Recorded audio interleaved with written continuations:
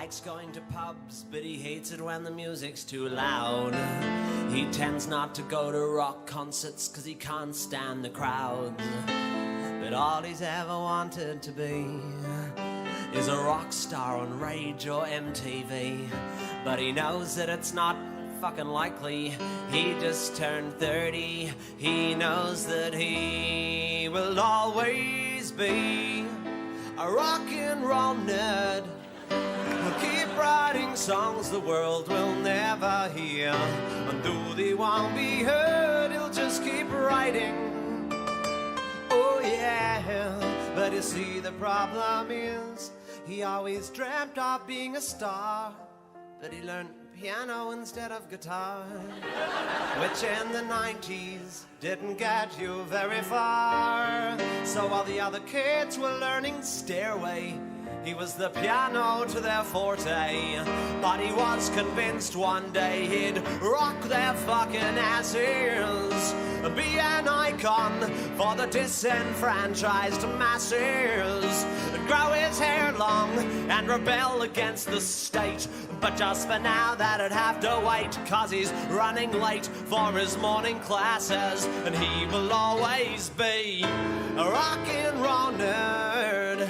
He'll keep playing gigs that no one knows about, and though it sounds absurd, he'll just keep playing. Oh yeah, but you see the problem is there's not much depth in what he's singing. He's a victim of his upper middle class upbringing, so he can't write about the hood or bling bling. So he sits and imagines his girlfriend is dead, to try and evoke some angst in his middle class head. But the bitch is always fine at 9:30 when they go to bed, and he's not spent a single night in prison. He has no issues with nutrition.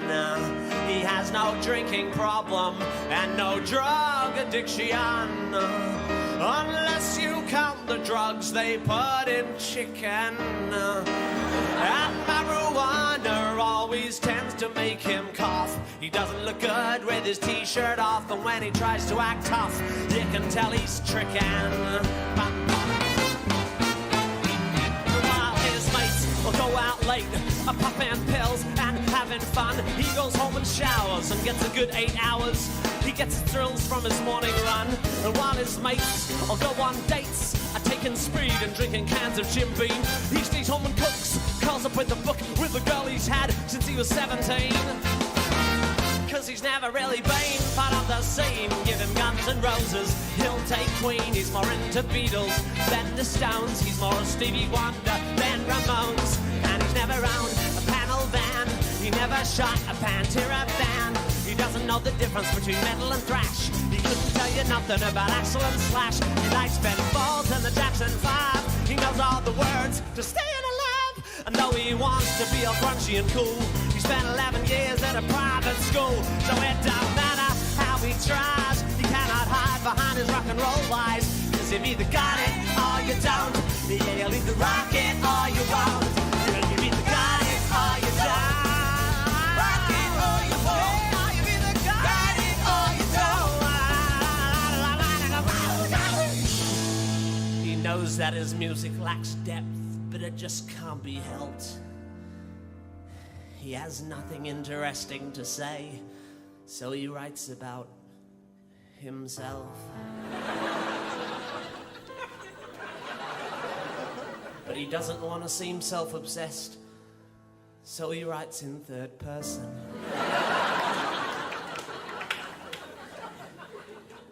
In an attempt to seem more rock and roll, but he suspects it's not working. And deep in his heart he knows that he'll never be Silverchair or Eskimo Joe. And even if he was quite pretty with small pants like Kylie, he knows that he will always be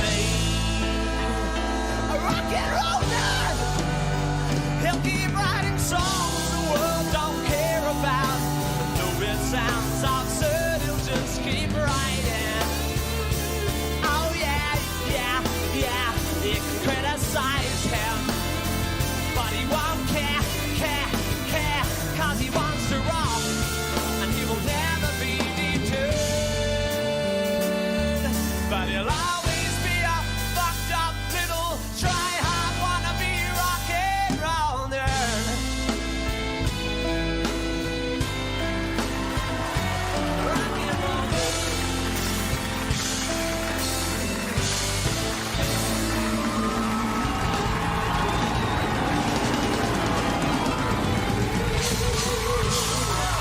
Good morning, ladies and gentlemen. How are we doing? Hopefully good. Let me hold on. Where's my mouse button? There we go. Hi everybody. How's everybody doing? Feeling good? Hold on, Tim Minchin. Calm down. I have to adjust. I can't hear like anything. It's really weird. Hold on, mixer.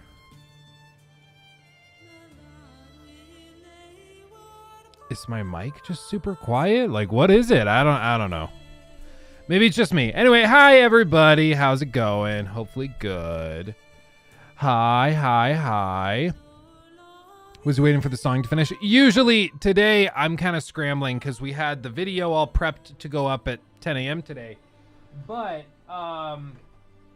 ran into a little oopsie where the audio just drops out randomly in the video and we don't really know why, and so poor Jacob is having to re-export the whole thing, even though it takes like an hour and a half, because there's a few segments where the audio just goes away. Like the underlying track stays, but the voiceover goes away. It's really weird. It's really weird. Yeah, love encoding errors. Well, and I just went through another video that we have been working on for either Wednesday or Friday, and that one has like 5 instances of the audio dropping out. So there's something going on with it. Ever since we moved to the 2:1 aspect ratio, there's been a lot of weird stuff like that. It's whatever. But what are you gonna do? Re-render it. That's all you can do. And I also learned that like hardware encoding isn't supported for 2:1 aspect ratios apparently, which is kind of like insane, but apparently it just doesn't work. It's really weird. Anyway, enough about me. How are you guys? How are you guys doing? Hopefully you're rocking and rolling. Did anybody play Diablo? Did anybody play the Diablo beta? I tried it. I'm not normally into Diablo stuff. I haven't really been a Diablo guy before. I tried it and I was actually having a pretty good time. I was kind of surprised. I was like a little baffled. I was like, this isn't normally my thing, and I'm kind of into it. I'm kind of about it. I'll be real. So kind of fun. Oh, wife, and great. Now that your stream is going, I appreciate that. You're too sweet. You're too sweet. Nikki just texted me. By the way, Locke loves plums. Good. We got some plums yesterday, so I'm glad to hear he's into them. I'm very glad to hear that. I'm pretty burned out of ARPGs, so not planning on even trying it. Yeah, we'll look at a couple things. People who have played a lot of Diablo, like Asmongold. You know, Asmongold's like, yeah, I dabbled in Diablo 3. I put like 5,000 hours into it. So like, he's a fundamentally different human being. But we'll talk a little bit about that and see what they think of it. My impression of Diablo is that I'm not like a lot of ARPGs, like PoE, for example, Path of Exile is crazy intense, and it's very difficult to get into because there's just a lot there. And Diablo 4 does a pretty good job of making it accessible without dumbing it down too much. But for a lot of these ARPG like hardcore fans, I think they are very concerned that they're going to run out of stuff to do in like 1,000 hours or 2,000 hours, which sounds like a crazy amount. But for ARPG players, that's not that crazy. Like, these are people that play these games for 5, 10, 15,000 hours. You know, it's like madness. But way too complex for newcomers. Yeah, exactly. Path of Exile is insane. Like, you'll hear when we look at the Asmongold thing, he just casually is like, yeah, and if you want to change as a necromancer, if you want to change from summoning like skeletons to zombies, you have to swap out all of your gear, all of your enchantments. You have to swap to a different like skill branch. Like, it's a utter madness. If you decide you want to just change that one little mechanic, it's going to be like a couple hours of tedium. And then even then you probably will need to grind some more to get the gear that makes it worth doing. And In Diablo 4, it's like a button press. It's just like click, done. So it's just a fundamentally different kind of thing, which is fine. It's fine, but I think that's the thing, is it's for a different audience, really.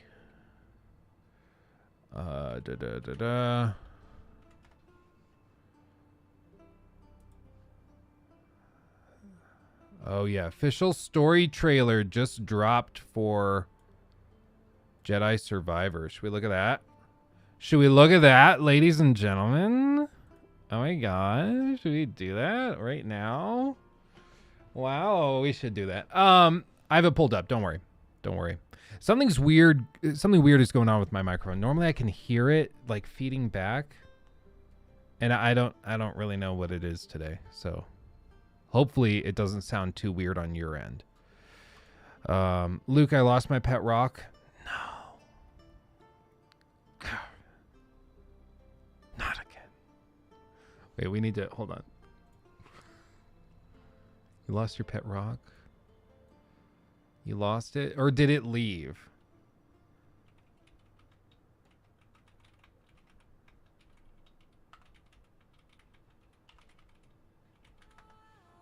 Hold on, can I find it? I have one very specific clip in mind. Here, hold on. I'm gonna mute this, and then I'm gonna pull it up.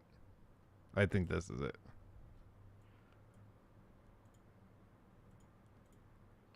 Okay. So you say your pet rock was stolen.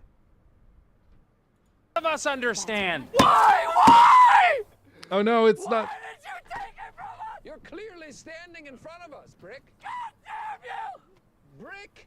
Brick is dead! The rock is dead. Brick is dead! Look at him! He's not He's dead. not dead, Brick. You're not dead. You're Brick. Brick, it's you. He's dead! No. You are Brick. Touch yourself. I am Brick! Yes! I'm alive! Yes! Of course! Of course you are! Oh, Dude, I love Anchorman so much. I just imagine, right as you said, I lost my pet rock. I just imagine the, why did you take it from us? This is the sheer panic. Don't mind me. I'm having a great time all by my lonesome over here. Yeah, it's okay. You guys don't have to laugh. You don't have to find it funny. It's okay. Just finished Spider-Man Miles Morales. Now I'm waiting for 2. Yeah, I mean, we probably will find out more this summer, honestly. Would you rather have Anchorman 3 or Step Brothers 2? Probably Anchorman 3. I know it's considered heresy, but I really don't find the guy that co-starred in Step Brothers with Will Ferrell, I don't find him that funny. I don't even remember his name, but I just don't find him very funny. And I know for some people that's heresy, but I personally, I would rather have Will Ferrell and Steve Carell and all those guys come together, Paul Rudd, John C. Reilly. Like, I think he played well in the first movie, but like, I don't know if I want another. It's like Dumb and Dumber. Like Dumb and Dumber 1, yeah, it's fun and silly. Do I need a sequel? No. And like that kind of defeats the purpose. Whereas Anchorman is so like it's built on the relationships between characters, not necessarily the individual characters, that I think you have a little more like runway, to play with it. How dare you badmouth Steve Brule? I'm so sorry. By the way, Jacob, I'm looking for guidelines and updates. The reason it's taking so long to export this stuff now is because we have it doesn't support hardware encoding when we do the 2:1 aspect ratio, but I'm thinking there's got to be a way to trick Adobe Media Encoder to do it. So I'm going to dig into that, and I'll let you know, Jacob, if I figure out anything. Let's see. Do you follow college b-ball March Madness or Sadness? No, not really. I don't really follow sports at all. I just, like, even American football, I'm not even that into. I'm like, oh, who's in the Super Bowl this year? Oh, cool. I couldn't tell you who went to the Super Bowl last year. I have no idea. Even this year, I'm not. I think it was the Chiefs and someone else. I don't follow it like at all. So like I think the Chiefs were in the Super Bowl this year, but I have like zero interest in it. I think it's because I'm just like I'm so like viciously anti like partisan in just how I think about stuff. I can't stand like the team think. Where you're like, oh yeah, we scored or we're gonna go to the finals. My brain just hates that. My brain hates that team mentality of like, rah, rah, my team win, your team lose, my team better. You know, there's something in my brain that just doesn't like it. Whereas for other people, like my buddy Corey, who I just saw last night, he is like a hardcore sports guy. Like if he's a big fan of the Giants, the New York Giants. If they lose a game, he will be off for like 2 days. You'll be like, did a family member die or something? And he's like, no, they were winning and then they lost. And I can't relate. It's just, my brain does not work that way. My brain actively fights against that way of thinking. I don't know why. I'm not saying I'm better. I'm not saying I'm worse. My brain doesn't work that way. Yeah, that's the Lego Hogwarts Castle, yes. And I also have the Lego... Oh, God, why is this so bright all of a sudden? Mr. Camera! Hold on. I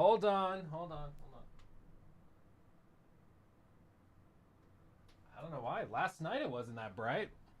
Something got reset. Anyway, this is the Lego Titanic as well. So, and Lego Pyramid of Giza. Somebody sent me a message, and they're like, where did you get that Assassin's Creed Origins collector's pyramid? I was like, guys, the pyramids are not just like something they made for the video game. Like the pyramids are their own thing. So it's just a Lego pyramid. It's not tied to the video game. Okay, I appreciate it, but like it's its own thing. The pyramids don't need a video game to make them cool, okay? The video games are awesome, but the pyramids are way cooler than the video games will ever be. Let's be completely honest about it, okay? It's like kids saying Kratos from Fortnite. Yeah, it just, you know. You're like, what did you say to me? Oh, man. Let's see. Are you going to check out the new Star Wars Survivor trailer just up 20? Yep, Pap. Already got it queued up. I'm just catching up with you guys. We're chatting because I like talking to you. Yeah, I have a friend who follows the English Premier League, and he sulks for days if his team lost a game. Yeah, I mean, I wish I cared about something that much, but like, I really don't. Like, we've been going through Survivor again, and like, if there's somebody in Survivor, we're watching from the beginning. So like, if there's somebody in Survivor from like season 2 that I was rooting for that gets voted out, like I'll be like, oh, that sucks. And then I'm like, oh wait, this is like 25 years ago. Okay. Oh well. But like even that, which I'm kind of into, doesn't hook me. Just doesn't. Let's see. Maniacal Flame. Hey Luke, first time joining your stream. Love the content, whether I'm agreeing or disagreeing with your various opinions and takes in video games. I enjoy listening to your thoughts in each one. I appreciate that, Maniacal Flame. And I will say that is one thing I am very, very, very proud of in this community, is that we can disagree about stuff and we're cool.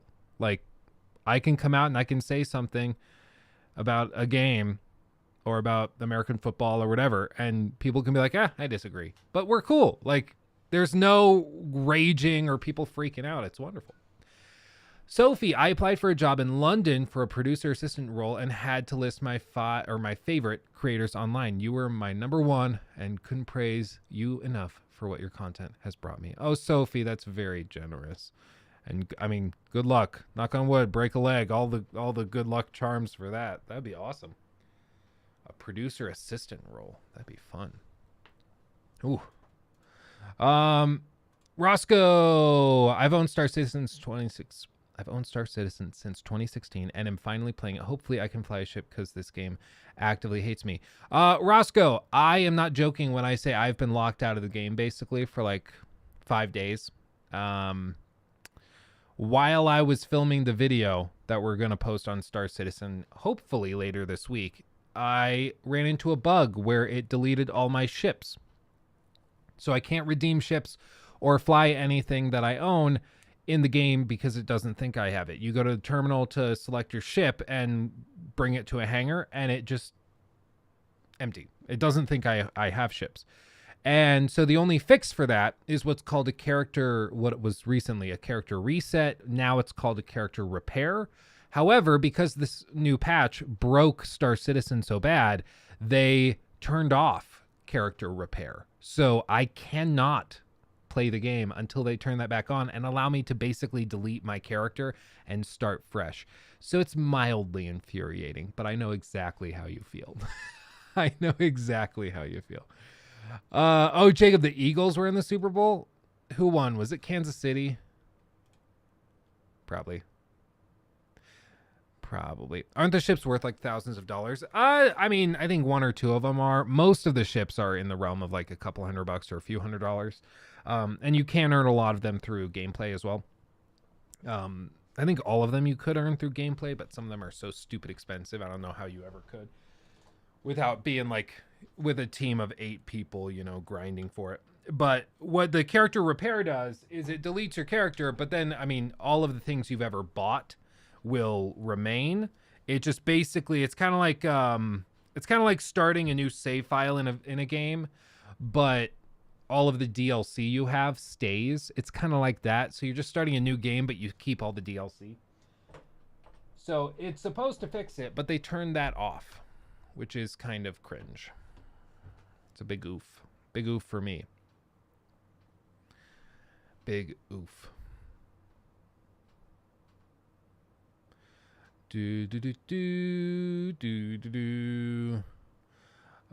Slang talk from last stream. Check out Toledo news station slang before going into gaming stuff. I think you'll love it. Oh, I'm scared. I'm really scared. Is this something that's gonna get me like canceled?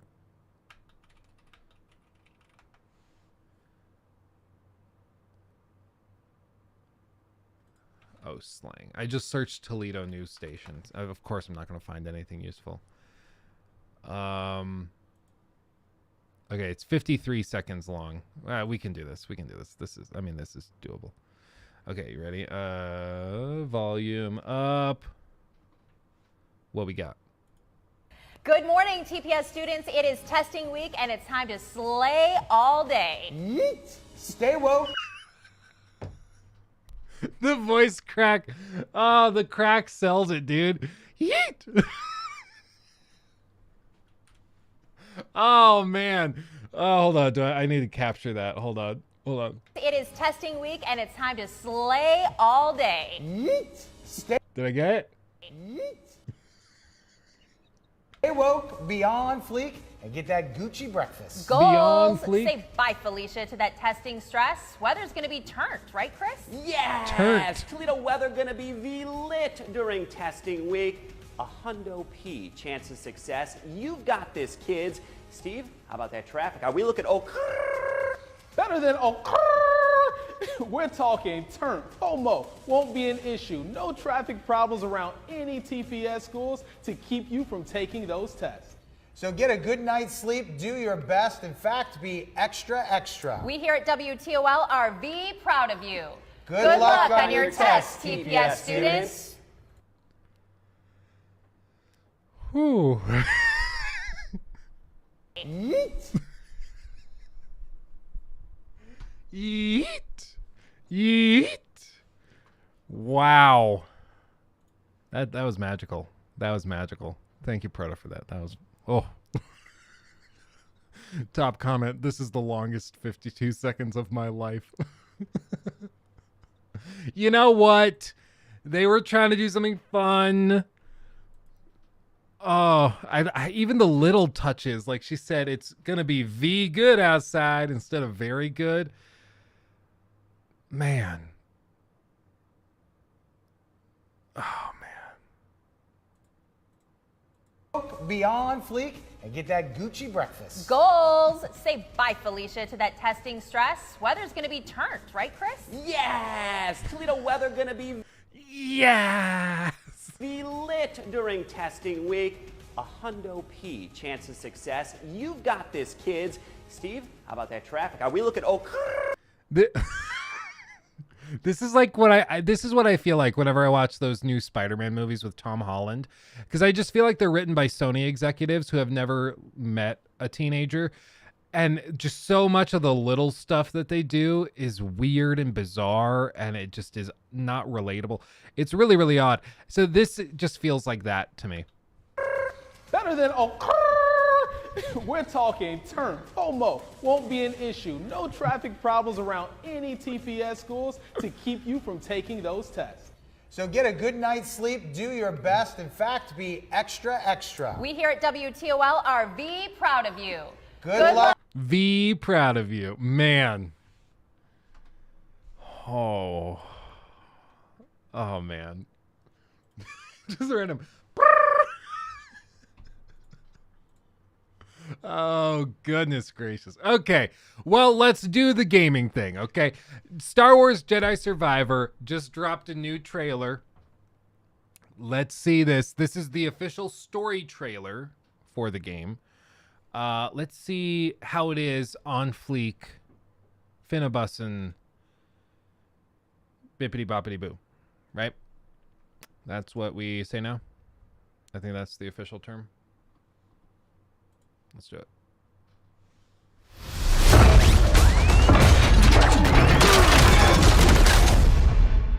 It's been a long 5 years.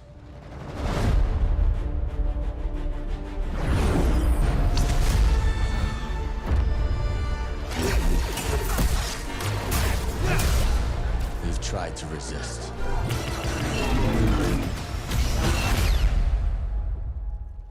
Fear and mistrust rule the galaxy.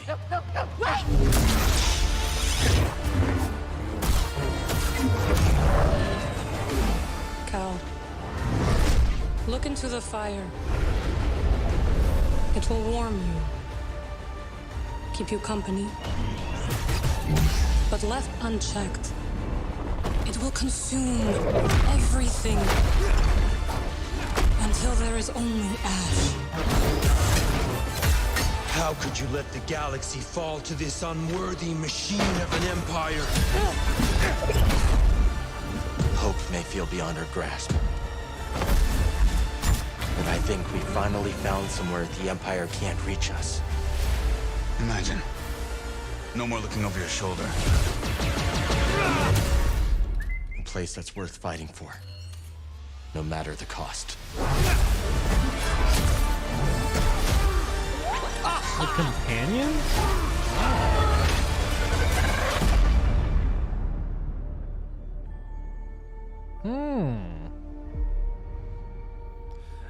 I mean, for one, it looked... Let's see where... Yeah, so it looks like right here, I mean, companion quests. So that, I mean, that's pretty badass. I'll give him that. That's one way you could make missions way more interesting. Same here. You see, we're fighting with her. With the Dark Sister. So that's pretty cool. I mean, that's a pretty sizable change. There's just a leg. Do you see that? There's just a leg on the ground. That's awesome. So interesting. I mean, as we mentioned before when we looked at the other trailers they did for this, it looks like kind of a Star Wars, like Jedi Fallen Order 1.5. So it doesn't look like it's going to be groundbreaking or anything. And the gameplay stuff they showed was like, yeah, no, it looks like an improved version of the original, which is fine. I mean, the original I just played recently, actually, and had a pretty good time with it. I played it on the hardest difficulty to just see how it was, and I had a really good time with it. So I'm all in for this. Respawn's been nailing it recently, so I am very intrigued.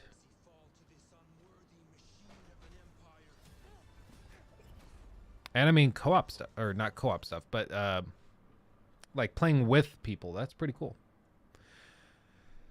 Be that actual dismemberment I see before me. Finally, I think they announced that officially, didn't they? Wasn't that one of the things that they like officially said? Yeah, we're doing this. Jedi Survivor. Chatted $5. Be that actual dismemberment I see before me. Finally. Yeah. Because I think they showed it in this. Oop, wrong camera.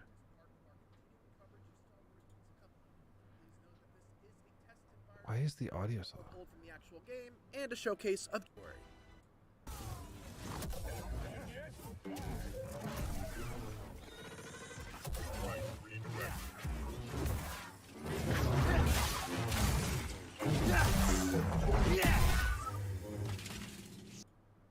Stay put. You call it a battle?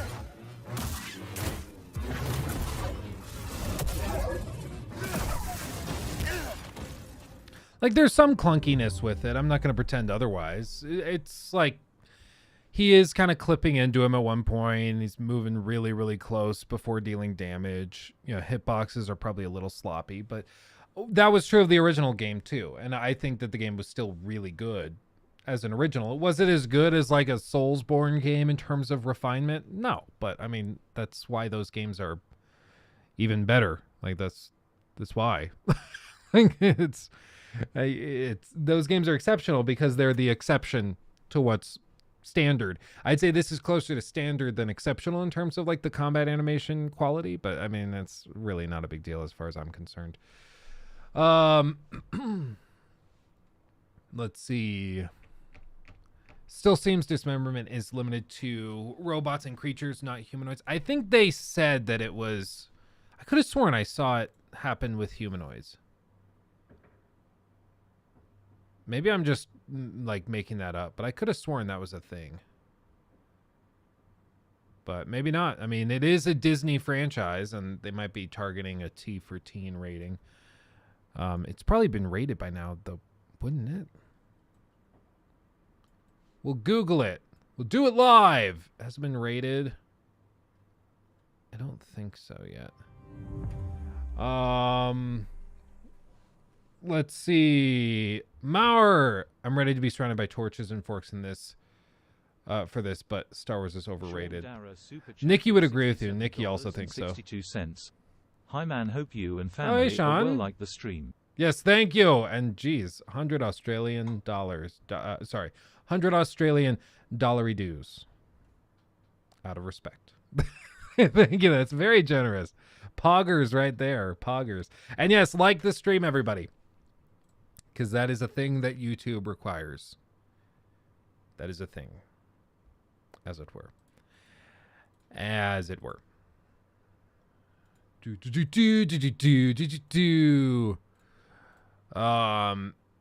Yeah, Nikki also thinks that Star Wars is overrated. She doesn't want to watch the movies or anything, and I'm like, that's I don't even love the movies, and I still think that's sacrilegious.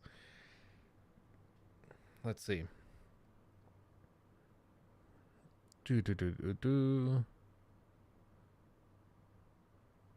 Should be in that video. Yeah, that's what I thought. I don't know.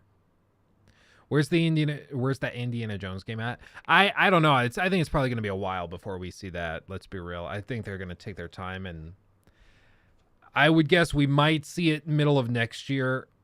Maybe they might push it another year because recently they've just been really taking their time, which is a little frustrating, but hopefully it just means once we start seeing a lot of those games, they just come out one after another every 6 months, and we're just flooded with awesome games. That's the hope, at least, right?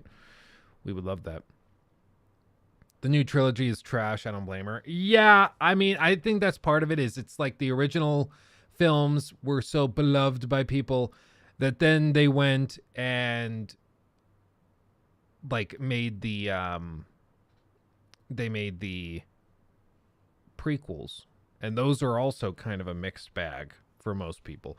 I think most people say that they're not very good, but some people love them. But most people, I think, say the prequels are not great. And then, of course, they come out with this latest iteration, and they just had no idea what they were doing. Like, it's really, really weird. And yeah, Crazy Thumbs. We talked about the reviews on Friday when they dropped. Sure did. Sure did. Not at all surprised. Not at all surprised that RE4 rated so well. Not at all. Another thing some of you will probably be very excited about. I don't get it. Of course, YouTube chat is...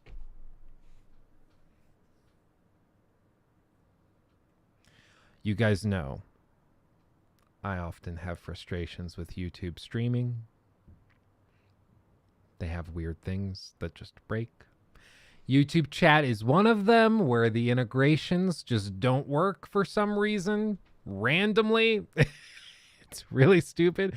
By the way, just so everybody knows, Wednesday's stream will be on Twitch. So if you are not following on Twitch, head over to Twitch. Just look up Luke Stevens. It's Luke Stevens TV, but just like you see there. But on Twitch. So Wednesday will be over on Twitch just for fun. And at least chat will work over there. But anyway, let's look at this. Sonic just dropped this. Some of you will probably be super pumped about this. You ready? Ready? Wrong button again. Damn it. Okay, there we go.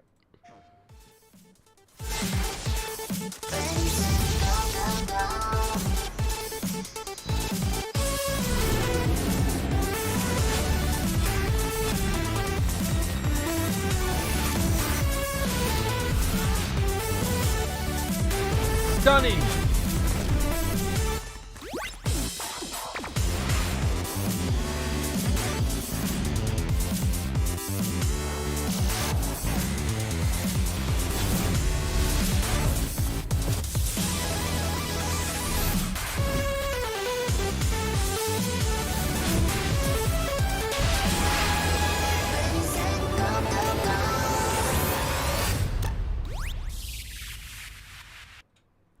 I'll be real.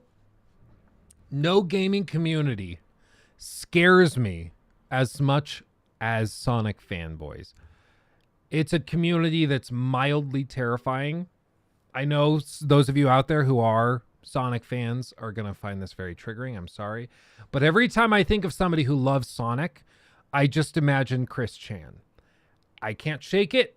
It's all I can think of. So whenever I hear somebody that's like, they pop into chat and they're like, oh, I really love Sonic, I just imagine Chris Chat typing from prison. I can't shake it. I'm going to be real. Sonichu. Yep. Sonichu, the one and only. So I'm a little scared of Sonic fans, if I'm being real. But you know what? Hopefully those of you who are fans and are looking forward to this are very excited. Hopefully this is what you've been waiting for. And oh no, Christo really likes Sonic, and your username is Chris. See what I mean? It's all connected. It all comes together. It all comes together, you know? It's too much of a coincidence. Oh, man. Oh, man. Okay, anyway. It's him. He's here. Okay, I just have to say this. Somebody was like, I mentioned Chris Chan, and I said he at one point. I think you lose the right to basic dignity when you sleep with your mother. That's where I draw the line. So I'm not going to stress over like being super kind and supportive of Chris or Christina or whatever Chan's way of life. Not way of life, like just preferences, yeah, or things. Because, you know, they literally slept with their mom. And for me, that's where I draw the line. Yeah, Nell, if you didn't know, if nobody knows, Chris Chan was arrested and is going to be serving time probably in a pretty intense mental institution because Chris Chan slept or was caught sleeping with his mother. Apparently he admitted to doing it multiple times, and now from prison is writing letters saying that he's the reincarnation of Jesus Christ. Like, is actually like out of his mind. His mom is like very senile, very old and senile. And so for me, I have zero sympathy for teasing or poking at somebody who literally like did stuff to his mother. Now I'm not saying all Sonic fans are like that, to be clear. Okay. When I say Chris Chan, I'm not meaning current Chris Chan, okay? I mean Chris Chan from like 2008, like just the Sonichu hardcore Sonic fan. So just let's get that out of the way, okay? I'm not implying anything. 98.7% of them, though. Oh my god. Yeah, it's pretty horrible. I have like zero sympathy for them at that point. Like nothing. Okay, let's see. Let's also talk about this. So as I mentioned before at the top of this, what are you doing, stepmother? Oh my god, Jonathan. Okay. As I mentioned earlier, little transition, shifting into a new gear. I played a little bit of Diablo 4. Now, I will not pretend to be like an expert in Diablo anything. I really don't know much of anything about Diablo as a franchise. I've never really been into the games. When Diablo 3 came out, when did Diablo 3 come out? Diablo, wasn't it like 2014 maybe? 2012. Oh, even earlier than that. So 2012, I was still in high school. At the time I was still going to chess tournaments. That was my hobby. So I've never been into Diablo, even though it seems relatively interesting. So I tried Diablo 4, the open, closed beta, whatever. And I had a pretty good time with it. I'll be real. I had fun. It's not my normal kind of game, which is why I was kind of surprised. But especially on my like big ultra wide now, being able to just play it, have the other screen with like a show going or a movie or something, documentary, just kind of chill out, was actually like really, really fun. I had a really good time. And a lot of other creators have also played it. Now, I want to look at two. And I'll offer my thoughts kind of interspersed as we go through them, because I think they're going to offer some contrasting opinions. The first one we'll look at is Maddie's time with it. The second one we're going to look at is Asmongold's impressions of Diablo 4. Maddie is much more of a JRPG fan, not like a hardcore ARPG player, but still pretty hardcore in RPGs. And then Asmongold, as we all know, is the King Emperor of the ARPG clan. So he's kind of the ultimate authority on this stuff. So it's going to be really, really interesting. A weeb, in other words. Yeah, kind of nice and long. Amu. So it's going to be interesting to hear this. And then I'm coming at this, to be clear, from the perspective of somebody that doesn't really play either of those very much at all. Like, I play narrative RPGs a lot. I don't really play JRPGs much. I'll play the occasional one and I'll enjoy it, but I would not consider myself like a JRPG fan, fanboy, if that makes sense. And then as for ARPGs, I like action RPGs, but games that require like 1,000, 2,000, 3,000 hours to get your feet on the ground are just too big for me to tackle usually. So that's a lot of it. So we're going to see what this is like and hear their thoughts. I'm intrigued. Also, I've not looked at this. I'm intrigued because it seems like there's apparently Maddie says something controversial in this. So I want to hear what he's saying that's triggering some people. This is interesting to me. Let's see. Salutations, everybody. It is Maddie here today, sitting down to talk about Diablo 4. This game has quietly been one of my most anticipated games of 2023. A big thank you to Activision Blizzard for providing the early code for the beta. And for those of you who have pre-ordered the game, you can get into the open beta this week. I had to pay for it. What is this shit? I had to pay for it. This is part of the problem, man. YouTubers think they have it so sweet they could just get whatever they want. Send an email, get the game for free. It's ridiculous, man. It's ridiculous. For real talk, though, I need to get connections within them. But all of these Xbox adjacent companies, and I know Activision's not technically yet an Xbox company, but all of these Xbox adjacent companies I can't really get a hold of. It's weird. It's why it's so funny when people call me an Xbot. I'm like, no, they're not a big fan of me either, because I tease them a lot. Pay for the beta. Well, it was like I think it's a pre-order bonus for the main, like for the game. So I think that's how I did it. I pre-ordered the game, and yeah, because I have to play the game anyways, and they're not going to send me a review code. So plus, this isn't really the kind of game that you do a review for. Like, it's a multiple 1,000-hour game.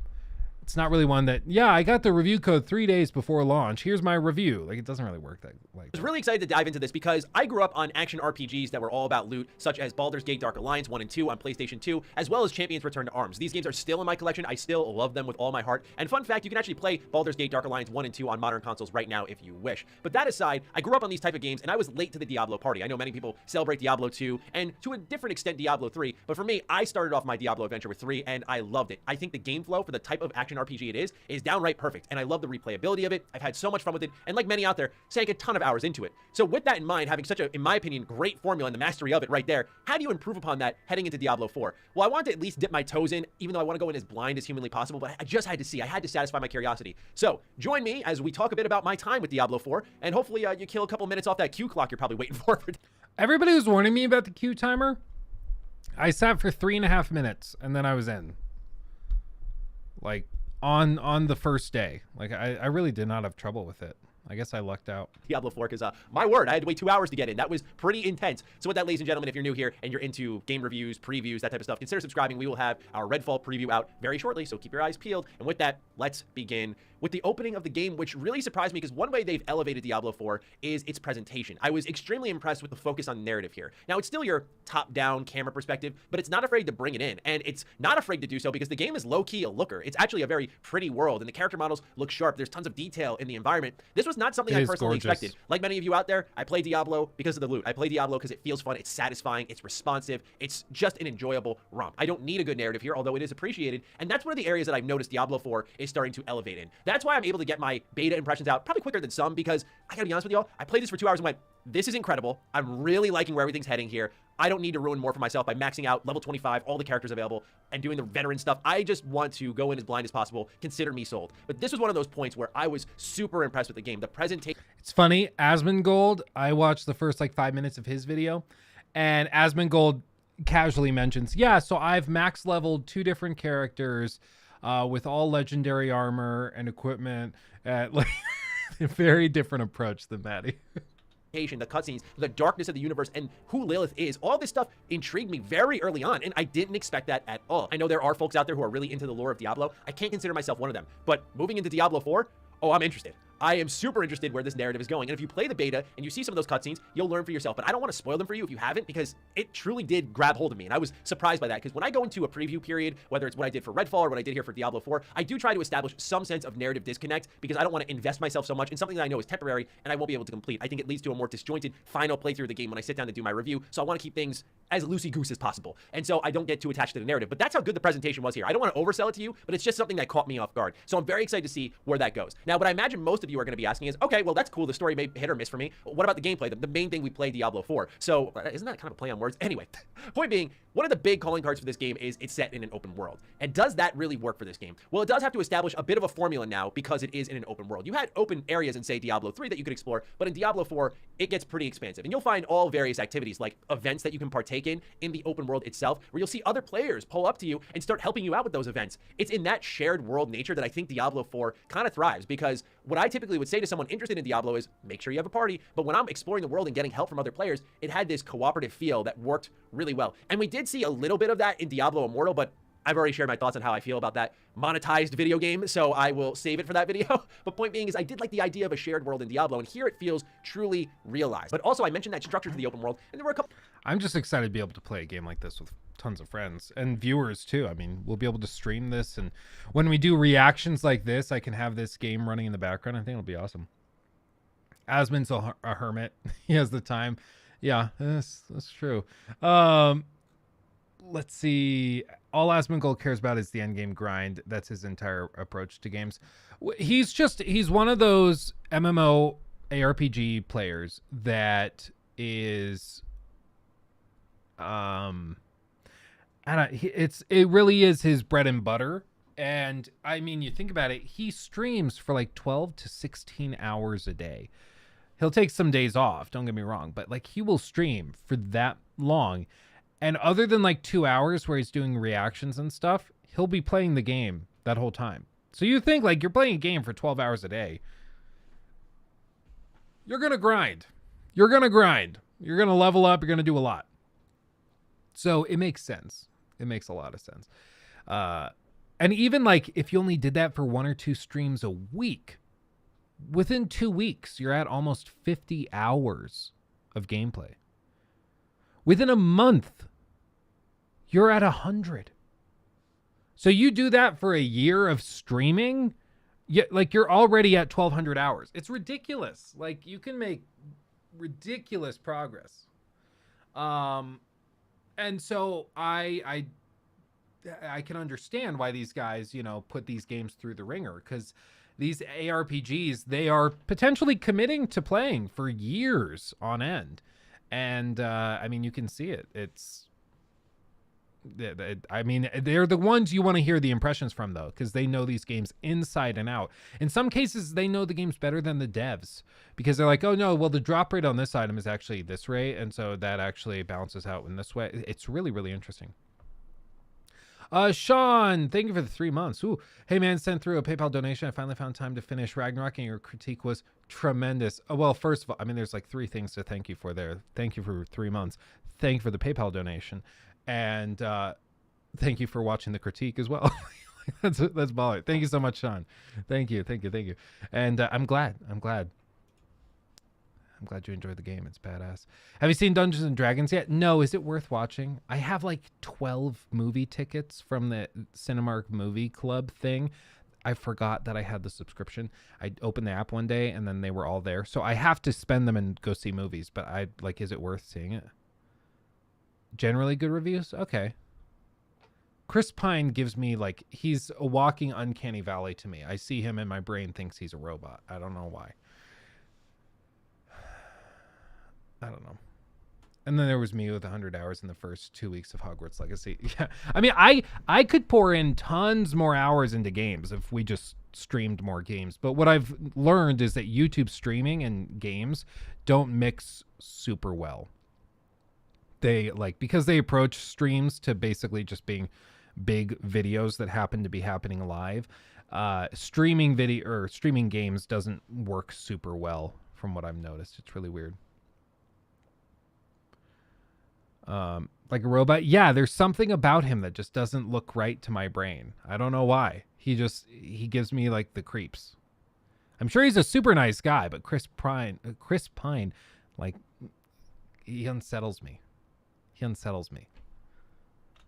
Activities I noticed. There are areas called cellars that you'll go into. These are mini horde battles, we'll call them, where just enemies are going to throw themselves at you. It's literally one room. You kill them all. It's a cellar complete, and that's it. The more expansive, familiar Diablo formula here are dungeons, and you'll go inside these and be in them for a hot minute. As what is different here is because we're on better technology, you're not going to load in floor 2 of Dark Cavern, floor 3 of Dark Cavern, the abyss of the Dark Cavern. It's all one continuous stretch. And I actually like that a lot because you just, again, what I think Diablo does well is game flow, and this helps elevate that flow. There is no breakup of the action. You're constantly moving towards your objective. There is a loading screen as you go from open world into the dungeon, for example, but it's very quick. In fact, there was one moment I caught myself lacking a bit because I went to go fast travel to a place and I went to do the ultimate gamer sin that I'm really trying to cut out of my habits, which is, oh, I'll pull out my phone and check real quick what's going on with the world. I gotta check my email real fast. I just remembered, okay. And boom, the game loads in so fast. I lowered my phone and said, okay, Diablo 4, you absolutely have my attention now because I can't even break my focus for a moment. That type of stuff, again, really elevates what I think this series does well, which is game flow. And so I was impressed by that. And keep in mind, I played this on Series X. Not that that is a not powerful console, but this isn't something that I typically experience unless I'm on PC with an SSD and things are loaded really quick. That's just how it goes for at least my PC gaming experience. But yeah, the loading times, or really lack thereof, impressed me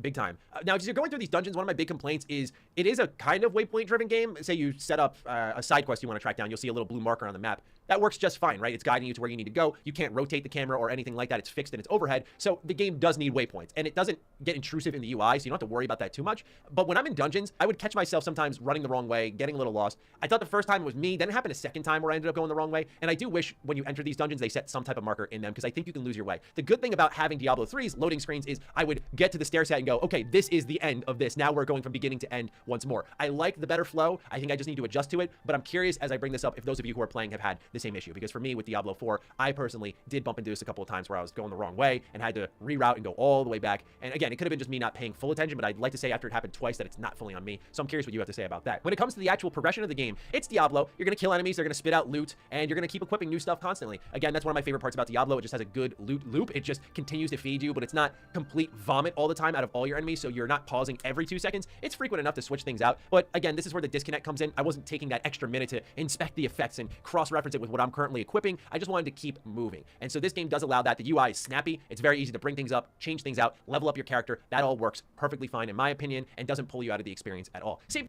Yeah, I mean, the fact that it only takes up a slight window, like you can see here.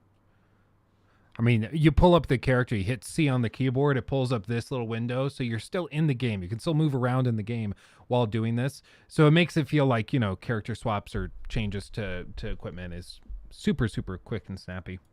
At all. Same thing when you're navigating store menus. Very snappy, very easy, very much in game, if that makes sense. It's not like there's a loading screen or some big presentation. It just snaps up these menus. Everything about the game, if I were to define Diablo 4 in one word, is snappy. The combat is snappy, the loading screens are snappy, the menus are snappy, and that's what this game needs to be. It just needs to be sharp as a tack, right? It just needs to be constantly letting you go from thing to thing to thing with ease, and it does do that well. Even again, down to just shopping, it does that very well. Now, when you're beating up enemies, not only are they spitting out loot, but you're going to get XP from them, and you can go ahead and level up all different abilities. I already am digging the Sorcerer quite a bit because I created more of an aggro build, and what I loved about this game already is I felt the ramifications of my build instantly. Right off the get-go, you choose your basic attack, and it's one of multiple basic attacks, so right away I go, okay, this changes exactly how any sorcerer will play. There's firebolts that you can shoot from afar, but then I chose the more electric basic attack, which functions, I'd say, as a shotgun blast. You have more of a cone to hit them with, but you have to get closer. And obviously, since you're a sorcerer, you're a bit more of a glass cannon. So I was doing a mixture of that and distant spells and creating this, again, glass cannon sorcerer that I was really digging. Now, there's 5 classes available in Diablo 4. 2 of them were not available in the beta, so you could play as the barbarian sorcerer and one other being the rogue, but the druid as well as the necromancer were not available in the beta, unfortunately, so we didn't get to try out a lot of the new fun and exciting stuff. I was really curious about the necromancer, so I found that a bit disappointing, but that's the beauty of Diablo. You're not really tied to one character. You can restart the game and have a blast and build up all these separate files, and I could totally see myself getting lost in this game. The open world works well for me right now. It's not too content jammed. It's not too, oh, go check this out, go check this out. Like, it's not there's a dungeon around every corner, but it is a plump game from the outside looking in. But that leveling up is working well for me too. Just everything about the flow and the design is working extremely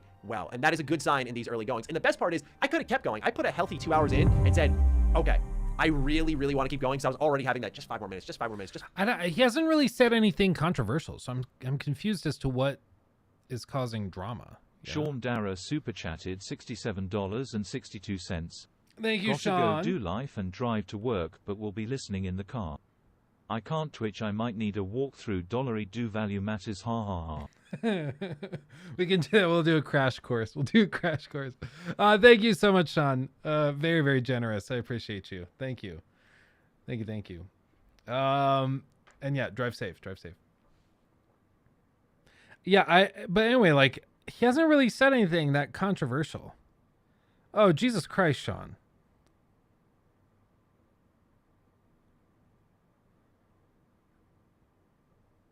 Well, Sean, that was very generous. Thank you, Sean. Poggers to Sean for his PayPal donation. By the way, just to say it in case anybody ever wants to be ridiculous and donate direct. If you don't want YouTube taking a 30% cut through super chats, the link tree in the description allows you, or exclamation point links, allows you to donate direct through PayPal. It's really safe because it's PayPal, and they also take like 3 or 4% instead of 30. So that's what he's referring to when he says PayPal donations. But anyway, never feel obligated. You don't have to do that. We're doing fine. So, but thank you, Sean. Very, very generous. I would guess probably the thing that he said that was controversial is that he only played it for 2 hours. I'm guessing that's what people are triggered about. Necro and Druid are available for next weekend's open beta. There's 2 open betas? I didn't know that. Oh, that's cool. Try to at least get one character to level 20 if you want to get a few cosmetic goodies for when D4 releases. Okay. Okay. Been having a blast so far. Love the details. Unique skeletons. Each enemy, when you burn them to death. Creaking tree noise. The wood wraiths. I did the exact same thing. Played for a few hours. This game's going to be huge. Yeah, I don't know why people would be downvoting. I'm guessing the only thing he said that's like kind of potentially problematic are like that he only played for 2 hours, but I don't even consider that to be that dramatic of a statement. Are people really downvoting it because of that? Okay. Okay. That's dumb. It's friggin' dumb. Controversial because he likes it. Oh, is he supposed to not like it? I don't know. Well, let's hear what Asmongold says. I mean, let's see what he says. I don't know. I get the impression that Diablo is one of those franchises. Correct me if I'm wrong, but I get the vibe it's one of those franchises that everybody hates the new release when it comes out, and then after a few years, people love it. You know, it's one of those things. It's like Call of Duty. Every time they release Call of Duty, everybody's like, "Oh my god, this sucks," and then you wait a few years, and people are like, "Why can't we go back to that?" It's like, because you hated that. We didn't do it because you hated it. They're like, well, but that was back then and this is now and I want it back. So it's just like, okay, well, dude, I don't know. I don't know. Well, let's see. Yeah, it seems a little strong for his fan non-fan ratio. I don't know why he's getting hate for it. It's an elitist community where Diablo 2 is peak and nothing will compare. It's just nostalgia fact. Oh, for real. Arno, good to see you. Greetings from Brazil. Glad to have you. ARPGs in general tend to attract, for lack of a better term, tryhards, which is fine. If you want to try hard in a game, that's awesome. I've tried hard in like Monster Hunter, and I really enjoyed Monster Hunter. Loved it. But it does attract a very particular type of person. And we all know the types. The types who are like, they really revel in it, in being in the nitty gritty with the game, you know, and it's the same thing that happened with like Elden Ring, where people were using summons, which are a feature in the game. People are using summons. And then there's people coming in and being like, oh, so you're playing the game on easy mode, basically. It's like, no, I'm playing the game with the stuff that the developers put in the game. What are you talking about, easy mode? No, this is a tool in the game. Like, what? Like, it blows my mind every time.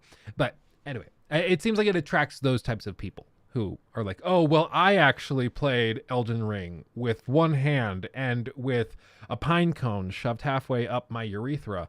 And because you didn't do that, you're a chump.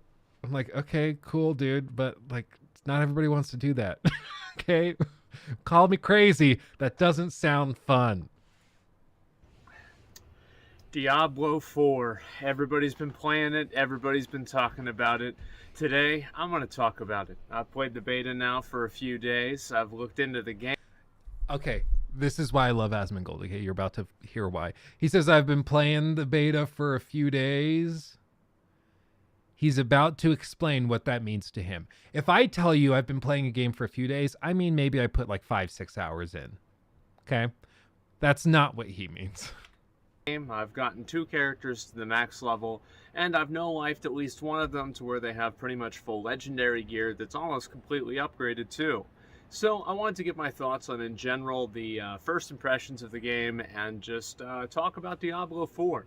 Now, for anybody who doesn't know, I used to be a huge fan of Diablo 3.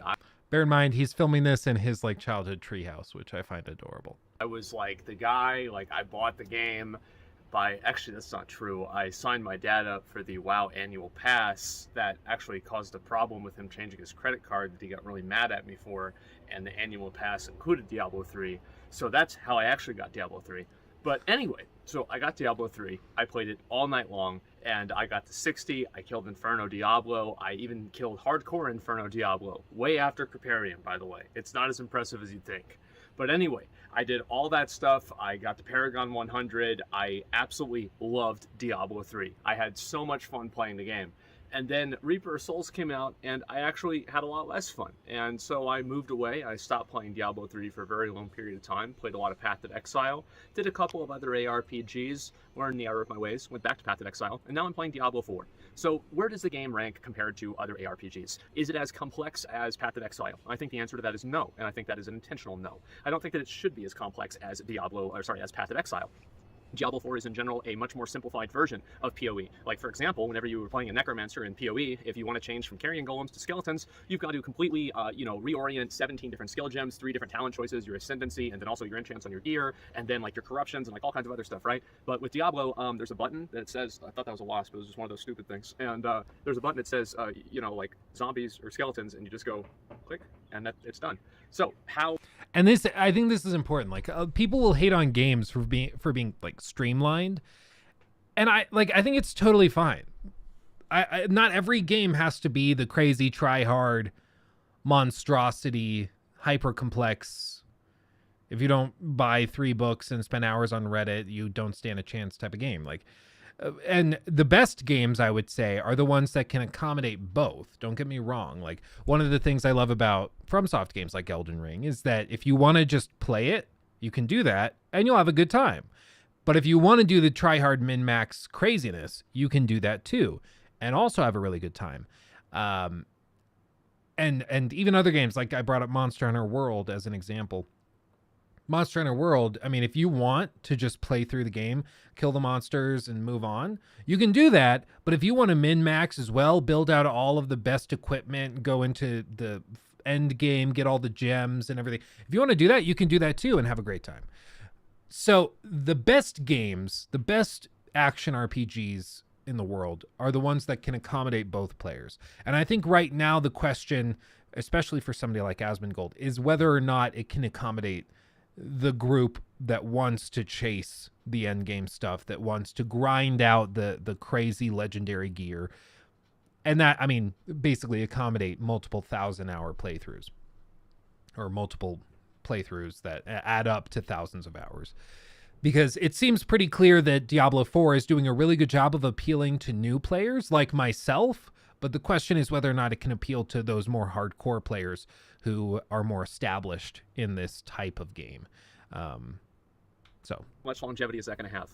I don't know. I think that's one of my biggest concerns with Diablo 4, really, is that the game has like a surprising amount of simplicity to it. And I do understand the silliness in saying that to an extent, because the beta only goes up to level 25. However, I've played Diablo 3 before, many times, thousands of hours, and I don't really see a lot of complexity in that game either. I don't really see a whole lot of new systems happening in Diablo 4 that's going to be transformative to that in a way that's different for players. Like, I think that you're obviously going to have people that are, they're going to play it and theory craft it, etc. But like, how deep does that theory crafting go? And I think there's a very interesting middle ground that I'm not sure if Diablo 4 is going to be able to really capitalize on, which is the middle ground that it is complex enough for it to be fulfilling for people to overcome the complexities, but simultaneously not as complex as PoE, to the point where it is just completely impenetrable for a new person.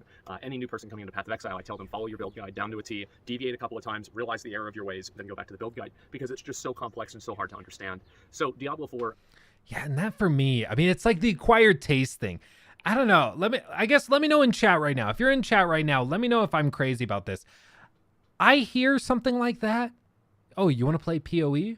Okay, well, here's a build guide. Follow it to a T. Otherwise, you're not going to have fun because you'll get curb stomped. That to me doesn't sound like super fun. Like, part of the fun of action RPGs to me is the experimentation and building it yourself. And it's also what I find so funny about the tryhards who are like, oh, you looked up, like Elden Ring tryhards did this. They were saying if you looked up guides for where to find bosses, then you were basically cheating.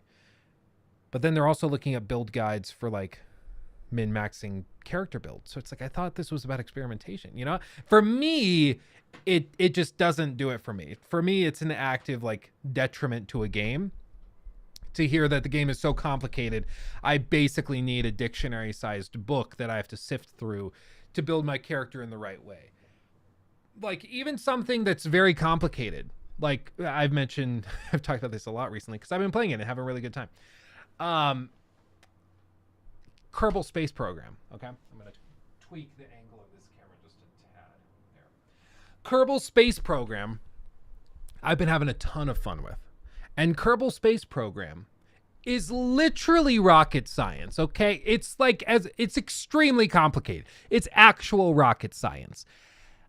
And even that game, if you want to look up guides and figure out, okay, how do I get to the basically the equivalent of Pluto? How do I get out there? You can figure it out. But it's actually really, really, really fun to go through and figure it out yourself. And the game encourages you to do that and gives you the tools to figure it out yourself. And that takes a really complicated thing and makes it accessible. And I think that that is the sign of a really good video game. Instead of just like an action simulator that's just madness, it's a game that actually encourages you to do the work and to figure it out. That's what I think. By the way, I've gotten pretty good at Kerbal, okay? Gotten pretty good at Kerbal. Kerbal Space Program 2, I think with the hydrogen thrusters, I think it's a little bit cheesy.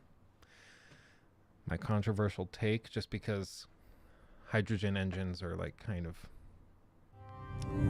not entirely theoretical, but like they're very unrealistic in the way that they're designed in the game. And so players using them to just like get to the outer realm, to me, it's a Rari little cheesy, 2XX you know? super chatted $4.99. Thank you, Rari. I like single-player games with great stories. Examples such as Yakuza, Fist of the North Star, DBZ Kakarot, Frontiers, etc. What are your favorites? I tend to like recently and in the last few years, my favorite narrative games have been the third-person action adventure games. I'm a very Western player in that sense. I don't have a problem with like the Japanese games, but my bread and butter has been those Western action adventure games, and so I'd say that's where most of my time has been committed to. And it's also because, let's just be real, a lot of the YouTube channel has been built around those videos, and so me playing those was something I needed to do for the channel, so that's what I had time. I could make time to do that. Whereas I probably couldn't justify spending a lot of time doing something like playing Yakuza or something where the video would not do very well. So that's part of it. It's kind of like a cycle that just predicts itself and reinforces itself. I probably would really like those games, but they wouldn't do well on the channel, so I haven't spent the time doing it. Because I haven't spent the time doing it, I haven't really built it out, so the videos won't do well. So it just, spins on itself. I like Final Fantasy VII Remake. Did that, but I haven't played any of the other Final Fantasy games. I'm interested in 16. 16 seems really interesting. But 14 as an MMO, I tried it for like an afternoon with one of my college roommates, and it just wasn't really for me. 15 looked fine, but not like good enough to get me to actually go out and like buy it and stuff. And all that said, though, 16 looks really, really good. That's my opinion. Do I like Resident Evil? Oh, yeah. I'm not like a hardcore fanboy. People are like freaking out about Resident Evil 4, and I'm like, yeah, I mean, it looks fine. I played the Chainsaw demo. People made fun of me because I didn't do the headshot spin kick thing. Whatever. I thought it was fine. But like, to me, it gets no brownie points for nostalgia because I didn't play it back in the day. So for me, it's basically just another game, right? Let's see what else he says. I think that really has to hit that sweet spot in between boring levels of just repetitive gameplay that's mindless and effortless with no real investment put into it, and then also not simultaneously be too complex to where people don't understand it, like PoE. And I do think that complexity is not necessarily always a good thing. There's a lot of people online that, well, the more complex game and the harder game is always the better game. Not necessarily. And I want to draw a correlation, and it's an ironic correlation, but I think it's very true, between two old games, Diablo 2 and Gauntlet. How many of you guys played Gauntlet Legends? You played Gauntlet over on the old arcade machine, Red Wizard shot the food. That was me, by the way. And, you just kind of did all that kind of stuff. You love Gauntlet. You played maybe Gauntlet. You played, Diablo 2. I didn't play Diablo 2. And Gauntlet was a great game. In my mind, I think that Diablo 4 should be Gauntlet, and Path of Exile can be D2. There's nothing wrong with being a simpler, easier to understand, more accessible version of a type of game. And I really hope that's what Diablo 4 can do. And I would say, like, if I had to rate the game, I think people always want me to, rate the game. Is it a 5? Is it a 7? Is it a 10? I would rate Diablo 4, the beta experience, I would rate it probably like an 8.5. I don't really feel comfortable saying 9. I don't feel comfortable saying 8 either, so I'm feeling somewhere around 8.5. I don't think it's incredible. It's not changing my life. It's not innovative to the point to where it completely, reorients my thinking on the ARPG genre. However, it's very good at doing what it does. And I think that that's what I want to talk about next, is that the actual gameplay, the combat, the questing, etc. I think the idea of having the less, Blizzard is known all the time for their cinematics, especially back in the day whenever they were just head and shoulders above everybody else. A lot of other brands have caught up nowadays, but back in the day, Blizzard cinematics were the fucking gold standard. Anyway, so a lot of the Diablo 4 cinematics are not that amazing. They're not that great. But what they are is that they do show your character in the cutscene in a way that is actually pretty fucking good. And I like that. It sounds stupid, but I think I do. And that higher quality of cutscene, I hope they have a couple of them, of course, but it's not necessary for every single end of the act or anything like that. And I've actually really enjoyed just going through the game and seeing more cutscenes, even though they're a little bit lower quality. And I think the overall story of the game, this is, again, Act 1 story. I really liked the story until you got into, the main town and you started doing stuff. I like the idea of being that lone, grungy adventurer that smells like fucking, horse shit, well, literally in this case, and, you're in this village, and then they try to kill you and sacrifice you to a demon, and then you kill them. And I felt like that it scaled up quite quickly in terms of the, the complexities of the game and the scale of the game in terms of the narrative. And I did not really prefer that as much. If I had to say, I'd say that I like the story in Act 1 Diablo 3 more than I like the story in Act 1 Diablo 4. But I think that both of them are fine. They're passable. They still fit that, that notch of it's kind of like this, it's like Pulp Fiction type stuff where it's not this super complex, very, hard to understand characters. No, not really. It's just these are the bad guys, these are the good guys, and they're demons, and, there's a few plot twists, but that's about it. I think that's what Diablo is supposed to be. It's not full of nuances like Game of Thrones or something, and I think that's a good thing. Anyway, so the combat.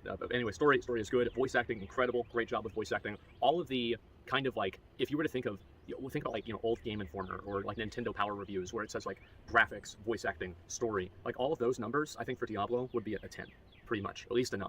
Diablo 4, absolutely. I think they're very well put together. You guys remember those magazines? I used to go into GameStop and just buy the magazine. The Game Informer magazine. That's all I would buy. It was I forget how much it was, maybe $5 or something. I think they threw it in for free if you bought a game worth $10 or more or something like that. But yeah, those magazines, dude, those used to be the coolest thing. You'd lose hours just sifting through it slowly. And now everything in the magazine you can get on the website. It's why even have the physical copy? Which is kind of dumb because I think having the physical collector thing of having the actual physical copy is super cool, but I don't know. Drizzy, Luke makes a Sea of Thieves video. I tried it for the first time ever, and my God, Sea of Thieves is so good and fun. Yeah, Drizzy, I'm thinking of doing another Sea of Thieves video because Jacob is super into it and knows the game inside and out and has been walking us through the ins and outs of what you have to do in the game and the different quests and missions and stuff. And so I was maybe I go back and then I have him give me the rundown on how to make it work, on what the coolest missions are, and we do all of those. Because when I made that last video, people were kind of complaining that I mentioned the story is not really the focus here, and people actually there's a really good story, you just have to find it. So I think we might do it again. Hello? Somebody's here. Yeah, I can be played solo. Hey, dude. Hi, Daddy. Hi, dude. Yeah? Hi, Daddy. Hi, Daddy. Oh, good. Leg goes. I found a bunch of those pieces you lost under the stuff when I was cleaning it out. Wow. How's he doing? He's really good.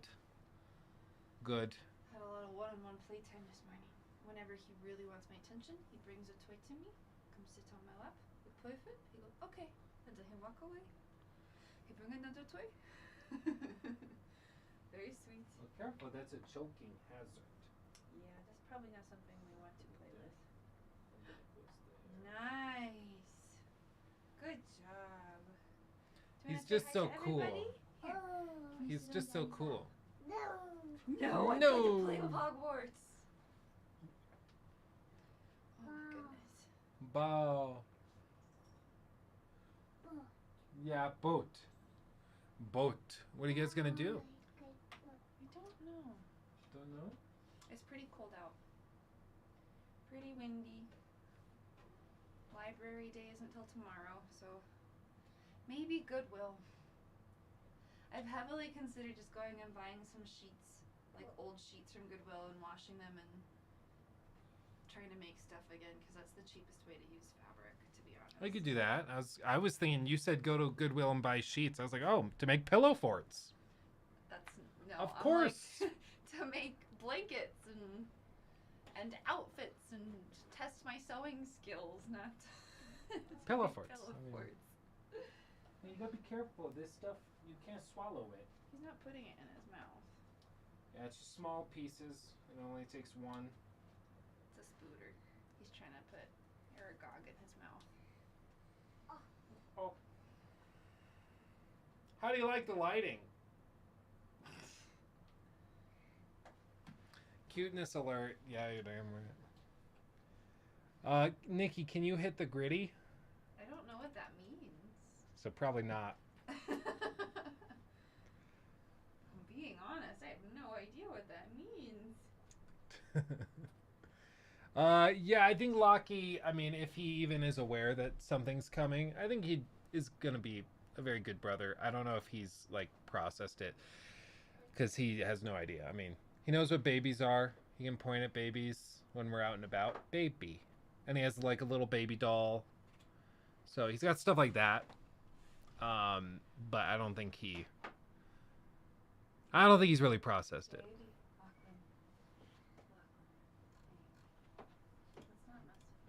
Will you let your son play FIFA? No son of No. mine. No, he'll be forced to play better games. What are you looking at right now? What game do you have? Dark Shadows. Oh yeah, it's the Blu-ray of Dark Shadows with Johnny Depp. What else do you have? Cyberpunk. Cyberpunk. Is that a good game? No, but it's fun. Okay. Well, oh, okay. Putting it back. Ah! I can't bend, Luke. Oh, Shutter Island. Oh my gosh. It's like tons of small fires. See this? This one's cold. You want to feel this? Yeah.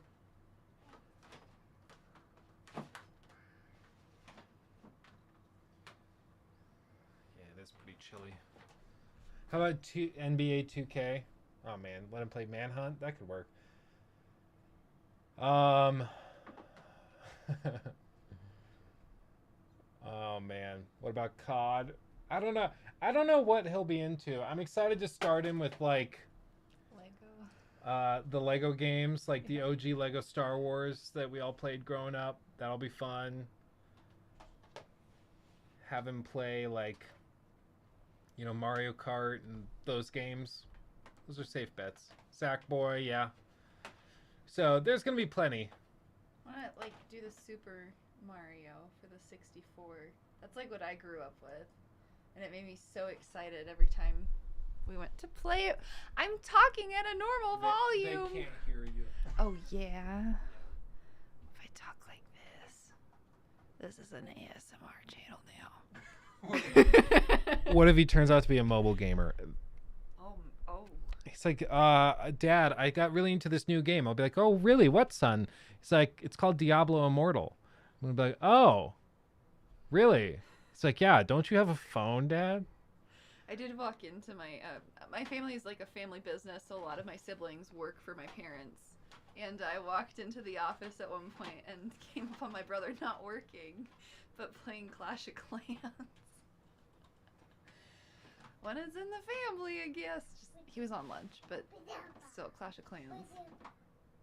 Yeah, I was like, you're about to start some stuff. I know, it's gonna be like the one time he watches and he's like gonna come for me. How dare you out me as a person that plays Clash of Clans? Joker? He pulled out Joker. I forgot I had this. I didn't even know you had that. It's still in its wrapper. Yeah, damn. Yeah, I'm bit too. One day he comes into the studio and starts doing Fortnite dances. Oh. No. Have you seen those videos of the kids having like a dance battle? I saw one. It was like a middle school, and these like two kids were in an argument, and they started like, you thought they were gonna start throwing hands, and no, they just started doing like the dance stuff. Oh man, I gotta find it now. Hold on. You good, Lucky? Hopefully. Pulling down the Nintendo Switch games. Hold on, Asmin. Kids Fortnite dance battle, maybe. Why are there so many? There's a lot of these. Hold on, this guys, this. Oh no. So.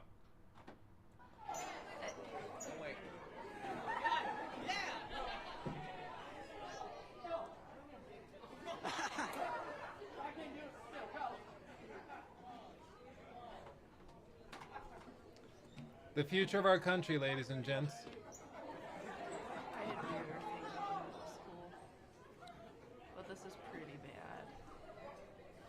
This is okay. I saw somebody. It was like some cringe politician out there who I'm sure we all can agree sucks, but they posted like a video or a thing where they wanted to make it illegal for kids under 16 to have cell phones. And I like people were freaking out. They're like, oh my God, the Puritans are back. They want to take easy communication and information away from children. It's like the Salem witch trials, like all sorts of random crap. But I was like, actually though, like look at all the kids in this room. Okay. They're all filming this. These kids will never live this down. This was posted 4 years ago. They're all in high school now. And so these kids already, I'm sure, are like, oh my God, I'm never going to live this down. But because it's filmed, it lives forever. He's really making you a beautiful tower of DVDs back there. He's trying to put them away. He takes them down. He tries to put them away, but he doesn't know how to put them in line. So he's just making a pile. See? So helpful. Oh, man. Oh, man. Kids don't need phones. Oh, man. Yeah, I'm like, honestly, I get the argument when I see stuff like this. I think I would low-key be totally fine if they banned like all social media for people under 18. Like that's the big thing. Media, absolutely. It's so bad for you. And I do social media as a living, but you better believe that the moment they did that, like, you know, iShowSpeed, probably a lot of like Tim the Tatman, Ninja, all those streamers, their audiences disappear overnight because most of their audience is probably like 12. Hey, what are we doing? You looking at games? Yeah. That's the Titanic. Mama still needs to watch this. Titanic? Yeah. I've only ever seen the steamy scene. That's all I've seen. Is that all that matters? Are there better scenes in that movie? Yeah, thank you. We're with the kids. Oh my gosh. Yeah. I don't know. I was 12 when I first started riding like public transportation, specifically to get to school. And so I can understand wanting your 12-year-old to have a cell phone in the event that something happens and they need to contact you, or a child that's going out on their own for the first time. I think that's completely reasonable. Do I think they should have access to social media, especially with how much mental illness has started to get linked to social media and the ideal life, the idea of being perfect? I don't think kids should have access to it, but Oh, anyway, something fun. I think they recommend that all social media should be restricted, but I think it should be the parents' choice in the end. Yeah, I mean, it definitely gets tricky. But the one argument against it is that legally, at least in the States, if you're under 18, they don't consider you to be a full person in the legal sense, which is why you can't condone to like a credit card. You can't consent to various things because you can't form the intent since you aren't of the right maturity level. So I think there's the legal precedent for it, where they just say social media exposes you to things that you have to consent to, and you can't consent as a child. Well, there's the whole other aspect where, like, we haven't hidden Lachlan. We haven't hidden his face. But at the end of the day... I thought you were going to say we haven't hidden him from, like, the world. And I was like, No, yeah, like, he watches posting him on R-rated social movies media. nightly. Like, some people will not post their kids on social media, and I don't think we ever really talked about it or discussed it. And I mean, a lot of our families live out of state, and so it's like we just never really questioned posting him on social media. But when I look at it, I'm like, there is a sense of privacy that's lost by posting all these pictures of him or sharing him on social media that he can't consent to, which is it's just an interesting thought. Wherein, I mean, I personally can't stand, I watch them because it's so interesting to me, but I can't stand the idea of family vlogging because I think it's unrealistic. I think it's fake. Occasionally, I think there's a lot of child endangerment involved. I don't think it's wise. And a lot of the kids, when this first started happening, are now old enough at this point to be like, yeah, my parents only spent time with me when it was for a video. And the whole time they had a camera in their face.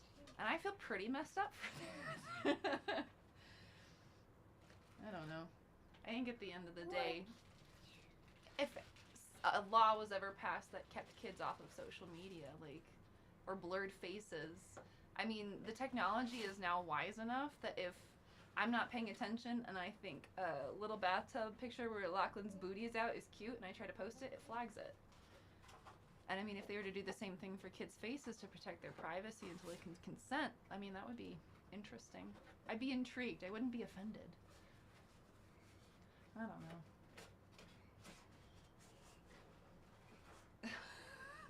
Well, right, they're profiting off of their children. Or what was it? There was this child for the longest time who had this massive YouTube following. And at one point, even like little siblings, like Luke's little siblings, were watching videos of a child opening and playing with toys. They wouldn't play with the toys. They'd watch a child open and play with the toys. And you have to wonder if that child saw any of the profit or if his parents just put a camera in front of him and were like, here, play with a toy. Mommy needs a new car. Morally, it's so weird. I don't know.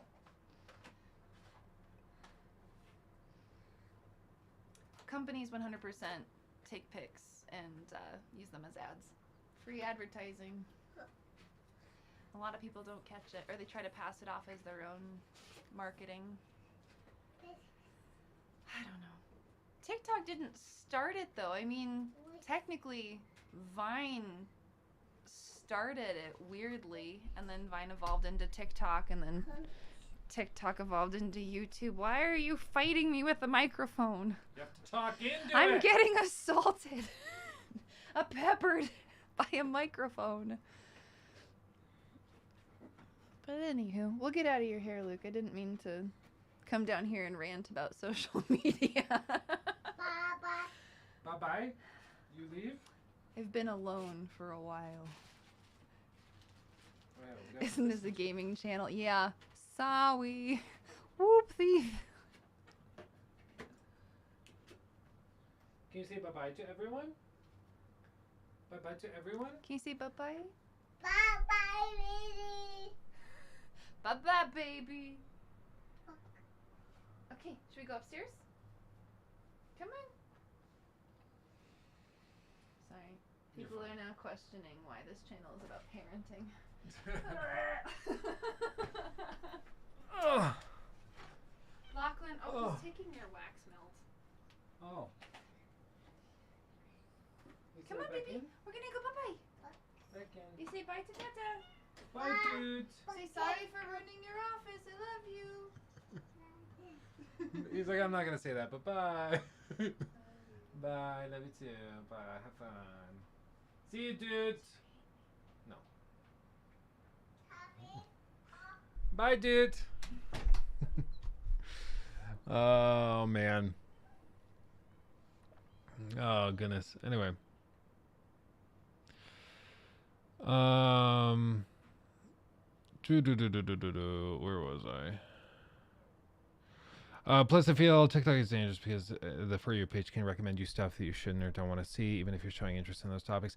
Yeah, I think that is definitely an issue. And also, the other piece of it, TikTok is really good at figuring out what you are likely to watch. And that's it. Not necessarily what you want to see, like what you want to see, but what you're going to watch. Nikki gets recommended all the time these videos of like kids like falling into pools and almost drowning.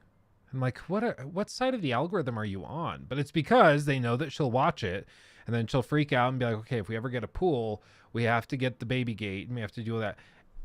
And so like they figured her out to the point where they know she'll watch it. Whereas if I get recommended that, I'm going to hold down not interested and I'm going to block the page. I'm just going to move on because I'm like, I just don't want to see that kind of stuff. I know that stuff happens, but I don't need to see it, you know? I don't need to see it. Anyway. I don't know. My TikTok page has been, or For Your page has been really, really weird recently. Yeah, and the thing that piss you off are the ones more likely to watch, so overall not good. Yeah, and there's no... One thing I will say that Twitter's done recently that's been really, really good is they've been able to put those like fact check tags on posts, which have been awesome. I mean, those things are great, where they'll post something and they're going to be like, this person... There's a tweet where it says like, I'll have you know that this person didn't pay a penny in taxes this year. And then the more like the fact check thing is like, they didn't pay a penny in federal income tax because they lost $500 million and their company went bankrupt. So when you lose money, you don't pay taxes because you didn't make any money. You lost money. Like, why would you pay money in taxes when you lost it? Imagine if you go to work and you lose money, you have a negative balance, and then you're expected to pay taxes on it. It doesn't make any sense at all. So like, that fact check thing is awesome, and I think TikTok needs something like that. Personally, I find compilations of children making huge mistakes hilarious. Like, if I see a child fall over, I can't help but laugh a lot. I will say one of my favorite things on TikTok are the cringe compilations and the fail compilations. So I am with you there. Bro, my Twitter is all messed up. I don't know if you experienced this, but my Twitter front page is all about guns and weird right-wing propaganda. I don't really use Twitter, so I don't know where that came from. That is odd. That is odd. You could try making a new account. Just start fresh. Rebuild its impression of you from scratch. That's probably the easiest thing.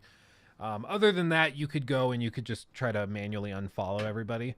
Like back when I was right out of high school, I followed a bunch of crazy people. Like I was really into a lot of weird, not just conspiracy theory stuff, but religiously I was into weird stuff, politically into weird stuff. And I think everybody does it when they're in their like fresh out of high school phase where they're trying to figure out who they are. They kind of experiment a lot. So yeah. Oh yes, Rocky, thank you for reminding me. I remember, yes, I purposely didn't watch Imperium's thing all weekend so we could react to it live on stream together. Hopefully he's okay with that. I have it queued up. We'll watch it right after we finish this thing with Asmongold, and then we'll do that.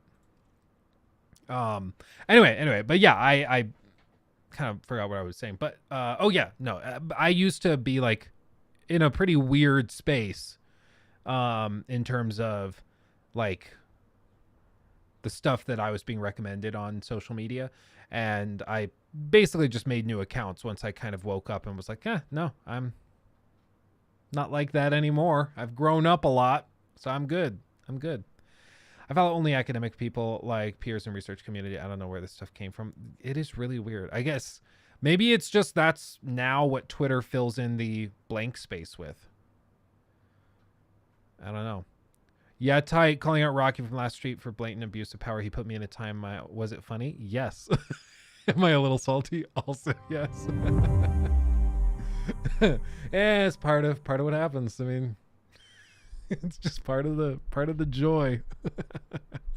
Thank you for the $4.99. Yeah, tight super chatted $4.99. Oh, man. Calling out Rocky from last stream for blatant abuse of power. He put me in timeout. Was it funny? Yes. Am I a little salty? Also yes. That's awesome. I love that. Luke, hey Luke, did you ever post the edit I made? I don't use TikTok, so I wouldn't have seen it. I believe so. I can check. If it's not posted yet, it's in our bin, because basically we have like a folder on our servers that me and Jacob use, and it's just filled with various TikToks. So we have TikToks that are rated like urgent, so they're on like current news topics, like, oh, they just dropped the Jedi Survivor trailer. Make a TikTok on that. That has to go out now. And then we have TikToks also that are in the like timeless category, basically, which means they can be posted whenever and they should still work. So we use those as like backups to upload when we don't have other things to post, because they can fit whenever. We don't have to stress about it. So they work really well in like slower news days. So if it's not posted yet, it's probably in that bin just waiting to be posted, I would guess. Brandon, thank you for the $4.99. Appreciate you. Brandon Reyes super chatted $4.99. Any Steam Deck users gotta try out Volcanoids and Pentiment, 2 completely diff genres, and both run good on SD. I've not tried Volcanoids, but Pentiment, I totally agree.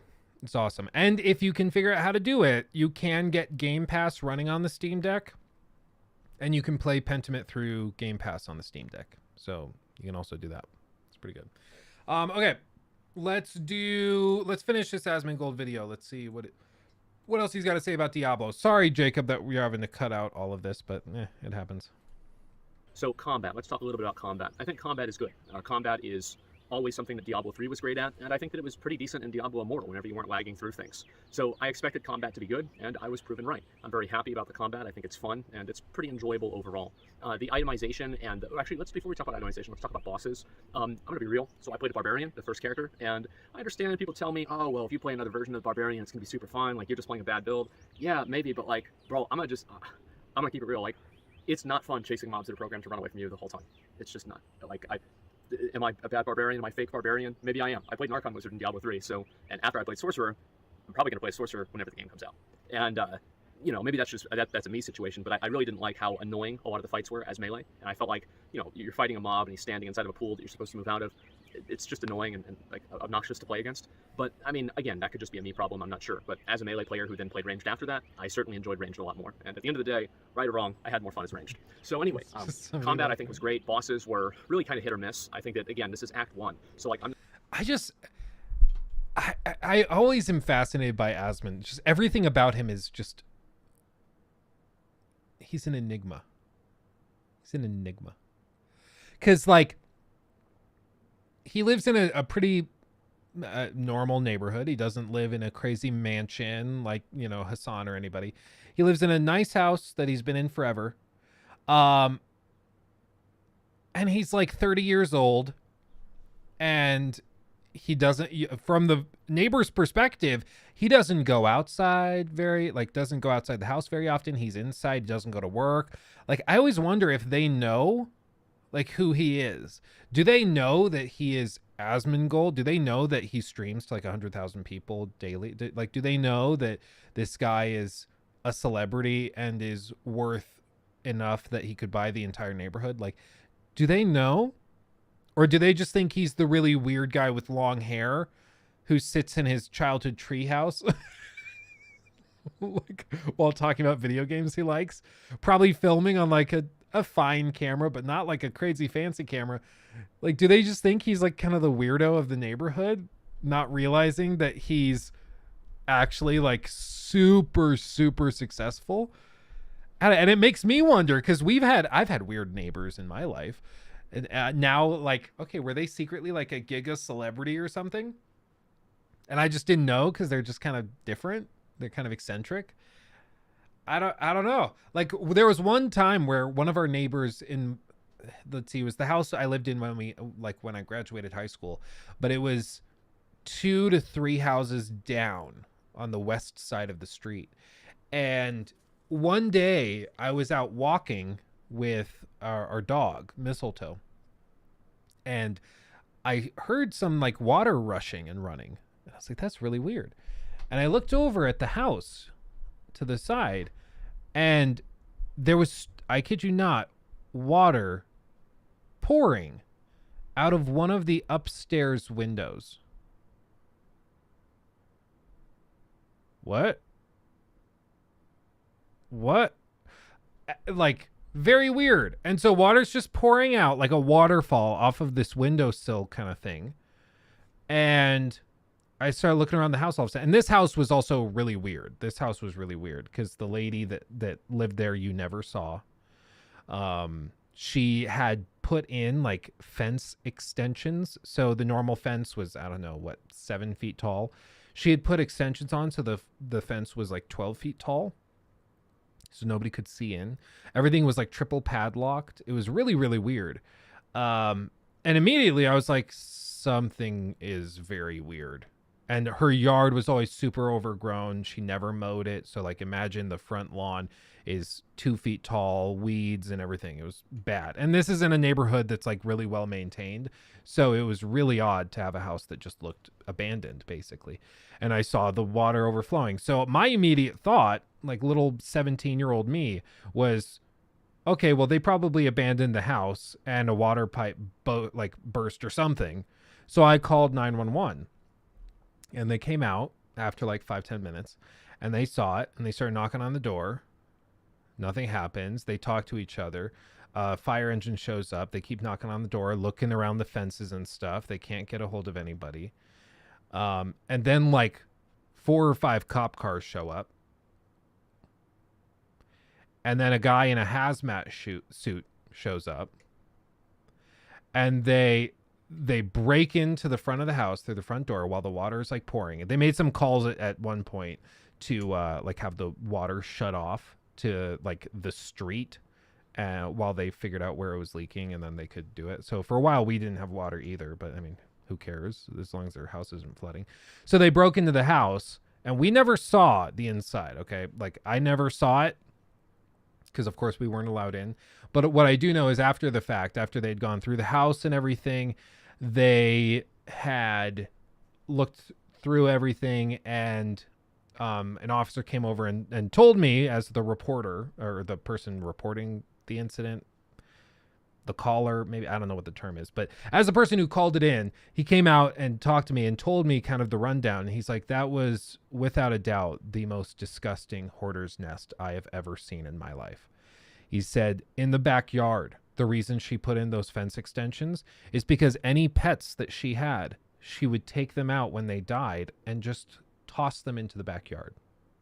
So she had carcasses of 5 or 6 dogs, a dozen cats, a bunch of rabbits, just tossed in her backyard in all different stages of decomposition.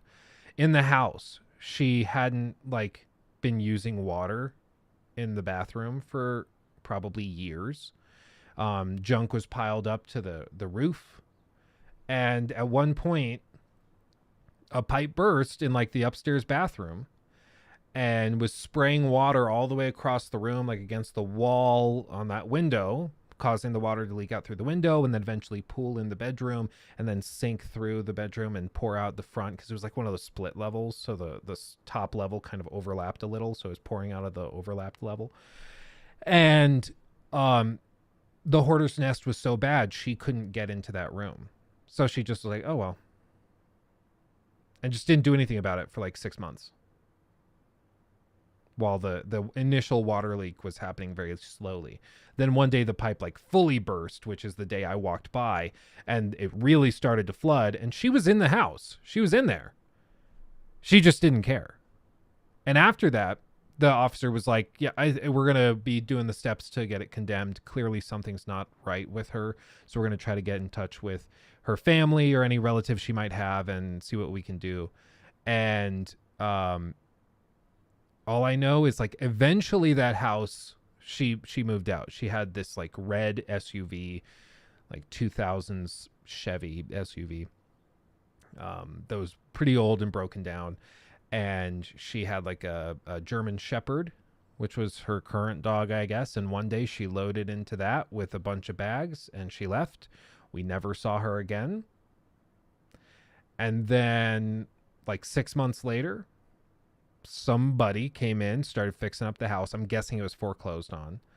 And then it was fixed up and gutted and sold to somebody else. And now it's just a house. You wouldn't think of it. But she lived in that house, that moldy, watery hoarder's nest, for another few months after an entire floor had flooded.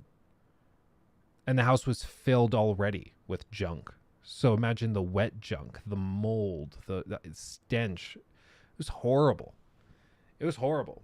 And the officers were like, we don't really know what to do. Because they're like, clearly she's not okay. You don't live in conditions like that if you're okay.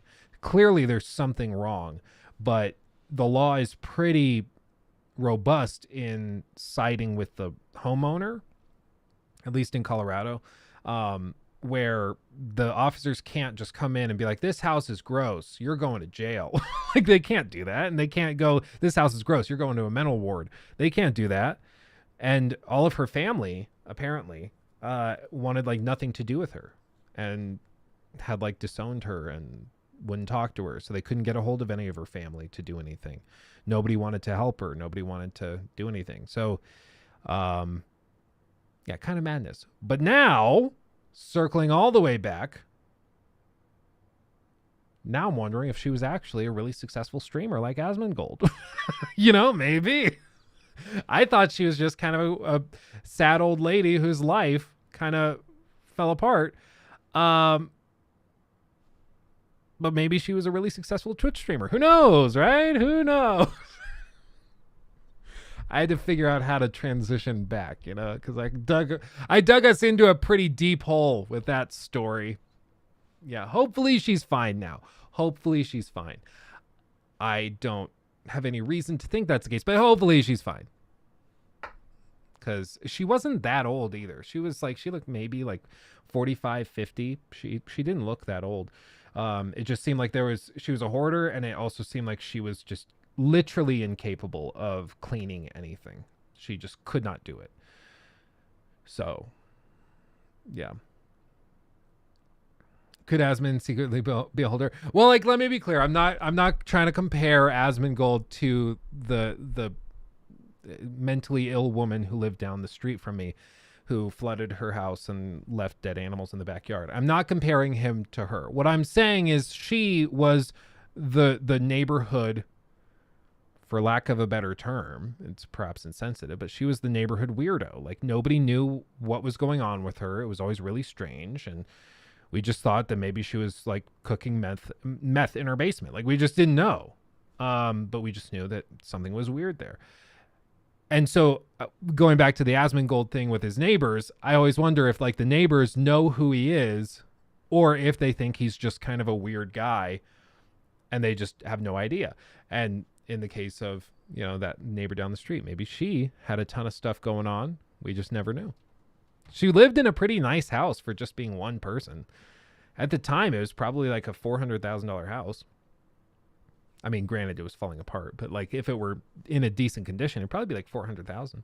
It's a pretty nice house. Of course, because Colorado real estate's so insane now, that house is probably worth like $6 million nowadays. I don't know.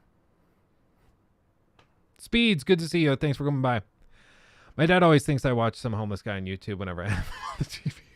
I will say, he's looking good, though. He trimmed his beard. He's got it pulled back, the hair pulled back. He's looking good. I'll give it to him. Expecting some, you know, like massive, insane level of complexity with bosses. Like, I'm not expecting, you know, Vault and Gate 2. I'm not expecting Uber Elder. So guess what? The bosses are pretty simple. They're relatively well put together, and I think that they were fine. Going and doing the side quests and the open world nature of the game, sorry about the plane, the open world nature of the game, I actually think flowed really well, and I enjoyed it a lot. The only concern that I have with the open world nature of the game is that there's a lot of, like collection type stuff. For example, like, you have to get a bunch of different like waypoints. Think about like the Lost Ark Adventurer's Journal if you played that game, and there's like a list of like little chores that you have to do around the world. Click all the statues, open up all the portals, do all the side quests. I will love to do that one time. But if I have to do that every fucking season, I'm going to lose my mind, and I can guarantee you that at a certain point, it will be one of the biggest reasons why I don't play a new Diablo 4 season. I don't find it to be fun to repeat the same, clicking on the same statues, or even if they randomize the locations, I still don't find it fun. It's fucking boring. It's something to do whenever the game's new and you just want to explore the game, but after you've done that a couple of times, you've kind of, that has worn off its excitement. So I do hope that I totally agree. I mean, there's a fine line between like walking the tightrope of grind for the sake of grind, and then also the tightrope of like having lots of content that's not repetitive. Like for this, one of the reasons I think grind in games has a really bad reputation is because when people hear grind, they usually think, okay, so you're grinding repetitive, boring stuff to reach some end. And that doesn't have to be the case. It certainly is the case a lot of the time, like with a lot of really poorly put together games that have a heavy grind. But it doesn't have to be the case. Like some games, they might have a grind where you perhaps have to reach a certain level before you can take on the final mission. Like The Witcher kind of does this, where you have to reach this level maybe like 24 before you can take on this final quest. And in order to do that, at that point, when you reach that greeting point, it's like, okay, you're only level 19. You have 5 levels to gain before you can move on in the story. Go do side stuff. That's technically grind, because you're just grinding out this one specific activity to maximize XP to get to that level. And I wouldn't say that that's bad, because what you're grinding is quality content. So it's fine if something like Diablo 4 has a grind for quality content. The problem is when it's like, okay, now you grind, but it's just 17 randomized locations. Go find these things, and that's it, you know? Or like, you know, in Fallout 4, a settlement needs your help. You can grind that out. I think it's going to get pretty boring pretty quickly because it's just repetitive copy and pasted stuff, right? You kids don't even know what grind is. I got to max level in Ion Online. Now that's grind. Yeah, boring grinding must be talking about the original Pokemon games. Well, yeah, games that rely purely on nothing but RNG usually have what I personally would consider to be bad grind, because I get triggered by it. Luke, you don't know grind if you haven't played Destiny 2. Well, and that's why, like, for me, I liked grinding through, say, Monster Hunter World, because I was grinding and there was a quantifiable difference. Like if I got my Odageron armor set figured out, the qualitative difference taking on the next boss was noticeable. I could tell, okay, this armor set is changing the game.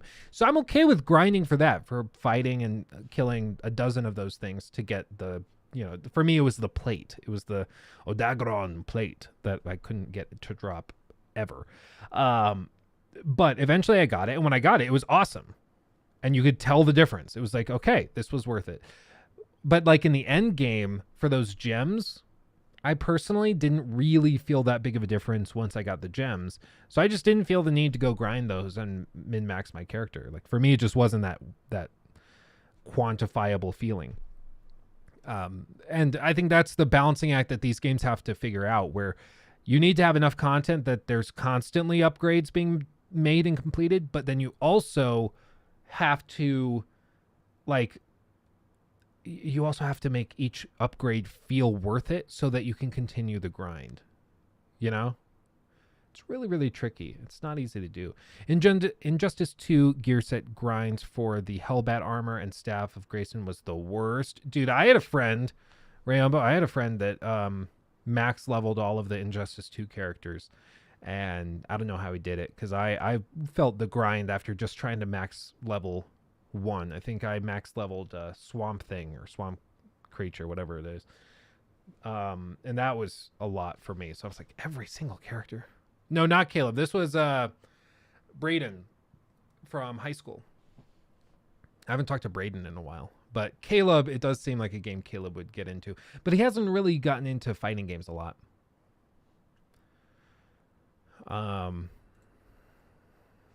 So, yeah. What's the door tag say? It just says I'm filming, or recording in progress is what it says. Recording in progress. I am supposed to put that on the other side of the door whenever I'm recording so that people know not to knock on the door or anything. change that, and they don't make you repeat activities like that so much. And now that we're talking about seasons, I guess we'll talk a little bit more about itemization and how complex those items are going to be. So it seems like with Diablo 4, what they're going to be doing is they're going to be doing a combination of having rares that are, you know, like 5 affix rares, and then you can put legendary powers onto them. It seems like that will probably be the meta, unless the legendary power is like extremely powerful in terms of like a binary functionality. Then you'd probably want to have the solid legendary, because transferring the powers, I think, makes them weaker in some cases. But anyway, the itemization, I think, is okay, but I don't really find it to be particularly interesting. And maybe this is just me, but a lot of the different bonuses that I got, I never really got this bonus and was like, wow, this is fucking amazing, I'm doing so much more damage. I just was like, okay, cool, now I have this and my abilities to do more damage. And I think, again, this is very much probably an issue of the beta, but I do remember back in Diablo 3, and I think a lot of you guys who have played Path of Exile or even WoW remember how good it feels to get like that fucking Omega Bis item, or like to get something that's just build defining. You go from, you know, like being able to just be able to do it to being able to do it without even looking at the screen, or being able to not even have a chance to being able to do it easily. That there's nothing like that in a game. I bet a lot of you guys probably have a moment like this in a game that you can think of, where you got that thing and it just changed the whole game.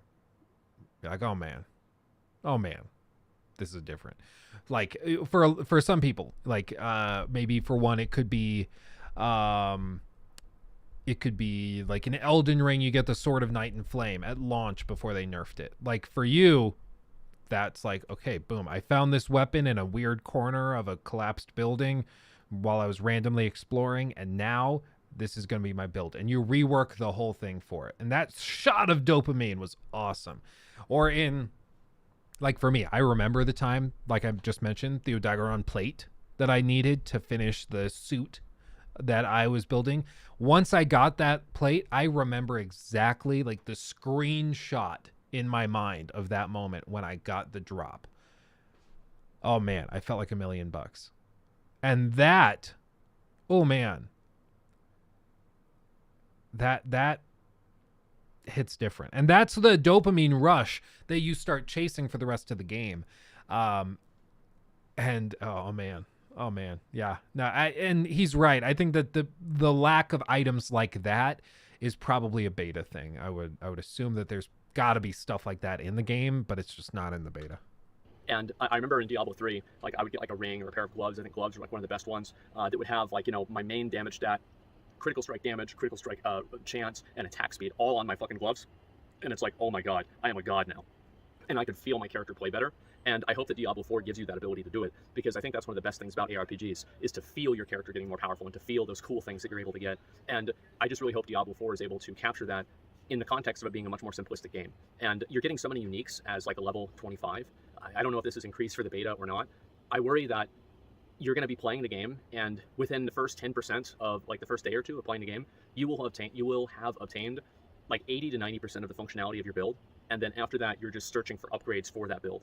And I don't know if that's a good or a bad thing. I could see that being kind of, you know, it's like a one and done type situation. You play the game for a few days each season and then that's it. But I can't really see myself coming back and playing future seasons if the itemization isn't a little bit more complex and I don't have a little bit more agency over controlling it. You're able to do a few things with the items, but I don't know if it's going to be enough, especially in season 5 of Diablo 4 or season 11 of Diablo 4. I don't really see myself coming back and enjoying that same type of itemization and build control. I just feel like it would be it's very much on rails. I like playing games where I can effectively play a character and make it so OP that it feels like I'm doing something that I shouldn't be able to.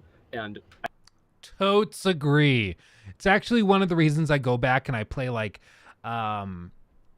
Stick of Truth. I know that's a really weird one to bring up, but the Stick of Truth, I remember playing that game for the first time, and I decided to try it. I just, you know, we'll do it. And then I didn't look up guides. I didn't do anything. I just played the game, and I figured out how to build a bleed build that was so broken I could 1 or 2 shot the final boss. Like hardest difficulty, everything, 1 to 2 shot the final boss, depending on how the rolls went. And I go back now and I still play the Stick of Truth just to get that feeling again of just totally breaking a game.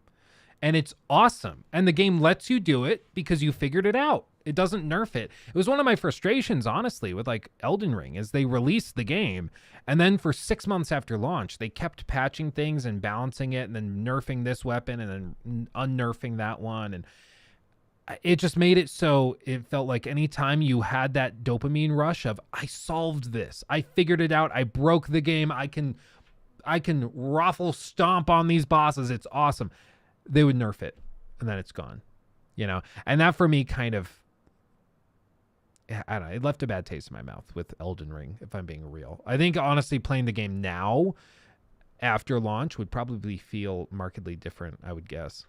I don't know if Diablo 4 is going to give you enough tools to be able to do that. So that's in general the way that I feel about the itemization. It's not amazing, it's not awful, but it is what it is, I guess. So next thing is going to be, like, again, I'll talk a little bit more about the open world content and the MMO nature of the game. Oh, Sword of Night and Flame was totally broken. I totally agree. But like Comet Azure, after a couple patches, I think was balanced well enough that the slow build up, I think that thing still being nerfed into oblivion was probably an overreaction. There was the what was the sword? The bloodletting sword, the one that just would make the bosses gush blood if they had a weakness to it. Oh, I can't remember. Rivers of Blood? Yeah, I think that's right. Yeah, Rivers of Blood. That was one they also nerfed, but that one also, let's be real, that thing was just fun to use. And like, I think it's okay if you have a weapon that's really powerful. Make it kind of tough to like maybe upgrade, maybe it's a little extra expensive or something. Increase the wind-up time, maybe decrease the crit chance, things like that. But I mean, those blood builds are just freaking fun, dude. I heard from a number of people that Diablo 4 really felt like much more of an MMO than an ARPG. And I think that, I mean, as somebody who's an MMO player, I think this is great. I'm very happy about this. And I went through and I played Diablo 4. I interacted with other players. It was seamless. They were never annoying. They never made my experience worse. And overall, I actually enjoyed it. I thought it was great. And I like the idea of going into town and seeing other players. And, you know, I hate to say it, but Diablo Immortal did this too. And the truth is that it was really fun in Diablo Immortal too. So I'm really glad to see them add that same functionality into Diablo 4 and make the game feel a little bit more open and allow you to interact with other people. You can, I think, inspect them, look at their gear, which is, I think, super important in the RPG. And I think overall, the open world aspects of the game, the world boss and everything, I think it's really cool, and I like it a lot. I can see how some people that were purists of the game wouldn't have the same opinion, but for me, I think it's fucking great.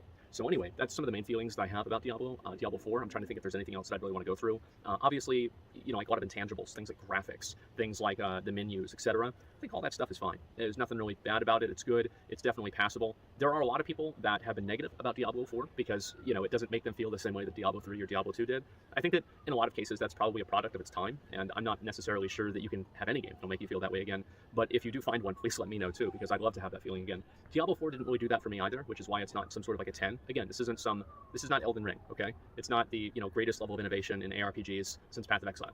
But it's a good, solid game. It seems fun, and it seems like Diablo isn't really trying to compete as much with Path of Exile. They're trying to broaden the scope of what the ARPG genre is and appeal to a more casual gamer and a person that wants to be able to go into the game, understand it, and play it without using a bunch of different spreadsheets and looking things up online, at least too much, until they get to the Paragon board, that is. So overall, my feelings on the game are overwhelmingly positive. I'm very happy about it. I think that I'm reserving judgment for a lot of different things like in-game systems, etc. But my main concern with the end game is actually very similar to my concern with the itemization, which is why would I want to play Diablo 4 Season 6 just to go and run the same dungeons again and again and again? Because Path of Exile has such a great tiering of their progression content. You know, you've got maps, you've got like, I don't know, you've got the boss maps, you've got other bosses, you've got Shaper, Elder, Uber Elder, Sirius, the Conquerors, the Elder Guardians, the Shaper Guardians, like, and there's the Exarch and the Eater of Worlds, and there's all these different like benchmarks, Cortex. There's all these benchmarks the player can put themselves up against and then try to overcome this challenge. And I'm very concerned that Diablo 4 won't have that, and the end game won't feel as fulfilling as the Path of Exile end game does. That's my biggest actual concern with the game, is that the Diablo 3 end game, I played a few seasons in Diablo 3, even Reaper of Souls. It's fucking boring. All you do is run rifts. That's it.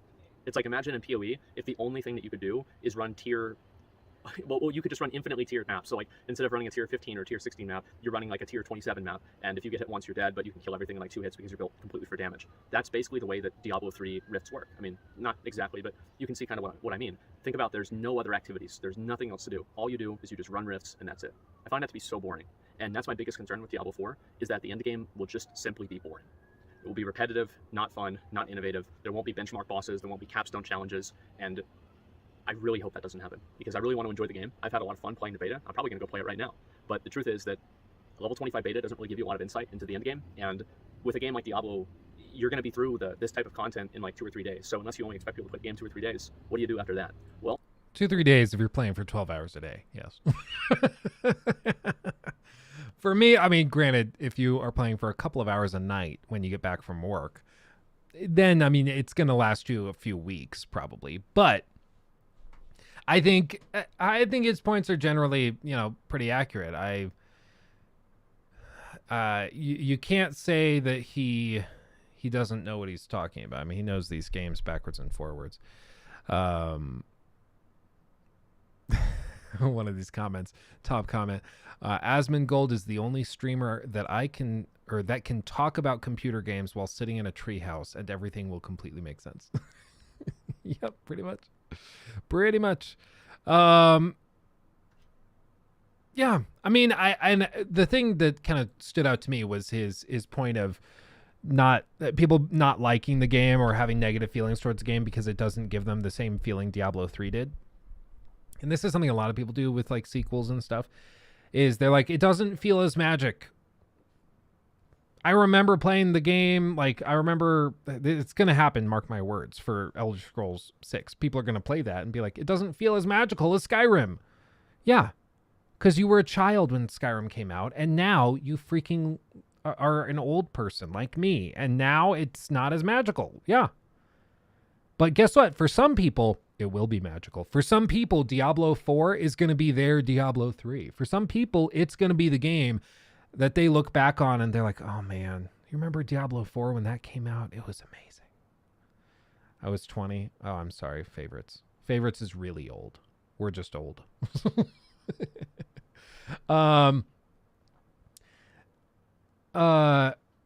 Well, okay, hold on. What is it? Defeater Eater. I hear you, Luke, but I've played Kingdom Hearts 3 as well as the first 2 games very recently, and the third game, it just ain't as magical, man. Yeah, I would agree. Kingdom Hearts 3 sucks. And I'm saying that as somebody who's not a Kingdom Hearts person, but my 2 roommates that were still in the house, the college house, when Kingdom Hearts 3 came out, Michael and Corey, they were diehard Kingdom Hearts fans. They convinced me to buy the game and to play it. They played through it all when it came out within like a day and a half. And they all are like, yeah, no, it kind of sucked. They're like, we were hoping this would be the finale, and then it just kind of like fell flat. So sometimes the game does just suck. But if the game is really good and it's just not as magical for you, that's okay. Sometimes it's just not as magical. It happens. It happens. Hold on, YouTube chat's bugging out. I have to wait for it to catch up. Sorry, Rocky. Sorry, I was going to click on the link, but now I have to wait 5 minutes while YouTube chat catches up because YouTube chat's broken. Okay. Let's watch Imperium's thing that he put together. This is really quick, but he sent me this. I've not seen this yet, so hopefully it's not too crazy. But he said it's like a collection of stream clips and things. Let's see what he's got. Welcome. Hey guys, welcome to the Luke Stevens stream. I'm a Twitch content creator. I really prioritize high production value. Subscribe to my OnlyFans. Oh, good. Whatever you're expecting, it's way worse. Oh, I know this. Oh man, you ready? I like it, feeling nice and tight. No. No. I don't want you to because I don't like it. Stop it. No. I don't want to make you feel bad because you tried. You're just bad at this. For that, you're probably poor. The way is Ebola. Secreting the juice. Oh no, my face. I killed the guy, and that's my secret. Hold on. The way is Ebola. Secreting the juice. I killed the guy, and that's my secret. What's yours? I've had moments where, you know what? Where does it start? Where does it end? Who knows? It's okay to have a beast. You gotta tame the beast, okay? Uh-oh, stinky. I kind of would prefer to experience this, raw. Without any twisted consent. I'd rather just go into it straight. I'm sorry. I guess I'm problematic. That's good, Imperium. Wow. Oh, that was good. I know exactly this. 8. No. Hold on. Oh, good. Whatever you're expecting, it's way worse. I'm pretty sure this is when we looked at the King Cobra hair dye thing. King Cobra hair dye. When he did the hair dye the second time. Because, oh man, it's just like a 7-second clip.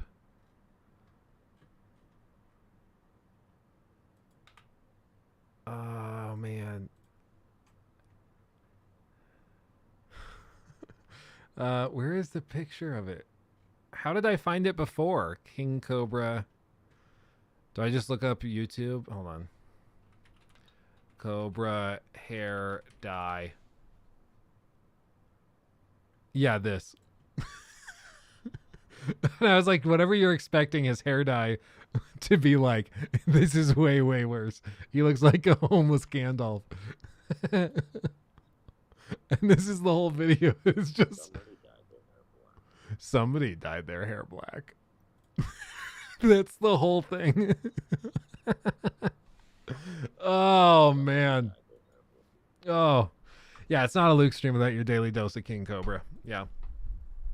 At this point, we're towing the line where it's still kind of funny, but there will come the day when it's just sad. We're not quite there yet. It's still pretty funny. It's still pretty funny. Oh man. So apparently YouTube is back to considering doing 4K, having people pay for 4K videos. Did you hear that? Apparently they're like back to considering it, which is kind of a bummer. Linus just did a video on it. Linus, teach me your ways. What's going on? Come on, Twitch. Give me 4K already. $20 for premium. Are you kidding me, Netflix?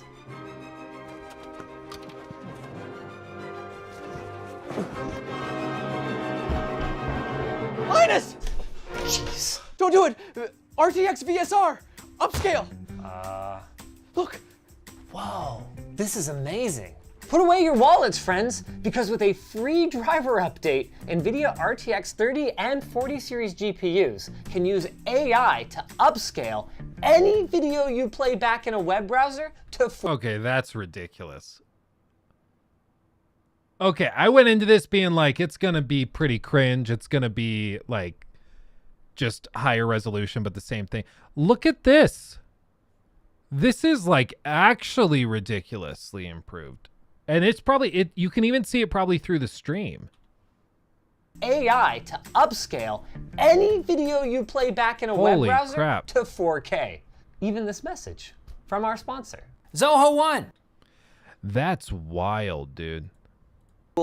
And free feature called RTX Video Super Resolution, or VSR, which is not to be confused with AMD's Virtual Super Resolution, aka VSR. Using a 30 or 40 series graphics card and a Chromium-based browser, so it's Chrome and Edge for now, with plugins expected for others down the line, you can take streamed content with resolutions as low as 360p and upscale them in real time all the way to 4K. Now, that's freaking awesome. I was wondering when this was going to be a thing. Because I forget what I was... Oh, it was like... you know what it was? It was freaking Survivor, dude. I was watching Survivor through like my Plex server thing. And it was it was filmed or streamed or posted in whatever, like 4:3, like 360p. Like it looks horrible. And so I was like, I wonder what... Like I have a graphics card that allegedly can just upscale stuff. When is that going to be a thing that you can just stream videos and it just upscales it for you? And they did it. obviously, we can't just take NVIDIA's word for this. So we collected a library of screen capture from a variety of genres and sent it to Mark, our editor and resident upscaling nerd, to see if he could spot the differences. And while we wait, I am going to try it for myself. We've got not one, not two, but 3 displays hooked up to our RTX 3050 graphics card. We chose the 3050 because it's the least expensive card with support for the new feature. For now. It could conceivably come to 20 series in the future since they also have the tensor cores that VSR relies on, but I wouldn't hold my breath. For my test, I'll be watching the same YouTube video on my 3 identical screens. But one is gonna be YouTube's 1080p, just blown up to full screen in Firefox, which, if you recall, doesn't currently support VSR. One is gonna be YouTube's 1080p upscaled to 4K with VSR, and the last one will play at YouTube's native 4K. I did it again! I'm back, I'm ready, but we did skip something important, setting it up. Once you've got the right GPU and the latest driver, you simply enable it in the NVIDIA control panel. Under Adjust Video Image Settings, you're gonna wanna set RTX Video Enhancement to on, and then quality level 1 is low, with quality level 4 being the highest. The community consensus is that 1 kind of sucks, 2 and 3 suck less than 1, and 4 is pretty good. So we've gone with 4. This is a pretty recent video. I can already tell that this is crap. Hold on. No, I think I was wrong. I think that's crap. You're not supposed to judge the content of the video, Linus. Hey! Be nice. This is way harder than it should be. This is almost certainly native 4K. That's bad, that's upscaled. 4K 1080p upscaled. Yeah. Yes! The truth is though, the only reason I can tell is that I noticed the artifacts because I'm looking for them. If I wasn't looking for them, holy crap. Yeah, the one on the right is, it's just less sharp, but like, wow. Even text, it's just sharper. Yeah, that's pretty wild, dude. That's pretty cool. Do I have this yet? Did this, I don't know if this like just dropped 23 hours ago, so it might be a thing. Hold on. He said in the NVIDIA control panel. Can I do this now? Resolution. Where did he say it was? Desktop. No, video. Yeah, look at this. Video image settings. Oop, hold on. Video image settings. Super resolution. Quality to 4.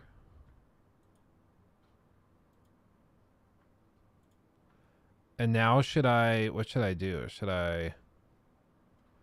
Game Awards Our 2016. industry icon. I can already tell they're doing something on this one. If I do like 360p, Our industry icon. it's definitely. I can tell like this is already upscaled. It looks a little weird, like it's a little washed out a little bit, but it's actually pretty good. Does this apply to live streams? Ooh, that's a very good question. I have no idea. Our industry icon this year will be the one and only Hideo Kojima. He's here this year. Out there. Dude, that's crazy. And it looks pretty good. Oh, look at it before, dude. Look how chunky it is. Maybe you can't even tell. I can't zoom in. What if I do, was it Shift Windows 4? No, it's not. What was it? Control Shift 4? How do you take a screenshot? Control Shift 4? Windows S? Hold on. I want to just take a screenshot of this. And then we'll plop it in. You could encounter other players. The robot. Okay, let's do this. Windows S. Nope. What is... I can't. Window print screen. Windows Shift S. There it is. Let's just do full screen. Boop. And then we'll go paint. And I'll paste it in. And it captured the wrong screen. Or it captured both screens. Okay. Well, let's just remember this. So we'll do that. And then I'll turn this on. Super resolution 4. Apply. Go back to the video. Oh, did you see it just kick in?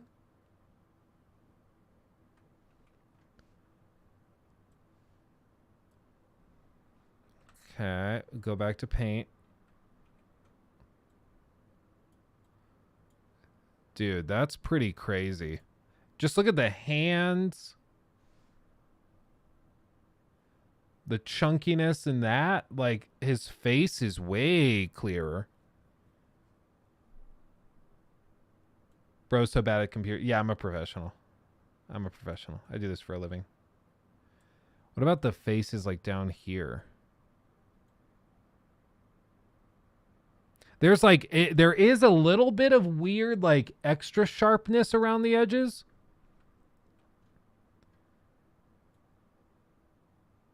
But like, especially his face, you can definitely tell the difference. Freeform, I can't computer. But that's pretty crazy, dude. That's not bad.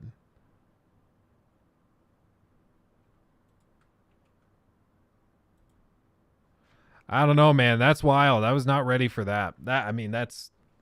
I was bracing for like, yeah, it's like, it says it's a higher resolution and maybe it is a little bit, but that's actually pretty freaking good. That's pretty wild. So what's the drawback? Nothing's ever free, right?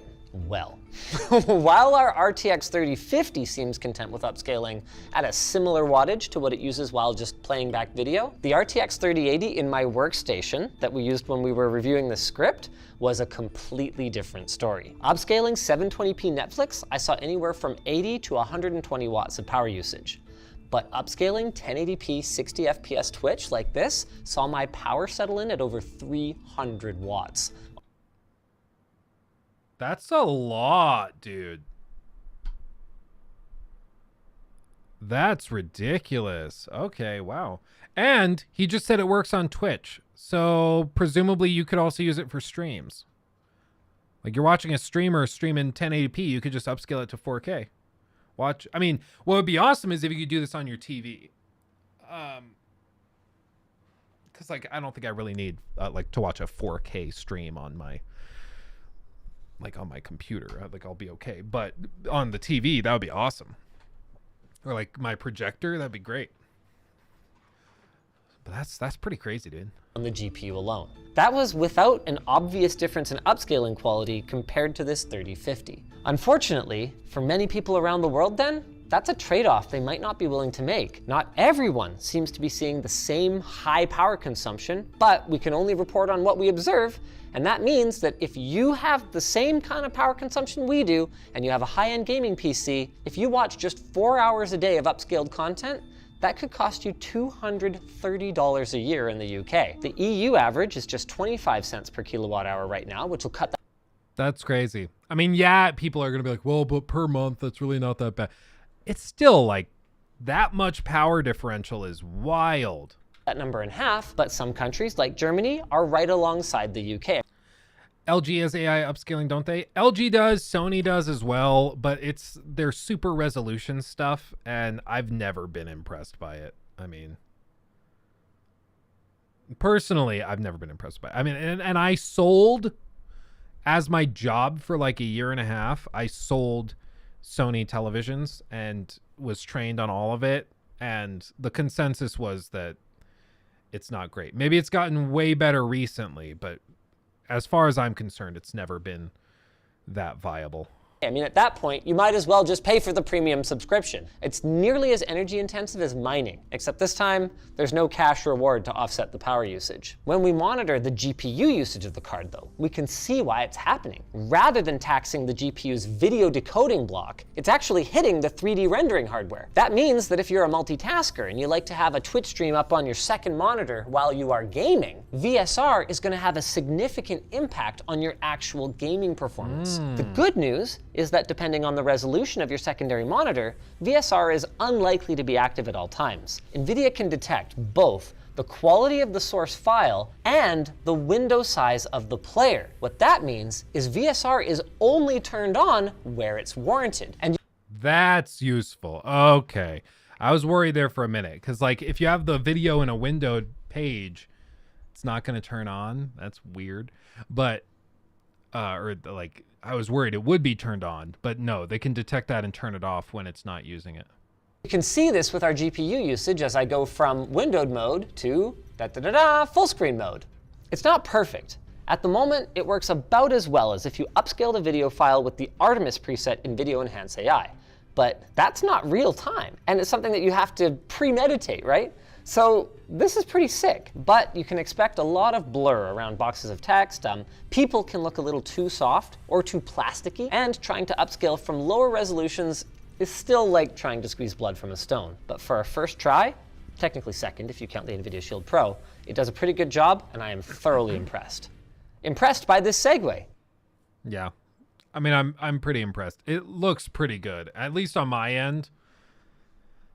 I don't know. I mean, seeing that I guess I'm running a 4090. Let's see what this looks like, how it affects performance that way. Okay, let's go 360p. A 360p video all the way up on this monitor. I'm also going to pull up the performance GPU. Okay. And then Okay, gentlemen, y'all ready? Here we go. I'm not ready yet.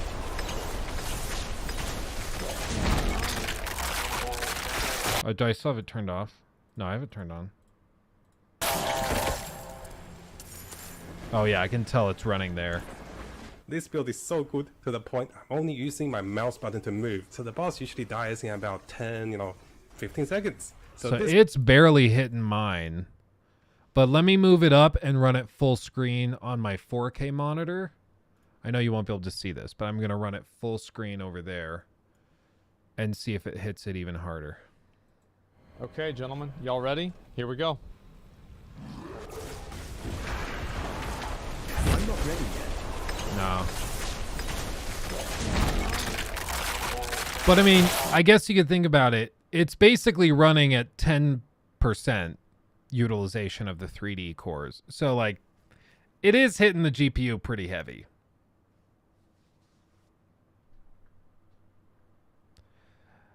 Upscale the OG YouTube video. What do you mean the OG YouTube video? I mean like this one? I mean, all of these, the lowest it'll work on is 360p. Come on, Twitch, give me 4K already. $20 for premium. Are you kidding me, Netflix?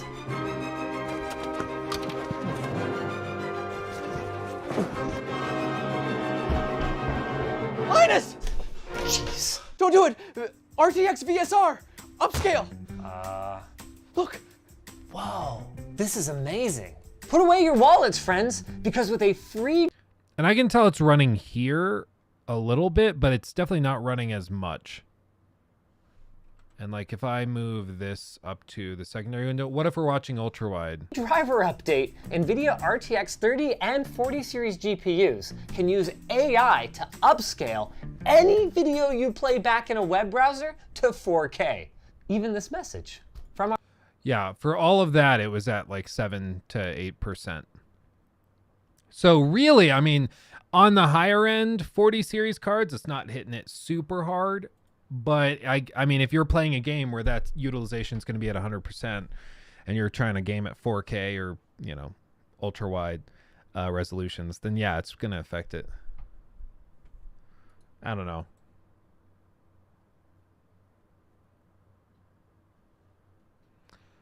And the current trajectory requires a level of alarm. Yeah, I mean, AI is getting a little freaky for real. The one at the zoo, I have no idea what you're talking about. The original YouTube video. Me at the zoo. Oh, is this the original YouTube video? Like the one that started it all? Oh, I had no idea. I've never heard of this before. Okay, here, I will go, let me pull up the performance tab so we can see what it's running at. Boop, boop, boop. Okay, full screen. Alright, so here we are, one of the elephants. Cool thing. Oh, this might be 240p, yeah. It's not going to upscale this. It can only work with 360p and up. So it's not doing anything. If this were 360p, it could, but... Unfortunately, it won't work. Wah, wah, wah. I'm watching the stream on 360p with the super resolution setting on. It's not bad. Yeah. Like it's definitely not as good as like the native stuff. I can tell when it's on. It's like a little grainy, it's a little weird. But it really is passable. And I think it's an improvement over 360p if I'm being real. So I mean, props, NVIDIA. And this is like the first iteration of it. It's probably going to get better, especially if they can bring down power usage. If you're running like a 3050, 3060, 3070, I would guess it probably will tank frames if you're trying to watch it, like watch videos at the same time. What would be badass is if there was like a toggle in the player, like the video player. Maybe they add like a browser plugin where you can just turn it off with a click of a mouse button when you don't want it running, so you don't have to pull up the control panel every time to do it. That would be cool. Yeah, we did cover that, Rocky. Looks like an AI created it. I don't know why you would say that. What? Shut up. Ban him. Ban Kazuma. Oh, man.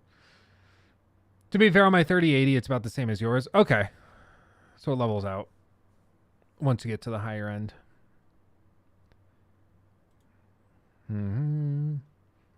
Dude, I wouldn't worry when they say AI apart from ChatGPT or apparent. No, I think apart. I don't know. Buzz, because that stuff is nuts. But mostly they mean set of instructions that work independently on its own rule set. Yeah. Comparatively, though, Netflix is charging premium for 4K while the competition really doesn't have to charge much for it. It's embarrassing. I mean, Netflix is just desperate. They are losing subscribers. They don't have great content, so people don't see a reason to sign up for the first time or re-sign up. And so they're just trying to milk the rest of their customers for all they're worth. It was always going to happen. I mean, there's nothing really surprising about it, but it's still pretty cringe. Pretty cringe. Okay, I was saved a couple of these. Let's touch on these. This was also just funny. So I don't know if you guys saw this, but I find it, a little schadenfreude, I'll be real. A 4chan user has been arrested after making death threats against a Florida sheriff, adding, quote, in Minecraft at the end of them. Basically what he would do is he'd go on and he'd post stuff like this. Just bang bang Chitwood, which is, I believe, the sheriff's name, in the head, and he stops being a problem. They have to find a new guy to be the new problem, but bang banging Chitwood in the head solves an immediate problem permanently. Just bang bang Chitwood in the head and unalive him in Minecraft. Notice he did this on 4chan anonymously. And then they received this report. And they found the guy. South Brunswick Police. South Brunswick Police. Just so you know, we're Also, by the way, of course he lives at home with his mom. audio visually recording. Richard, can you step down here, please? What's up? Come on down this way. How are you? How you doing? Go ahead. Okay, all right. There's a warrant out of Volusia County, Florida, for the incident that you're aware of what's going on. Yeah, I was. I think I saw you there. What you talked about, yeah. Yeah, right. Okay. Okay. So we're gonna go back to headquarters. We'll do everything. Copy the search warrant. Yeah.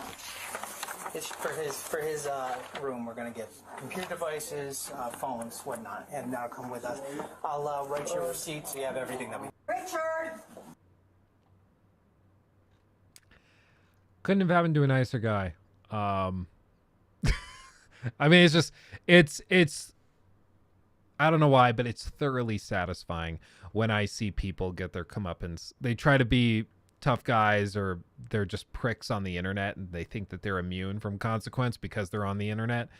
And then when real life consequences come along, it's really, really funny. It's really, really funny. Yeah, F around. This is the chart. You see, the more we F around, the more you'll find out. Or what's that song? Oh no, here's a consequence for my actions. Oh no, here they come. And this one, they did him dirty. Damn, OTK really falling apart. They got S-Man too. Oh man. Oh yeah, it's just thoroughly entertaining. And of course, he lives at home with his mom. He really is just selling the stereotype. Let's be real. Really is just single-handedly managing it. Click on Jenny Ortega. Why is she trending? I'm going to click it before I show it. There's no reason. There's nothing going on. It's all just articles.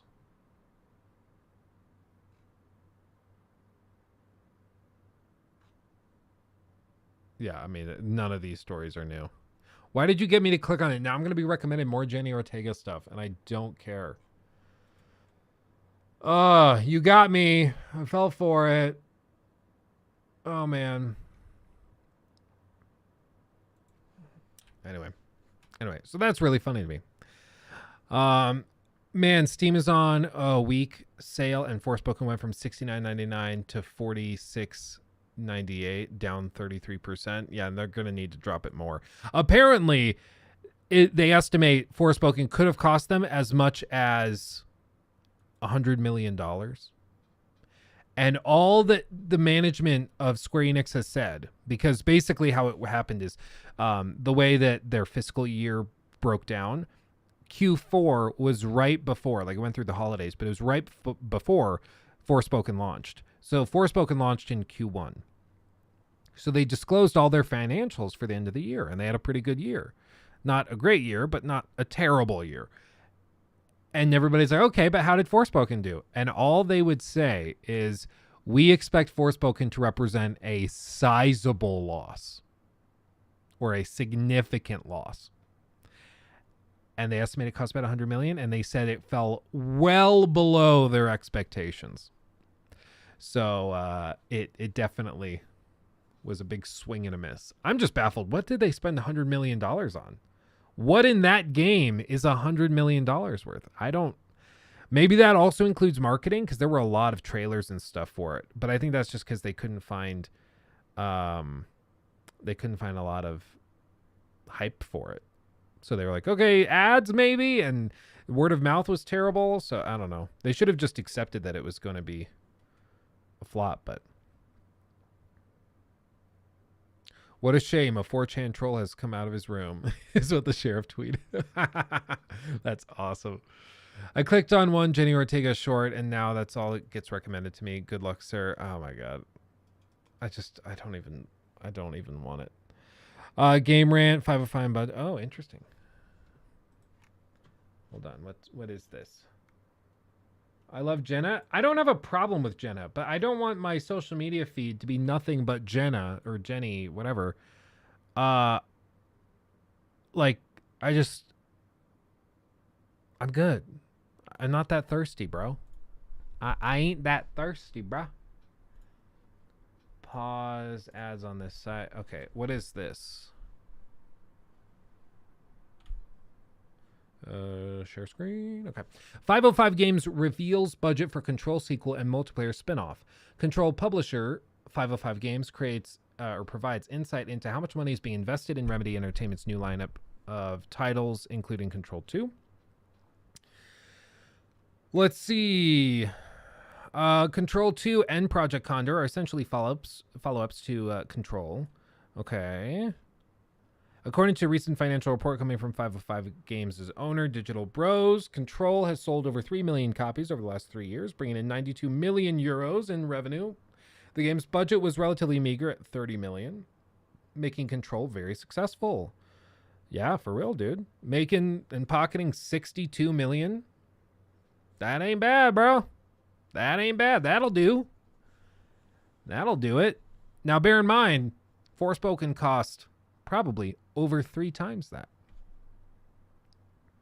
And I would argue looked way worse, ran way worse, was far less fun, and certainly was far less praised and didn't get much interest from the public. Another important thing to note in this regard is that both the aforementioned game will be developed using Remedy's in-house Northlight engine, which received substantial upgrades for the 2019 release of Control. The investments could pan out even more than before. Broadly speaking, things are looking up for Remedy Entertainment. Early in 2023, the studio offered some insight into the development of Alan Wake 2 and the upcoming Max Payne remakes, and everything seems to be lining up rather neatly. Good. Oh, that's why I haven't seen it. You guys were like, have you seen Dungeons and Dragons yet? It's not out yet. What are you talking about? What are you talking about? So, okay, Alan Wake 2 launching in 2023. Interesting.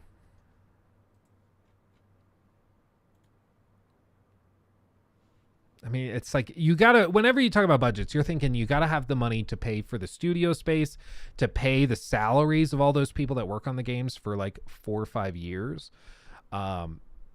You know, there's a lot of expenses that go into it. Hardware infrastructure is crazy as well. Server infrastructure, all of the workstations, licensing for any stuff, voice talent if you're paying them. You know, it can get pretty expensive. It can get pretty wild. So, like a $30 million project doing $90 million is really, really solid. I would love to know what the budget was for Hogwarts Legacy, though, because they're probably going to make, all told, probably about $1 billion on that game when all is said and done. And probably more than that, honestly, once PS4 and Xbox One versions come out.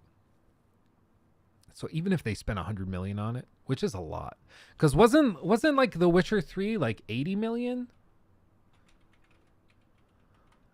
And I think Cyberpunk 2077 was like 120.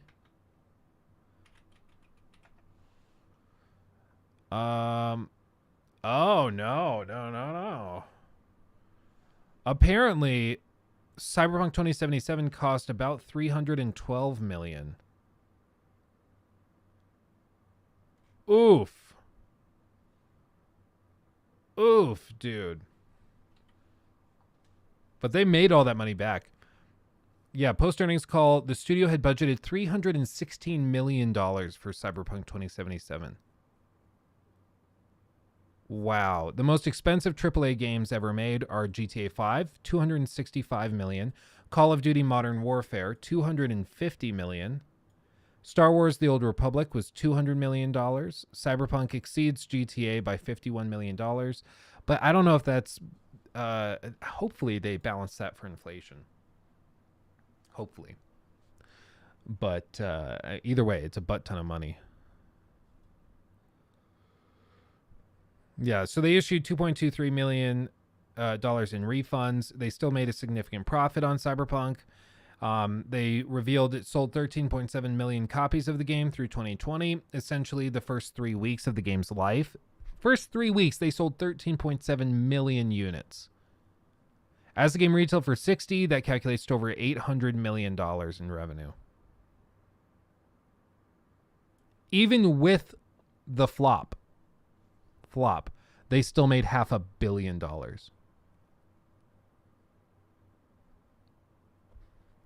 Like, this is why I always maintain skepticism towards these publishers and developers, even after it seems like they've woken up. Because here's the thing. Cyberpunk is like the biggest oopsie of the last 3 years, 4 years, certainly. And it technically was not a flop. It still generated more profit for them, not just revenue, more profit than most game studios and publishers will make in an entire year. So what makes you think that they really learned their lesson? You know? Because it didn't actually hurt that much. Yeah, they got teased. Yeah, streamers and YouTubers raked them over the coals. But the only thing that the managers really care about, the bottom line, was very healthy. They're like, wow, we cut all those corners and we still made $500 million in profit. Why don't we just do that next time too? As long as we have the hype behind us, we won't fail. And honestly, that's kind of the case, which is unfortunate. If a game has a lot of hype, it's almost too big to fail, ironically enough, that's the trend nowadays, but still crazy. Rockstar is an OG Scotland and Real Time Worlds of Scotland who did Crackdown. Oh, okay. I had no idea that's where Rockstar started, but I mean, I thought they were British. I thought they were like London, but that's crazy. Because they could have made way more money even if they made a lot. But that's, I mean, I would say that is not like, that's speculative. We can speculate that they would have made money if the game had reviewed better. But as far as I can tell, anybody who was going to buy Cyberpunk, whether it was well reviewed or not, still bought it. 13.7 million copies in the first 3 weeks. That's more than Hogwarts Legacy. And most people that I know who are gamers played Hogwarts Legacy. That was the scale of success that Cyberpunk had. And Hogwarts reviewed well. So I think, would it have made a little more? Yeah, they wouldn't have had as many refunds, so they would have made a couple $1 million more because they paid out like $2.5 million in refunds. But all told, it still made a butt ton of money. I blame Yong. Well, it's why I fight so hard against the hype, because with a game that's hyped up, it almost, like, again, it doesn't really matter how it reviews. No matter how Starfield reviews, it's different because it's on Game Pass, but no matter how Starfield reviews, it will still be played by millions upon millions upon millions of players. It just will. No matter how, what's another hyped game? Let's be real, the Tears of the Kingdom's going to review great. No matter how bad something like Armored Core 6 is reviewed, which I'm sure it'll review great, it still would get sold millions and millions of copies because the fans are going to support it regardless. I mean, like, I'm going to see for myself.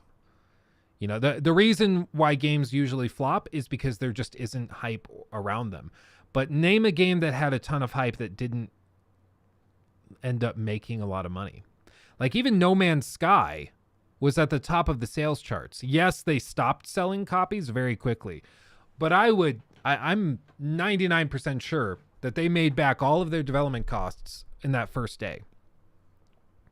Anthem, was there that much hype for Anthem? I don't think there was much hype for Anthem. I think people tried the demo thing that they put up, and I mean, it's one of those cases. It's funny because a lot of these games that end up flopping, they put out a demo, people try it, and they're like, oh, yeah, no, never mind. And they cancel their pre-order and move away. Forspoken did it. The pre-order, I think, did them a lot of damage. I don't think they should have done that demo if they wanted to sell units. But as a consumer, I'm thankful for it. Same with Anthem. I think a lot of people tried Anthem, including myself, and I was like, or was it a demo or was it the $15 EA Play thing? I think it was the $15 EA Play thing. Maybe there was a demo. I'm not sure. It's been a minute. It's been a hot minute.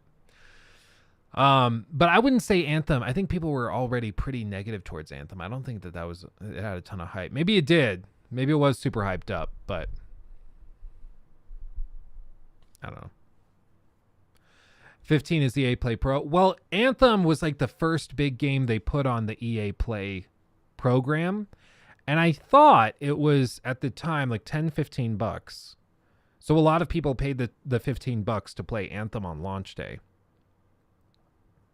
Marvel's Avengers, I didn't think there was much hype around Avengers either. People were very negative towards that. The whole time people were like, kind of how they are now with Suicide Squad. The whole time people were like, so like a live service co-op game, this isn't what we wanted. So again, maybe I'm wrong, but as far as I was aware, there wasn't a lot of hype for that either. But like, you think about the hype, the excitement for RE4 or for Elden Ring or Starfield. Though that level of hype, pretty much no matter how the game reviews, it's gonna, tons of people are gonna play it.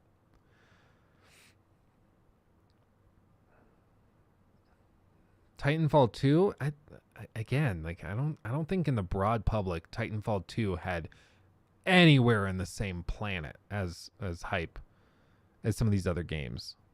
Like, I'm sure Titanfall fans who liked the first game were excited, but I don't think that there was... I mean, look at the numbers of people that have played Titanfall 2. Look at the sales numbers. Clearly, people weren't very interested.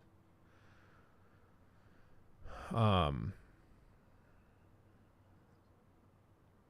don't know. It's really only big franchises or long fans of the company that will get the most hype. Yeah. I think we're good, Rocky. I think we're good. I do want to talk about this one because this just dropped and I'm ready for the special pleading and equivocation to begin.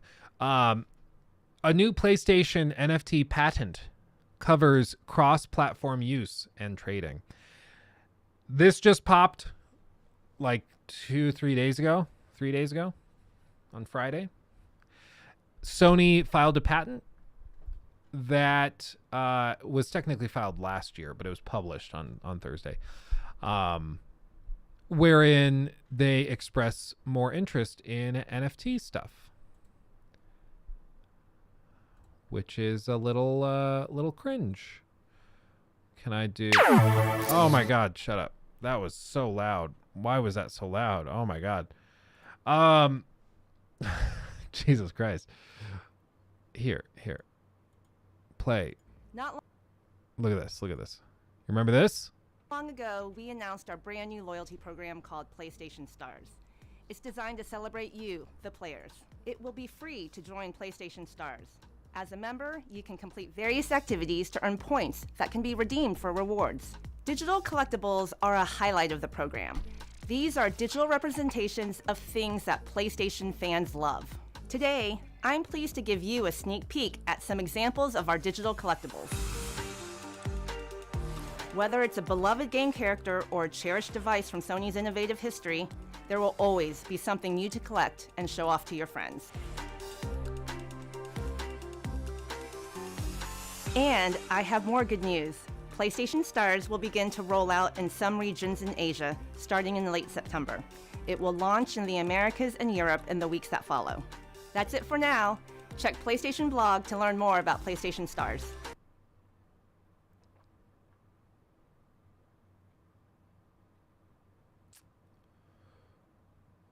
So, for anybody saying that this came out of nowhere, sure didn't. This was in September of 2022, September of last year. They were already talking about this, and they're filing more patents last year, and they are releasing news about this stuff nowadays. Apparently, they're very interested in it. Are you ready for all the Sony sycophants to start making excuses for this? I'm ready. I don't know. Maybe they're abandoning it. Hopefully they are. I think Ubisoft is abandoning their NFT stuff because they've been basically bullied out of existence, which is awesome. But as of right now, there's no statement. There's nothing to indicate that they're walking away from it. The last statements we have from Sony is that they're still very interested in it and they are pursuing integrations, whatever that means. And I would bet you good money if Sony came out and said, oh, look, our next big exclusive is going to have PlayStation Stars integrated, where you play the new Last of Us Factions multiplayer game.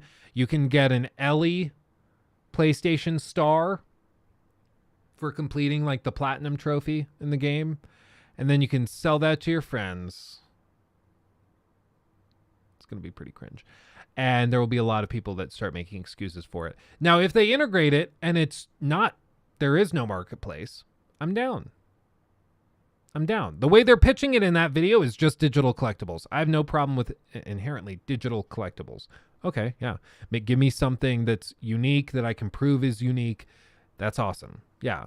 Oh, I was one of the first 200 people to get the Platinum trophy in this game, so I got this digital collectible tied to my profile. That's awesome. I like that.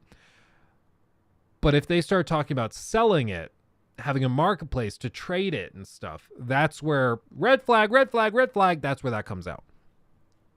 Which I guarantee you is what comes down the line, because that's the only way they make money on this idea. Otherwise, it's just something they're burning cash on developing. Like, why would they do it? Doesn't make sense.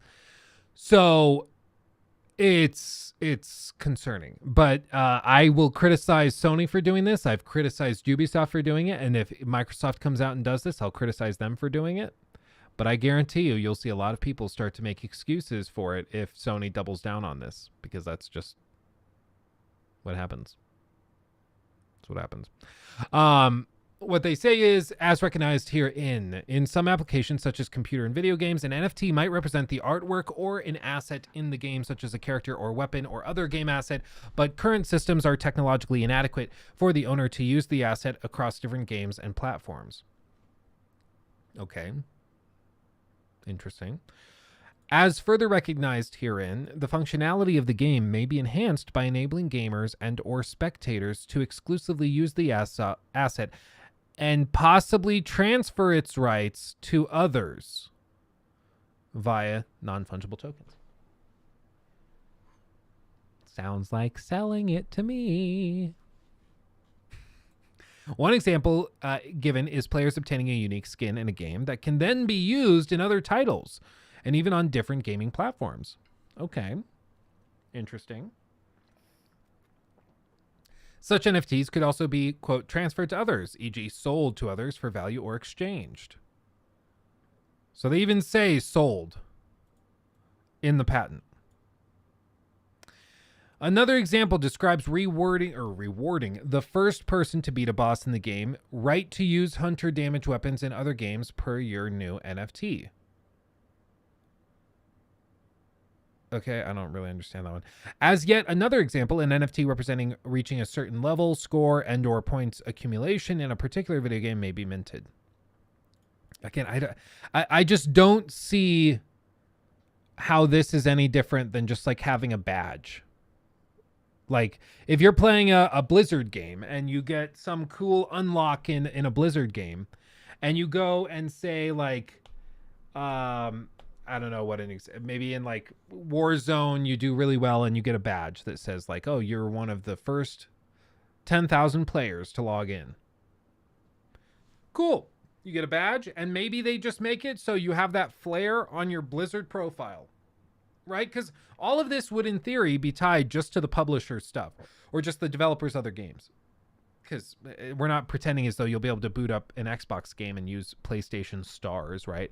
So the value is limited there already, and you can basically already do that just by awarding badges to certain players or having collectible badges and things that are tied to certain players' accounts. There's no need for this extra step of NFTs. The only reason you do it through NFTs is so that you can sell and trade them. And that relies, by definition, on having somebody come along who's willing to spend more money on the thing that you are selling them than you did. Otherwise, you won't sell it because you'll lose money. And so the only way that works, and bear in mind, they're having to spend real world money on this stuff. And the only way that marketplace stays alive is if more people come along willing to spend more and more money. And NFTs have such a horrible reputation right now that I don't think that's going to happen. Ghost Recon Breakpoint integrated this. Thank you, Gecko, by the way. Thank you for the 2. Ghost Recon Breakpoint put in gaming NFTs at the end of last year. And they did so poorly, they only sold or only recorded 96 transactions related to their NFTs through Ubisoft Quartz. And after that, the whole marketplace was shut down. And the last thing that they have a record of happening was like, months ago. And it was for a pair of like digital pants somebody bought for $39. And they minted thousands of NFTs for that game, and none of them are trading. It's a rounding error in terms of how much money has actually been generated from this. So I think even if they put this in, it'll be just nobody's going to be interested. And if nobody's interested, there's no money coming in to pay for these things. And so the market collapses and it doesn't work. It's like when Dr. Disrespect tweeted out and he's like, oh yeah, just imagine playing an extraction game and you get a skin. The skin is worth $100,000. And then that excitement and anxiety over extracting with this super valuable skin kicks in and you're like, oh my God, we got to do this. That level of intensity will be so exciting and exhilarating for the players and for the audience. Yeah. We already have that in the form of like playing a tournament. If you're playing a tournament and you're one of the final 2 teams and you're about to win the round and you know you'll win the tournament and win $100,000, yeah, super, super exciting. Totally agree. The question is whether or not you can actually deliver on that promise of this skin actually being worth $100,000 that you could liquidate and actually get the money for, deposit it into your checking account. And that is a promise where I don't think Doc is a stupid man. I think he's well aware that that is not really deliverable. The only way that's deliverable is if somebody's willing to pay $100,000 US for that skin. And how out of touch do you have to be to think that there's even a good chunk of people who have $100,000 in their checking account that they can just drop on an NFT for a video game? Even if they view it as like an art investment or something, even if they view it that way, very, very few people have $100,000 to just invest casually in a niche item. When I worked in real estate, I was selling multi-million-dollar apartment buildings. I was selling $5, $6, $7, $8 million buildings. And for those, you know, you're talking about needing a good chunk of change. But those people, they would have to plan their sales of buildings months and months and months in advance. Coordinate with bankers and with their finance guys and their CPAs to get the money collected to deploy it. And they think that you can just like casually have $100,000 skin, win the tournament, and then sell it that evening. No, because somebody has to buy it for $100,000. The only way that it might not work that way is if you go through and you like trade it for 50 NFTs that are worth less than that to make up the difference. And, you know, oh, each of these is worth $2,000 and I'm going to sell you 50 of them to trade for that $100,000 one. And then you can hold that and you can trade off these $2,000 NFTs for $1,000 NFTs. And then each of those you can sell because they're more like you can liquidate those easier. And all of a sudden it starts to sound really, really sketchy, right? It's not as simple as they make it out to be. But this is where it leans into the scam territory. You guys know I called out SkillUp for being super sloppy with his language around NFTs and saying that, oh, well, NFTs are, or he tweeted something that was like, here's your daily reminder that NFTs are a scam. And I said, that's extremely sloppy and you have to be more precise as somebody in a public position talking about this, because NFTs as a concept are not inherently a scam. Just like microshare real estate is not inherently a scam. Are timeshares a scam? I'd say they definitely lean into it, but that's because scams are defined as something like a financial scheme that involves deception. And promising people a NFT that will be magically worth $100,000, that to me is a scam because that involves deception. I think Doc's smart. I don't think he actually thinks that that thing is going to just magically be worth $100,000 unless he's willing to pay for it and buy it back because he's super, super rich.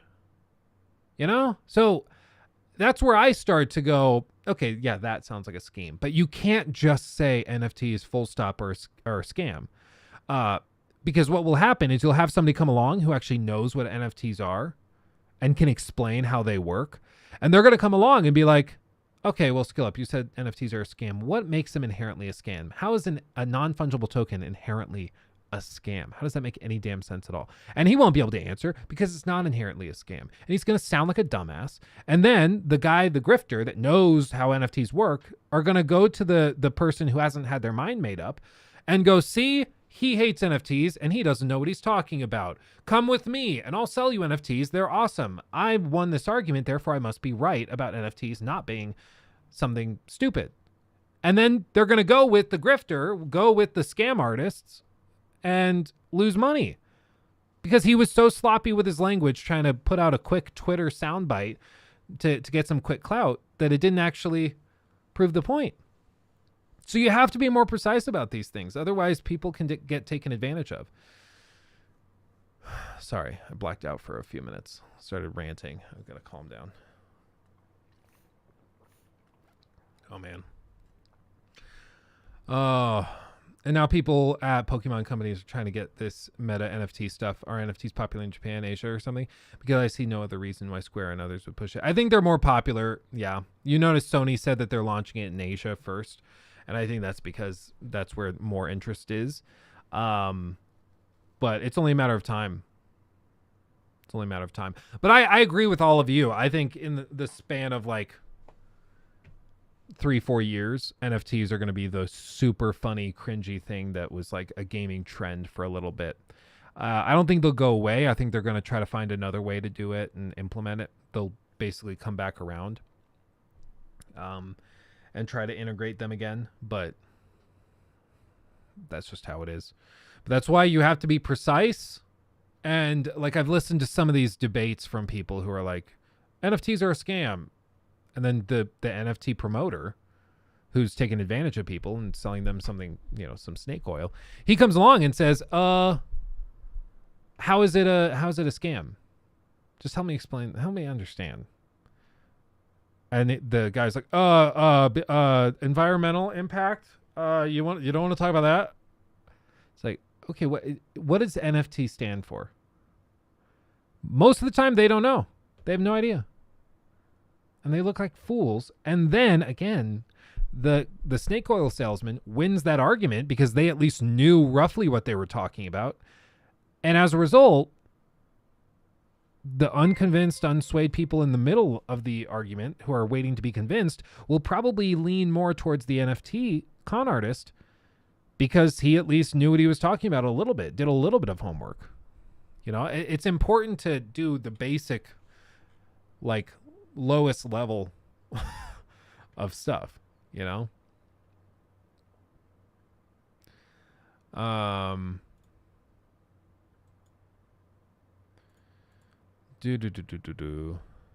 H3 got suspended. Oh, really? Like on Twitter or YouTube? He's still on YouTube.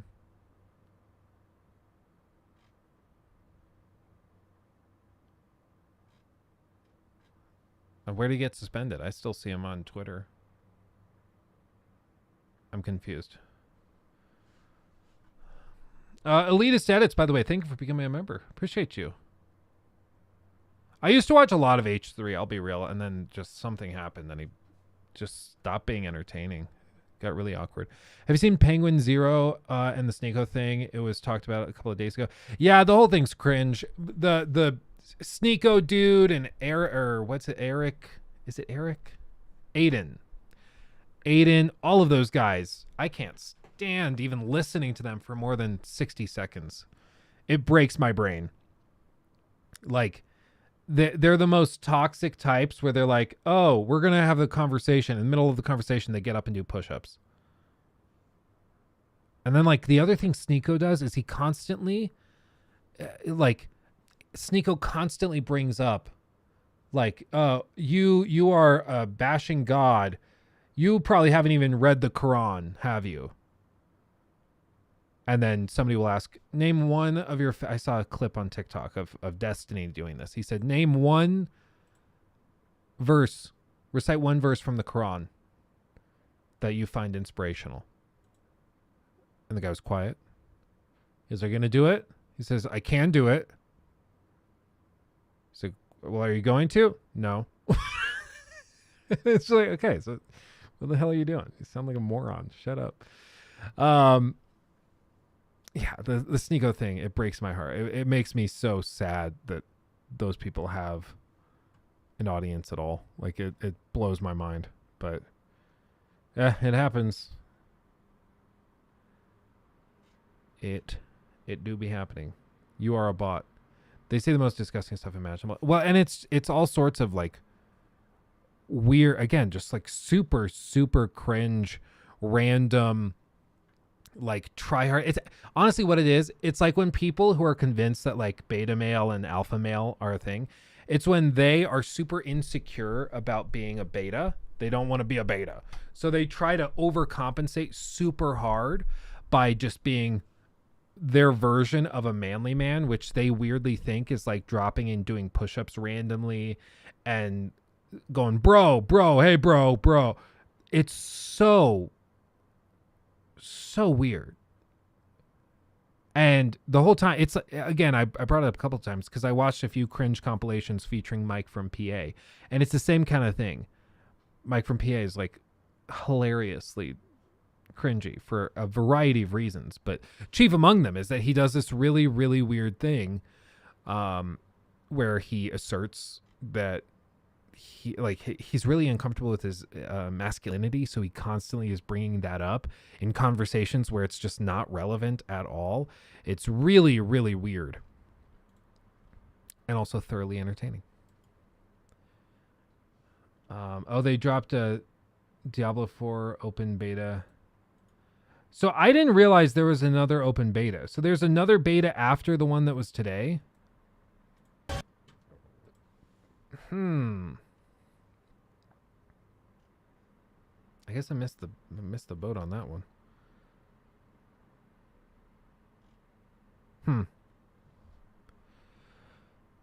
That was the early access beta. This weekend is open for everybody.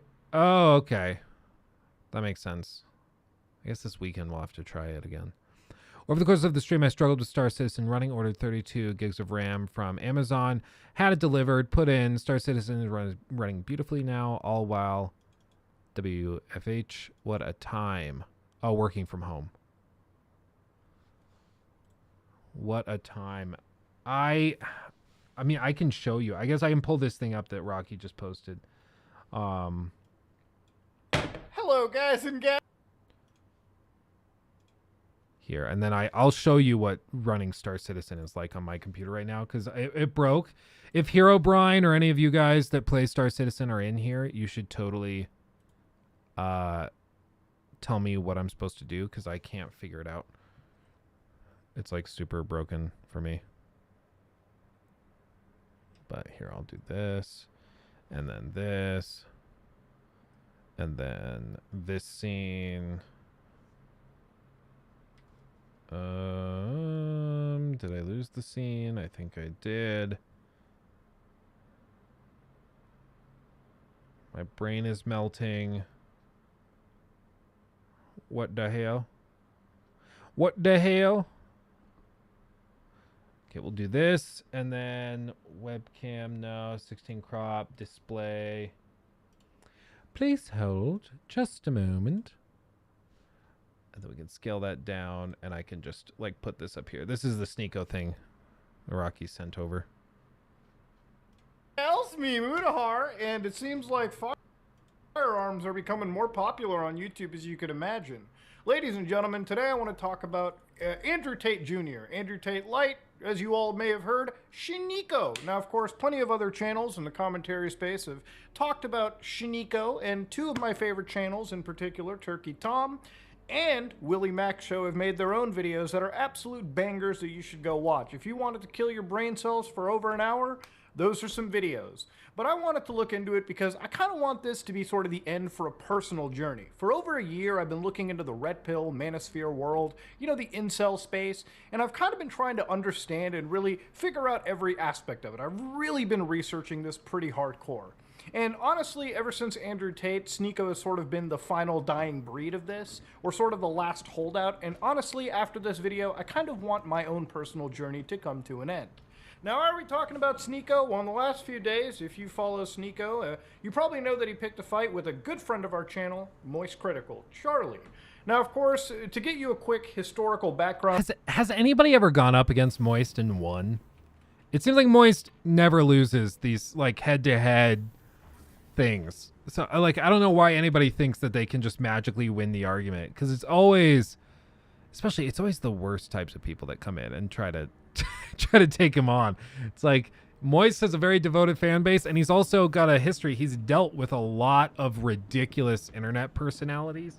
It's like, what makes you think you're magically going to be able to fix it, like, or be different this time. It's just ridiculous to me.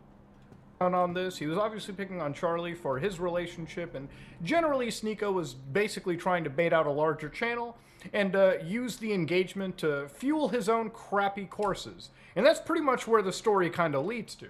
Now, of course, Charlie comes in it pretty much throwing a goddamn wrench into Sneako's plan and killing the man's career in one fell swoop. Now, forever, if you look up the word cuck, I feel like they should always have Sneako's face next to it, given the fact that he's pretty much become the most attributed meme to the derogatory word in the last 24 hours, 48 hours. You know, literally, I've not stopped seeing the meme, every hotel got that Sneako chair. I wanted to go over a few things. Obviously, in Charlie's response, one of the... So, I mean, just to be clear, the reason that I find, like, Sneako really cringy is that he is like really, really, really desperate to get the approval of Andrew Tate, and he refuses to acknowledge anything. Like, if I think Sneako could actually have a pretty solid career if right now he just established and said, yeah, no, Andrew has done a lot of stuff that basically constitutes sex trafficking, and I think he probably should be in jail. Like, if he just said that, I think everybody could be like, okay, we still think you're kind of a prick, but at least we can agree on this, and, you know, I can respect it. I can respect it. But he refuses to acknowledge that he could possibly do anything wrong. And it's the simping, it's the cuckoldry, it's so bad. It's so cringe. The most meme-tacular moments was when, after Charlie made his first video like 3 months ago, Sneako, basically in his stream, whipped out a loaded firearm and started waving it around like an absolute pussy. Now, of course, if you look to the right, you'll see all of Sneako's detractors. As he claims, this is what Sneako likes to say, pattern recognition. These are all the bots in today's society.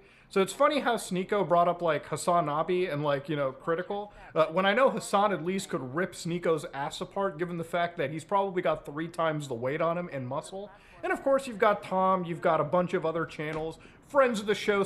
Is Hassan, like, a lifter? Does Hassan, like, is he fit? I don't know, I've never gotten the vibe that Hassan's, like, a fitness nut. I don't know, maybe he is. He always wears really baggy clothes, so maybe that's why. Moonlight, 3.18 is playable now. Well, look at this. I'm about to show you something. It's been like this for 4 or 5 days now. Look at this. When I go up to the terminal, I can hit touch to start. To the ASOP vehicle retrieval system. No vehicles. Nothing.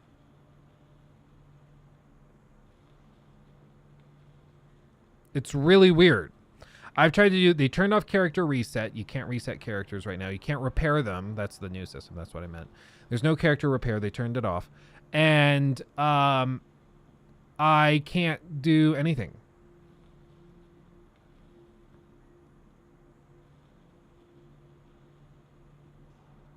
I don't. And like I said, it's been like this for like 4 or 5 days.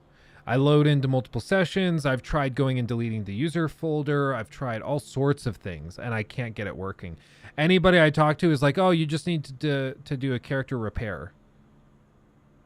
No, you can't click on even where the ships would be. Nothing triggers. And I looked up on the website, and for the character, like if I pull up, like here. If I go here and I pull up any of these other tools to find ships or anything, nothing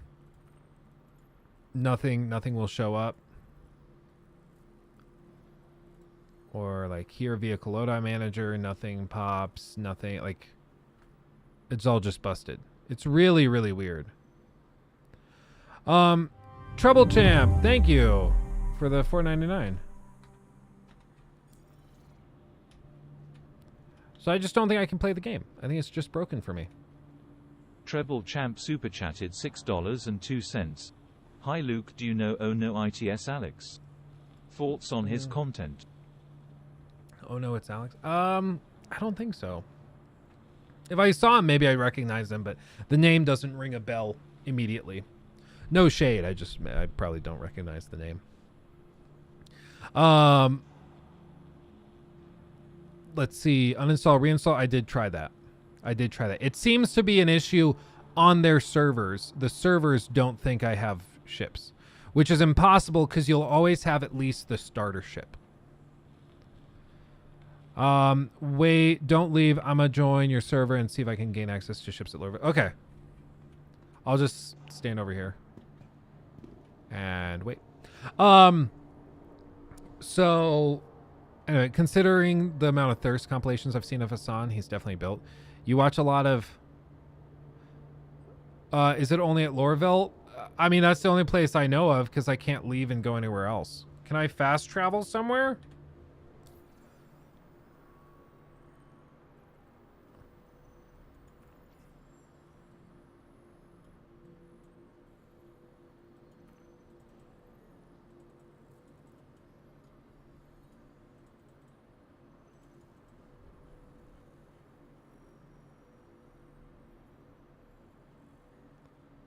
Maybe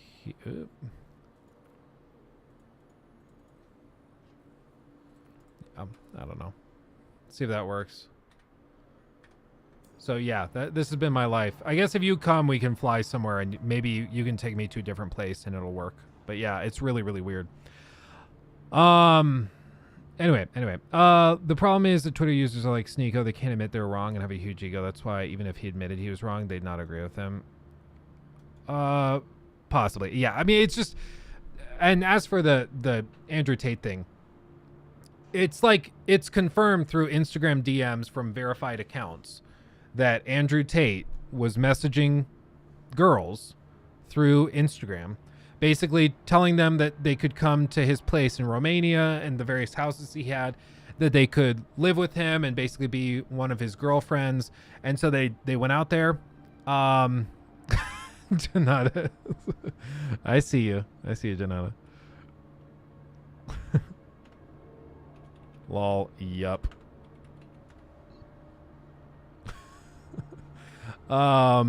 So I oh, hi Luke. Oh, hi Janata. But yeah, he basically was doing that, and then these girls would fly out, and then he'd basically force them to do OnlyFans stuff permanently, and like, just he'd take a huge cut of the money. They'd live in one of his houses with him, and then like he would be like, well, they wanted to come, so it's fine. It's like, no, I mean, you traffic these women to then profit off of their work and their body. Like, it's pretty scummy. It's pretty bad, but apparently he can't admit it. It's really, really weird. Even though I have to change my side. Okay, nerdy wolf. Sounds good. So to speak. And of course, he basically says that he's the one true alpha red pill Chad. So of course, in this video, he brings out a firearm, starts loading it around. I'm going to assume this is a loaded firearm, as everybody in the firearm safety world should absolutely think. So he's moving around like a little baby. Now, of course, in this, ladies and gentlemen, he does one more thing. Can you tell he's banned off Twitch? These are the same guys that like rage about free speech and then do stuff like this. It's like, you don't want me on your platform, and then he's waving a gun around on the street. It's like, dude. Where he showcases the magazine of the gun. Watch my clips. Watch my clips. Watch my clips. Oh! Now, of course, ladies and gentlemen, this is what we like to call the rookie I'm a Call of Duty gamer mistake. Those are not clips. Those are magazines. Obviously, some pistols load clips. Those pistols are incredibly old and are considered antiques. Now, of course, ladies and gentlemen, I sometimes have had a firearm item appear on my channel. But of course, one thing is, these are not real firearms. I've seen people mention this constantly, and to be honest, I kind of want to demystify anytime you've seen a gun on my channel. This, ladies and gentlemen, is in fact a CO2 airsoft gun. You can tell because the magazine in it loads actual BB guns. I would never have a loaded firearm outside of a safe just so I can parade it around in front of a camera because somebody on the internet hurt my feelings. Thank God Sneeko lives in the United States of America, where a firearm is more considered a right than a privilege, and they'll let him keep it given the fact that he's shown some of the worst trigger discipline and some of the worst gun safety imaginable. Sneeko would probably believe even a rifle, this is airsoft by the way too, would absolutely have, in fact, a clip. These are magazines for sure, and Charlie definitely schooled him on firearms. I will go a step further and say, if somebody on the internet makes you so mad that you whip out a loaded gun and start parading it around, I'm gonna assume a loaded firearm, you are mentally unwell and you need to get fucking checked. And honestly, I'll go a step further and say your gun should probably be taken away because you've clearly proven that you are in fact such a beta male that somebody on the internet made you so. And dude, if you want to get under like Sneeko's skin, you call him a beta. Like that's how you trigger the crap out of these types. It's so funny. They'll start going ree. They just don't know how to handle it. Like, you call me a beta, I'm like, yeah, kind of, I guess. Like, I don't give a crap. Call me whatever. But, like, for these types, man, they will get triggered. And it's really funny. So mad that you whipped out an actual loaded firearm. No. Yeah, I did see the Moist video. Sure did. Sure did. The thing about Sneeko is Sneeko's been around the internet for a long time, ladies and gentlemen. In fact, some of his earliest videos was literally commentary videos over Black Ops 2. He's been around the game for that long. And of course, this is back when he was talking about just video games and politics and so on and so forth. And I think at this point you could kind of tell that these were just standard generic videos, and some of them did have a moment where Sneeko, in his younger age, was definitely more critical and definitely applied some proper rationale into some of his It points. was definitely Moist critical. I think it melts your brain when you start simping for people and ideas and ideologies specifically. Never simp for anything. Don't simp for me. Like, if I do something stupid, call me out for this stupid thing. Okay? My feelings won't be hurt.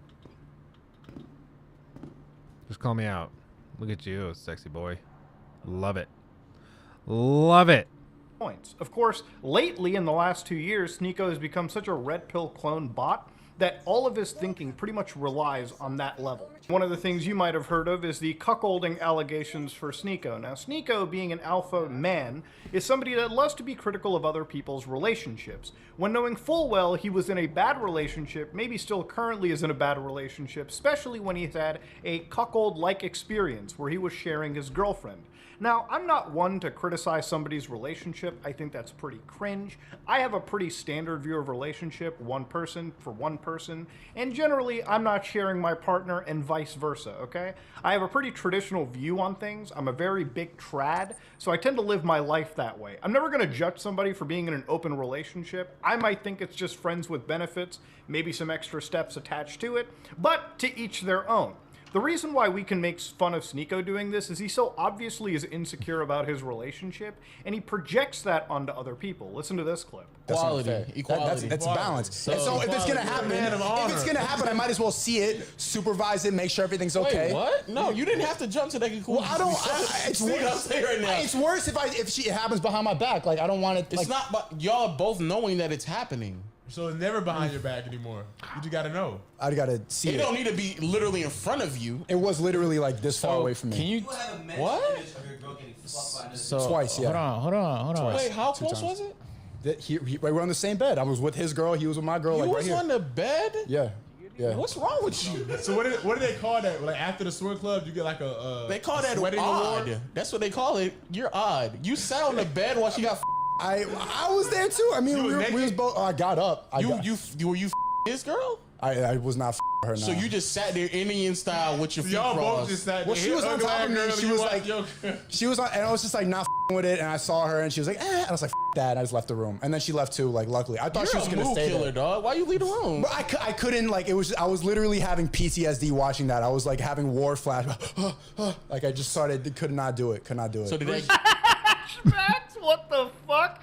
Bro, there's a legit, like, no joke, there's probably like somebody who served like 10 years in like Afghanistan. Actually somebody that has full war flashbacks every day. You know, people from Nam or whatever, and this guy's comparing his like little cuckold experience to have, it must have been that bad, huh, that you're having like shell shock watching it. Now, and this is the thing, like, again, like Muda said, I don't care. Like, if you are one of those people that lives in or that has a relationship with somebody and you like swing in, you do whatever. Like, who cares? I don't care. As long as you're not hurting anybody, go for it. Have fun. Call me if you're in town. Like, you know, like, go for it. Who cares? But like these are the types of people who get super triggered if you call them or make fun of them for those kinds of things. It's why it's so funny and so like deeply satisfying, because they're the people who preach being like, do not, oh, you got to be a man, you got to have thick skin, you got to do this, be the alpha. But if you even so much as slightly tease them a little bit, they freak out. They freak out. And that's what makes it so funny. Of course, the reason why people criticize this relationship is obviously if you're going to joke about other people's relationships, people have full reign to joke about you. It's the internet. You're not getting canceled, Sneako. You're just getting laughed at, okay? That's pretty much what it comes down to. If you can dish out some punches, you can definitely take them. So of course people criticize this because as an alpha male red pill individual, you shouldn't be somebody that is a cuckold, which is like on the exact polar opposite of this red pill experience. And of course, Sneako being so, obviously hurt about this situation, people are obviously going to laugh at it, not just because of, you criticizing other people's relationships while not being in a healthy one of your own, but also doing the exact opposite of what a red pill male would do, okay? Simply putting it out there. You can't just bill yourself as this red pill, follower of Islam, traditional, like, men, you're a full man, all right, and then live a life like this. People are definitely going to call you out on your hypocrisy. Now, speaking of hypocrisy, Sneako has a great way of dealing with it every single day of his life. When even lately, Charlie, who basically plays the banter up, Sneako decides to go, little bro, duck the fight, and did debate lol. What debate? Well, of course, you can see Charlie responded and said, hey man, can you please calm down with these meltdowns for like another week? I'm doing another merch drop and would love to continue to use you for those. Obviously, he's making fun of him. Anybody living could probably assume that was just a joke. Of course, Sneako decides to go say commentary channels fence it so they never get canceled and rely on drama for AdSense dollars. As you, buddy, are relying on drama for your, Rumble dollars at this point, or pennies. I don't know how the whole ad rates work there either. Now, of course, what's funny about this is under every single post, he always tweets out the Creativity Kit 2.0. And one way that you can identify a bullshitter is when they start selling you these BS lifestyles. Oh, so, yeah. of course, if you refresh real quick, you can see that Sneako's sitting in what here? A Dodge. I can tell by the actual, I can actually tell by the steering wheel. And then it zooms out to a Rolls Royce, I guess trying to, like, signify to his audience, who is pretty much like embryos. I'm sorry, that's so cringe. To be like, yeah, I'm living the rich man's life. And he's just like chilling in this car. Then he cuts to the outside showing a Rolls Royce, $400,000 car, heavily implying that's the car he's in. Now he's in a Dodge. Like a nice car. Like no shame in a Dodge. Can I really not? Oh, I can't. But like, dear God Almighty, it's so freaking funny to see these types do this. Like it's so funny to me. Oh man. Oh man. To this point that maybe you can stop Netflixing and start monetizing.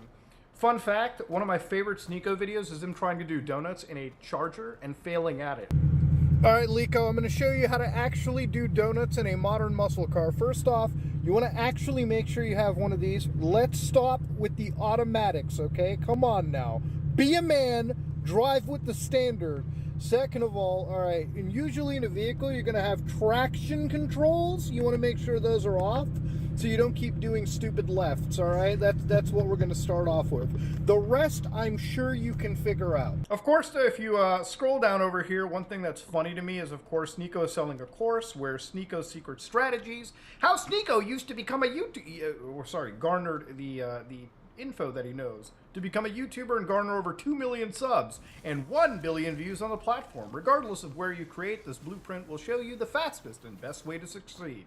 And of course, he teaches you how to become viral, and then of course learn with millionaire professors over Discord, I imagine, weekly coaching, a private community. And what kind of skills is Sneako teaching? He's teaching you how to get TikTok virality, web design, organic e-commerce, Woo! Once you get the e-commerce and sales and branding and the crypto and investments, stay far, far away. This course, Dude, can you imagine unironically going to Sneeko for investment advice?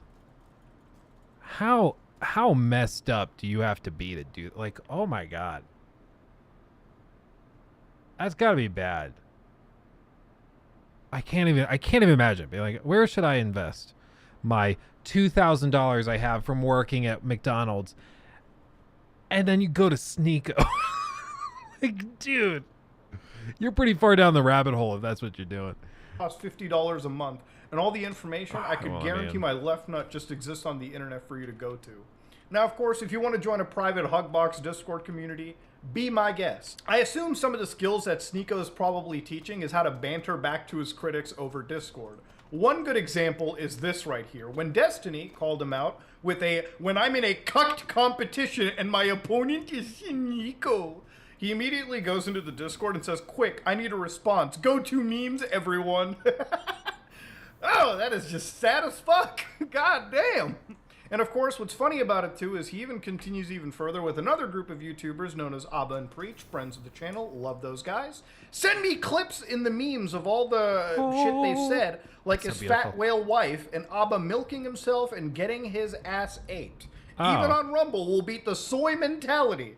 You know, it's really funny how on Friday nights, a lot of the guys that Sneeko criticizes, you know, on a Friday night, me and my wife were out on the town. On a Friday night, Sneeko is out there looking for looking for clips of Abba milking himself and getting his ass eaten, or at least talking about it.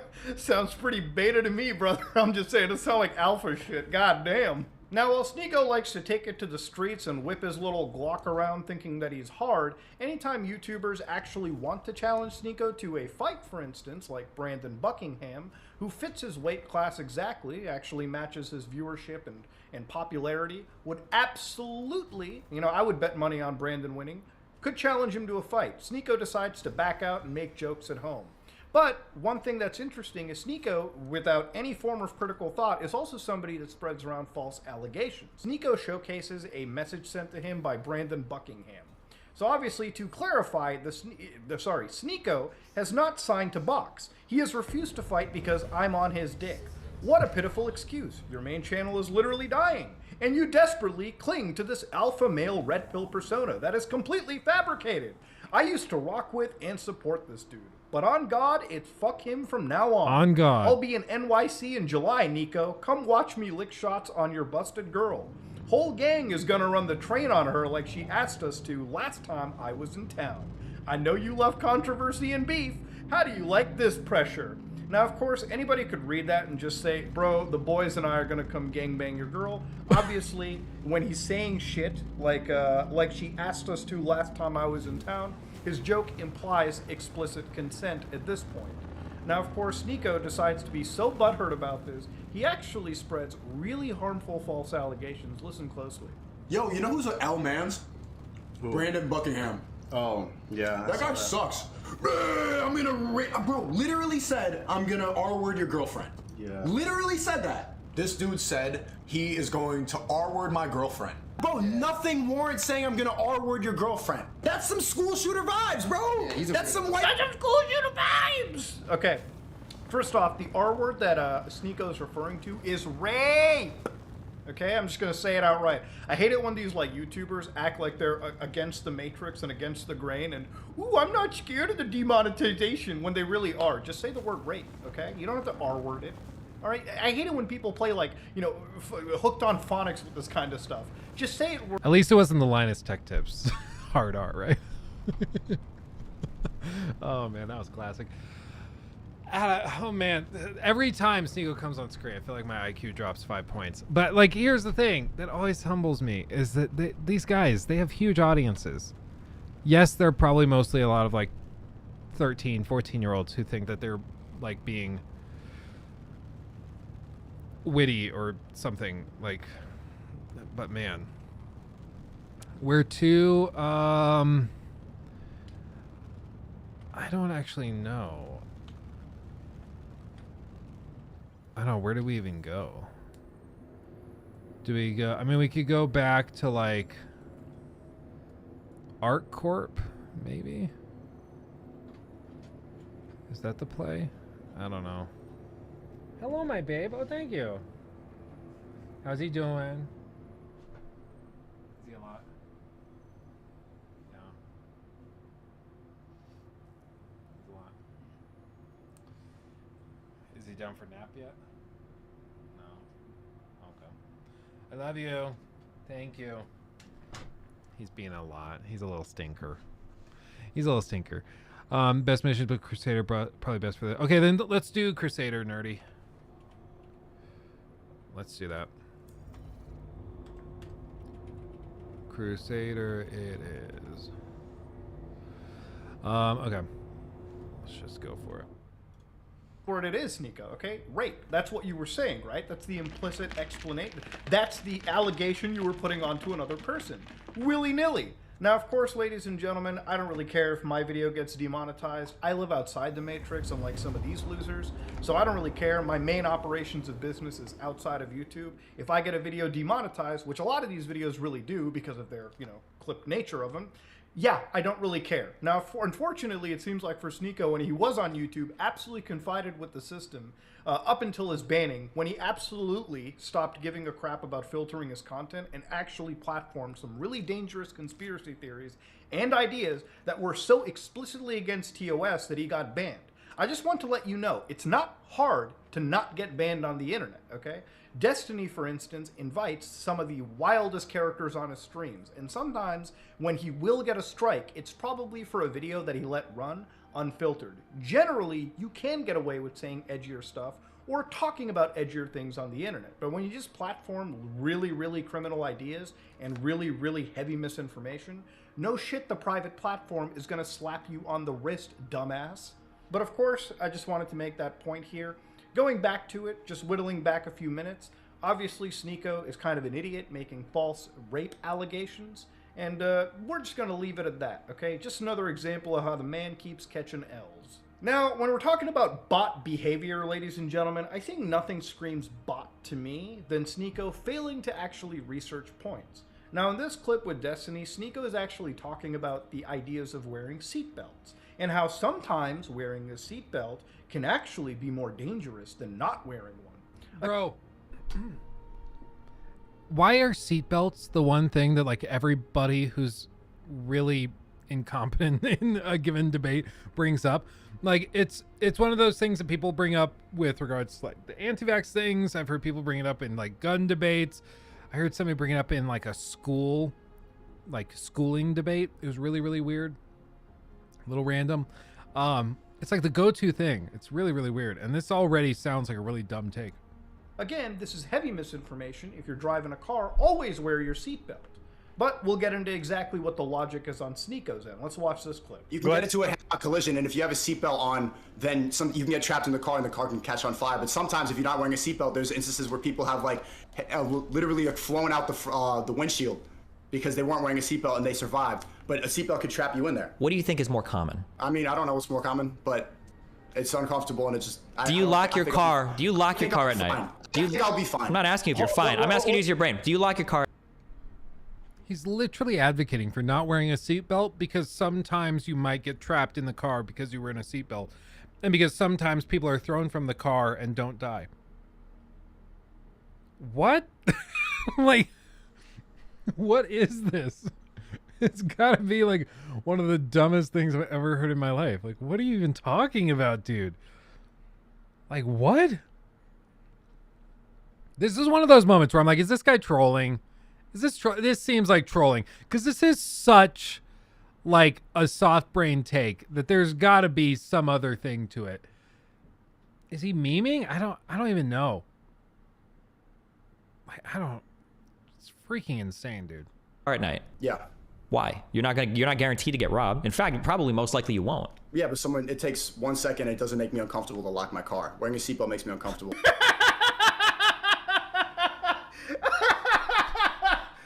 What a pussy! Oh, the seatbelt makes me uncomfortable. This is the alpha man that people were hyping up. The seatbelt scares you. Oh, the seatbelt bothers you a little bit. It makes you drive a little uncomfortable. Now, of course, ladies and gentlemen, when it comes to wearing seatbelts, I'm not, you know, I wouldn't consider myself the manliest man in the world, but wearing a seatbelt's never made me feel weird. Now, of course, what Sneako is talking about is a very rare exception of sometimes when God doesn't want you to die, you'll fly out your window, you might get injured a little bit, but maybe you'll survive.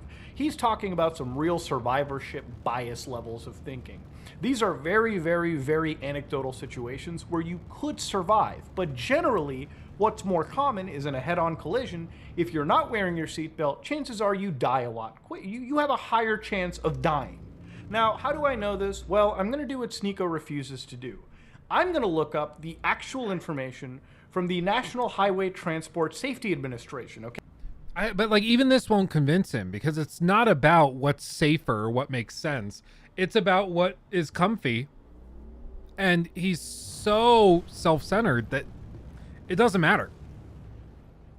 But also, like, imagine having so few responsibilities in life that you can afford to be this dumb. Like, for me, it's not just like, oh, I don't want to wear a seatbelt because I find them uncomfy and I'm willing to roll the dice and maybe die. Because for me, I'm like, if something happens to me, it also affects Nikki. It affects my son and soon to be second son. Like, my children's lives will be permanently affected by that. Like, how few responsibilities do you have to be able to just not give a crap? I mean, honestly, it's a little sad. Thank you, Nerdy, by the way. Appreciate you. Oh, sorry, you were asking if I wanted to tour. Oh, sorry, I was chilling eating my salad. But, like, that's what's more baffling to me is just zero responsibilities to the point where he can just go, if I die, it's whatever. It's like, honestly, it's a little sad. It's a little sad. Have a good day. I mean, if this works, I'll have a good day. If this doesn't work, and if the terminals are also broken here, I'll be very sad. I don't know. It's just baffled.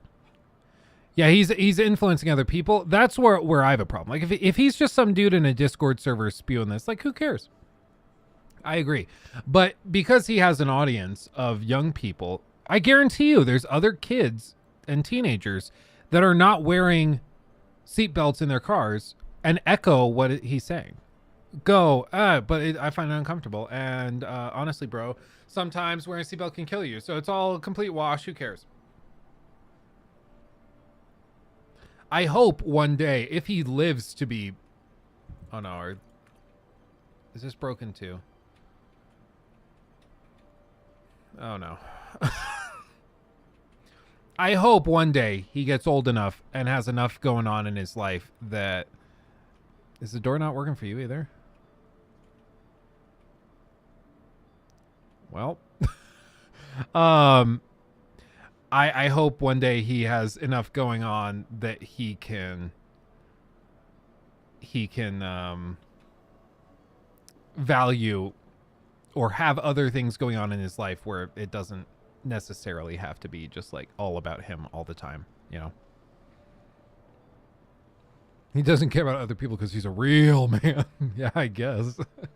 He's got it all figured out. A government research branch that has actually done the reading on this. Now, of course, estimating the potential fatalities. So, of course, they even got formulas for this. So if we whip out the old TI-83 real quick, they actually have, you know, hard, full statistics for what happens to you when it comes to wearing your seatbelt, right? Now, of course, just to make it a little bit easier, there's places that have parsed this information that is much more readable for bots. So I'm going to show this real quick, okay? An estimated 14,955 lives were saved in 2017 by wearing a seatbelt. Vehicle occupants are 30 times more likely to be ejected during a car accident if not wearing a seatbelt. This statistic becomes more alarming when you realize that most ejection accidents are fatal. In fact, about 3/4 of people ejected in a crash die. Now, again, Sneako's referring to the 25% of people that don't die. He's also not referring to the very small percentage of people that don't probably end up paralyzed from the waist down after they've been in that impact. Again, this is somebody that's looking at this statistic right here, seatbelt usage by state. So for instance, he's looking at it, right? Like in California, 96% of people use their seatbelts. In fact, nationwide, 90% as of 2017 were wearing the seatbelt. See, Sneeko looks at this and thinks, this is probably just blue-haired SJW woke fests that are wearing their seatbelt. I'm going to be part of the 10% red pill canceled people that are going against the grain. See, Sneeko's brain level and his thinking pretty much relies on this aspect, okay? As long as you got that blue hair, you're part of the big majority, the bots, if you will, the SJWs, the crazy feminists, and whatever you say, he has to be the exact counterculture of, because as we saw earlier in his community, they will not accept any aspect of him deciding to critically think for himself. He has to be completely insane, conspiracy brained, all the way to the very end of the limits. He can't find a way out of it. Now, the only level of actual critical thinking that... I mean, I'm so thankful that my audience enjoys critical thinking because if you guys demanded that I just have the soft brain takes all the time, you know, like, can you imagine if your day to day, if your livelihood was tied up in you just being as dumb as you possibly could be? Like, honestly, for me, that would be a nightmare. Like, I'd rather just move on. But you guys actually think critically. But it's also because this is the community that we've worked very hard. Oh, it's beautiful to harbor.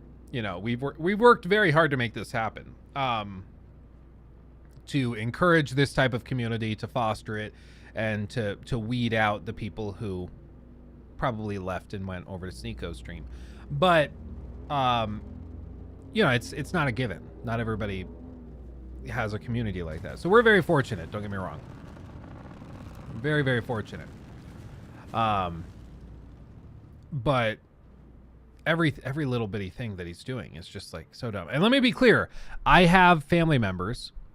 I'm not going to say anything specific, of course, but I have family members that, let's just say, they also do the same thing with seatbelts. They say that seatbelts are actually part of like a government conspiracy just to control you more.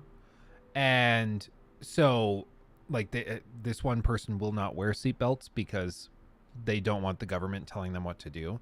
And that's why, like, honestly, usually this stuff is not really about my freedom. It's about being a contrarian. And that's it. And that's like Sneeko. Whatever the generally agreed upon consensus position is, he will take the opposite position, because if less people believe it, that must mean it's the true position because the establishment isn't believing it. You know? And it's such a stupid way to go through life, because sometimes most people agree on something because it's just worth being agreed upon. It's pretty simple. If the sky's blue, the sky's blue. You don't need to come out and be like, actually, it's green, just to like piss people off, you know? That he might have done is probably when he defended Cuties. Now, of course, if you want some context, Cuties is a weird movie released by Netflix, or not released, but, well, actually released, but they never had anything to film it. It was an independent movie that they bought the rights to distribute. And the movie was effectively about little girls, right? The movie actually sexualized little girls for the big screen. You could watch it right now. And they spread it out to the mainstream masses. Now, obviously, the movie, if you watched it, again, for full context sake, was actually against this idea. In fact, even in the movie, anytime the girls participated in TikTok and danced around, and then they participated in like the climax in the movie, throughout the movie, there was always juxtaposing situations where she was getting punished, or there was like clashes of hyper-conservative society kind of, you know, cutting this thing. And she was, the girl, the main character, was Eric launched in the middle of it. $9.67. Thank you, Eric. Also, Every by the way, time bye, I see Rocky. you live, Luke, my day becomes a little better. Aw. Thanks for being you, my dude. Also, seen the new SW Jedi Survivor trailer. Reaction time maybe. Love from Norway. Tongue out. Yes, much love, and thank you for that. I appreciate you. And dude, I want to go to Norway so bad. I'm so jelly. I want to be in Norway. Anyway, but yeah, I did see the trailer. We watched it. It was one of the first things we did in the stream because it dropped like 20 minutes before we started. So if you go back in the like VOD, you should see it early. But yeah, looks pretty good. Looks pretty good, honestly. I'm pretty excited. Now, of course, the general response is, no matter what the movie's intention and message were, they still sexualize little children on camera for everyone to watch in a movie. So again, whatever point the movie was trying to make is null and void because they violated their own rules in doing so.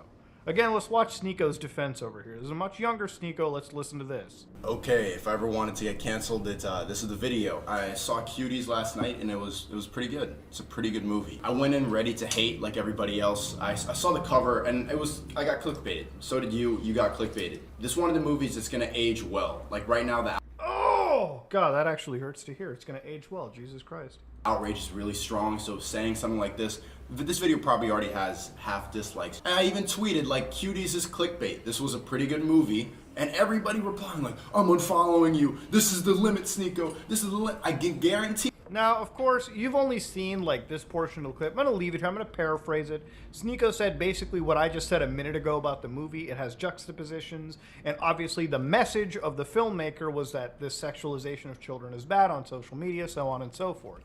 Again, it all gets completely dissolved and thrown out in the water when just a little bit of extra critical thinking will let you know that the movie, in fact, still sexualized children. So again, the whole idea of defending this movie, you can't do because the movie broke its own rules. It literally produced what I would consider to be soft-core material for just the weirdest types of people to consume off of a mainstream platform. It's an objectively terrible way to handle this message, and it could have been done in a much, much safer fashion. But again, this is a prime example of what Sneako is all about. He's a provocateur. He's the clown. He's the guy that pisses his pants in public and says he was only pretending to be brain dead. So of course, ladies and gentlemen, this is somebody that knows how to basically make a viral clip. If it's one thing that you can't blame Sneako for is he knows the algorithm, he knows how to get people talking about him. What Sneako doesn't realize is not all attention is ultimately good attention. See, in his mind, he thinks that the more people that talk about him, whether it be negative or positive, it'll all get flown into his Creativity Kit 2.0. And while yes, some of that's true, it's not a sustainable business model. Sneako currently has lost his million-plus YouTube channel and currently resides to about 200,000 followers on Rumble. He doesn't get bad viewership. A month ago, he made a video where he got like 16K views. All right, definitely a big drop off from what he used to have.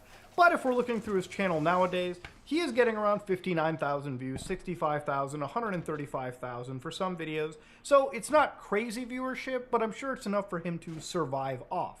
Again, he has to really hope this number stays and rises, otherwise his career and his future might just taper off into complete irrelevancy. I think what's more sadder in this situation, and even sadder than Sneako basically looking at an IQ test, looking at 95 and taking it to heart, given the fact that IQ tests really don't mean a whole heck of... I mean, if he actually got a 95, I mean, the joke is that internet IQ tests are broken. Oh, God damn it. It still happens. It's just it's a character bug. It's gonna be this way until they fix it. Damn it. I'm just kidding. Can I just sit? Just devastated. Oh, the camera's broken. Oh my God. Yeah, I know. Should I just run off? I only have 12% water left. I'm just gonna run off into the distance. I'm just gonna run. Like I'm sobbing and losing my mind. I belong with the stars. Just run into the distance. Yeah, but you can see he's devastated at the 95 score. Because if you're not aware, like 95 is below average. Oh, I'm dead. 95 is it's not like you're totally like clinical, but 95 is like you're probably slightly below average. 95 is average. I thought average was like 105. Maybe I'm wrong. Of a lot in my opinion, but what's really sad about... But either way, I mean, even perfectly average, if 95 is average and then he scores 95 exactly, that to him is still a big blow to his pride because he sells himself as being super smart and super sharp, you know? So even that would be a big problem. About the situation, one of the things that kind of made me feel really bad for him was how this entire rabbit hole has kind of reflected on him. Forget losing your channels and whatnot, and I'm sure that he'll like to say the canceled life is great because right now he's in Dubai, he's on like some yachts or whatever. I don't know how sustainable that is once Andrew Tate falls into further irrelevancy, and so will Sneako, because if it's one thing Sneako doesn't have, it's the charisma of the Tates. See, Andrew Tate knows how to like play people. He knows the charisma well. Sneako is not funny, he's not charismatic, and honestly, aside from the fact that he's like Andrew Tate light, nobody's gonna take this man entirely seriously. But one of the things that hurts me is how his own family doesn't even want to be around him. It's like a China buffet near me and they were closed, so I was pissed off, so. That's what Jews usually eat on Christmas, is some Chinese place. Do you know that this is the first year I'm not going home for Christmas? They don't, I have blue hair, woke family, kind of like you, and they don't fuck with my politics at all. I mean, it doesn't take a blue hair people to not want to fuck with your politics. Like, It's never got to the point. It's never got to the point where I've been like uninvited for Christmas. Now, of course, you know it's gotten too far when even your family members don't want to have you over for a holiday because you can't stop talking about how evil the blue hair feminazis are. Ladies and gentlemen, at this point, how long does it take for you to actually log off the internet and look at the world around you and think, maybe I'm the goddamn idiot? But of course, then... Yeah, bro, I mean, you're so far down the rabbit hole if your family's like, we're good. We're good. I mean, I honestly kind of feel bad because your life has just got to be so boring and so lame if that's where you end up. Like, it's honestly kind of sad. Just being honest. Ward, okay. Maybe now it'll work after the death. Again, Sneako is so embroiled in this rabbit hole that he's in, and it's why I was researching the whole manosphere, right? Like, once you get into these rabbit holes, it's incredibly difficult to get out, because in Sneako's mind, he genuinely believes the shit that he says. He genuinely believes that everyone is a bot, and the slightest criticism of him is just the Matrix attacking him and canceling him.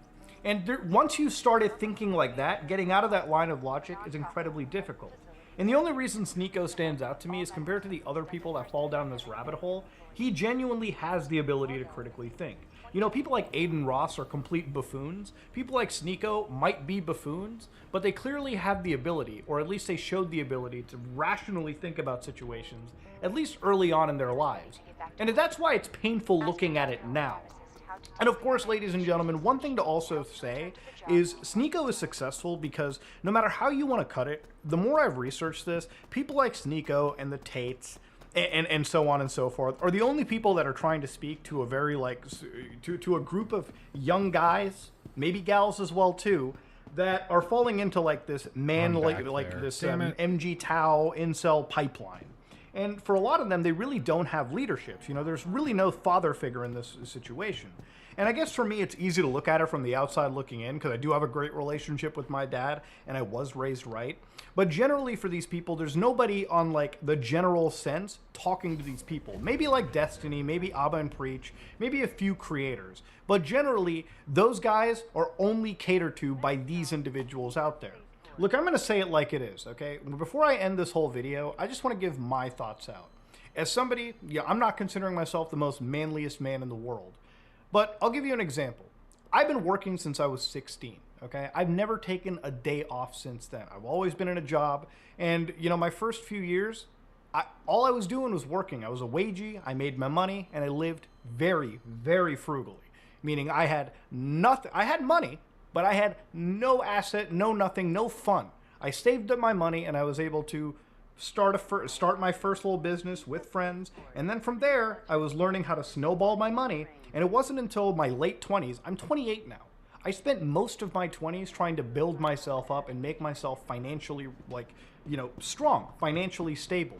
The point I'm trying to make here is there is a lot of giving up of your personal life you have to do. Being somebody that's successful like these individuals isn't taking a get-rich-quick route and profiteering off of e-commerce solutions and stupid stocks and crypto investments. it is working your ass off. It's making legitimate sacrifices to make a better version of yourself that you can then sell to the people around you. Now, of course, these people like to talk about getting the girls, getting the yachts, getting everything. But generally, you gotta work hard. For Sneako, the only actual interaction that I've ever had with him, and an actual talk, was with Destiny, Abba, and Preach. And it was about like the idea of colleges, and if colleges are stupid and making TikTok videos is better. And the idea is, generally the best advice I can give you in that situation is, figure it out for yourself. Look at the safest possible route. Going to a trade school, going to a university. Maybe YouTube will work, but you gotta kind of do it in the beginning and take it off. You can't bank on doing social media stuff and making a crap ton of money there. Even if Sneako will tell you there's a lot of money to be made, only a very small percentage of people actually succeed on these platforms. And of course, when it comes to women and it comes to relationships, the whole idea I can say is nobody entitles you to any relationship. At the end of the day, you have to work on yourself as a person, and you can't expect everything. I mean, the whole thing is just kind of sad. The whole thing's just kind of sad because Sneako, I think, could be a pretty successful person, but he's just fallen so far down this rabbit hole that there's nothing that, at this point, I don't think there's anything that pulls him out of it. Because he's also damaged his reputation kind of permanently. I don't know how you get around this. Because if he ever like tries to do the 180 route, I don't think anybody will take him seriously. All of his fans are going to hate him if he chooses to do that. So I think he's just screwed. He's kind of blown it. And the bummer thing is, like, yeah, he's coming out and he's doing this thing where he's like pitching crypto investments and things. If you call crypto an investment, I know you don't know what you're talking about when it comes to finance or investments in general. So like right there, boom. Okay, you don't know what you're doing.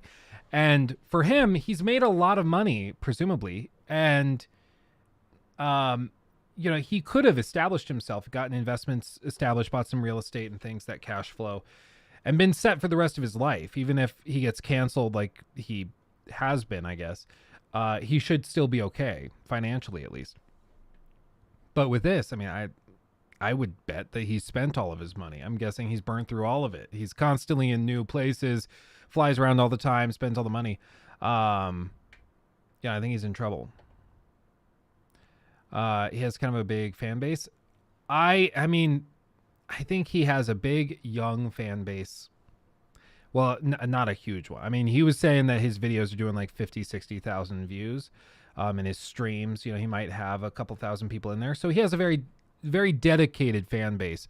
But the thing is, it's sort of like a star. It burns bright, but it burns out quick. So it's a very passionate, energetic fan base, but eventually those people grow up. You know, it's like J Station. J Station had a very big audience for a while, and then he drifted off into irrelevance for very good reasons. And then his audience grew up, and a lot of them are like, how did I ever think that was interesting? How did I ever like that guy? He's a prick. So eventually his audience will outgrow him. And because he's not on any platform with like solid discoverability, he's on Rumble. I mean, come on. Because he's on Rumble, he's probably not going to continue growing and replacing those people that grow out of him. And that's why at this point, I think the best way to handle is like to just let him drift off into obscurity. Like, let his defining feature be that, oh, he's the guy that Moist made fun of. Yeah. And leave it there. Because these people feed on the attention. And the thing is, and what's kind of sad is that if a video does a million views and 10 people see that who are a little like desperate, they're looking for guidance, they're looking for somebody to tell them how to live and all this, and they look off and they see this guy, even if the video about that they're watching is negative towards that person, they might find themselves gravitating towards them. And so I'm guessing that as long as he's getting featured in videos, he's getting featured in takedowns, he's being co-streamed with, people are having him on for debates to laugh at him, he'll still get a following. And that's the thing we've seen with King Cobra. All of these channels exist to like point out how Cobra is kind of a terrible person and that Cobra is delusional and thinks he's a wizard and all this. But he still has people send him PayPal donations regularly. People will send him bottles of booze even though he's a raging alcoholic. Like, they're enabling him. And all of the coverage about him is negative towards him. But there's still that 1 in 1,000 or 1 in 10,000 person that comes along and is like, actually, I'm going to take their side. And like when you're talking about millions and millions of views, that eventually adds up to a decent, committed group.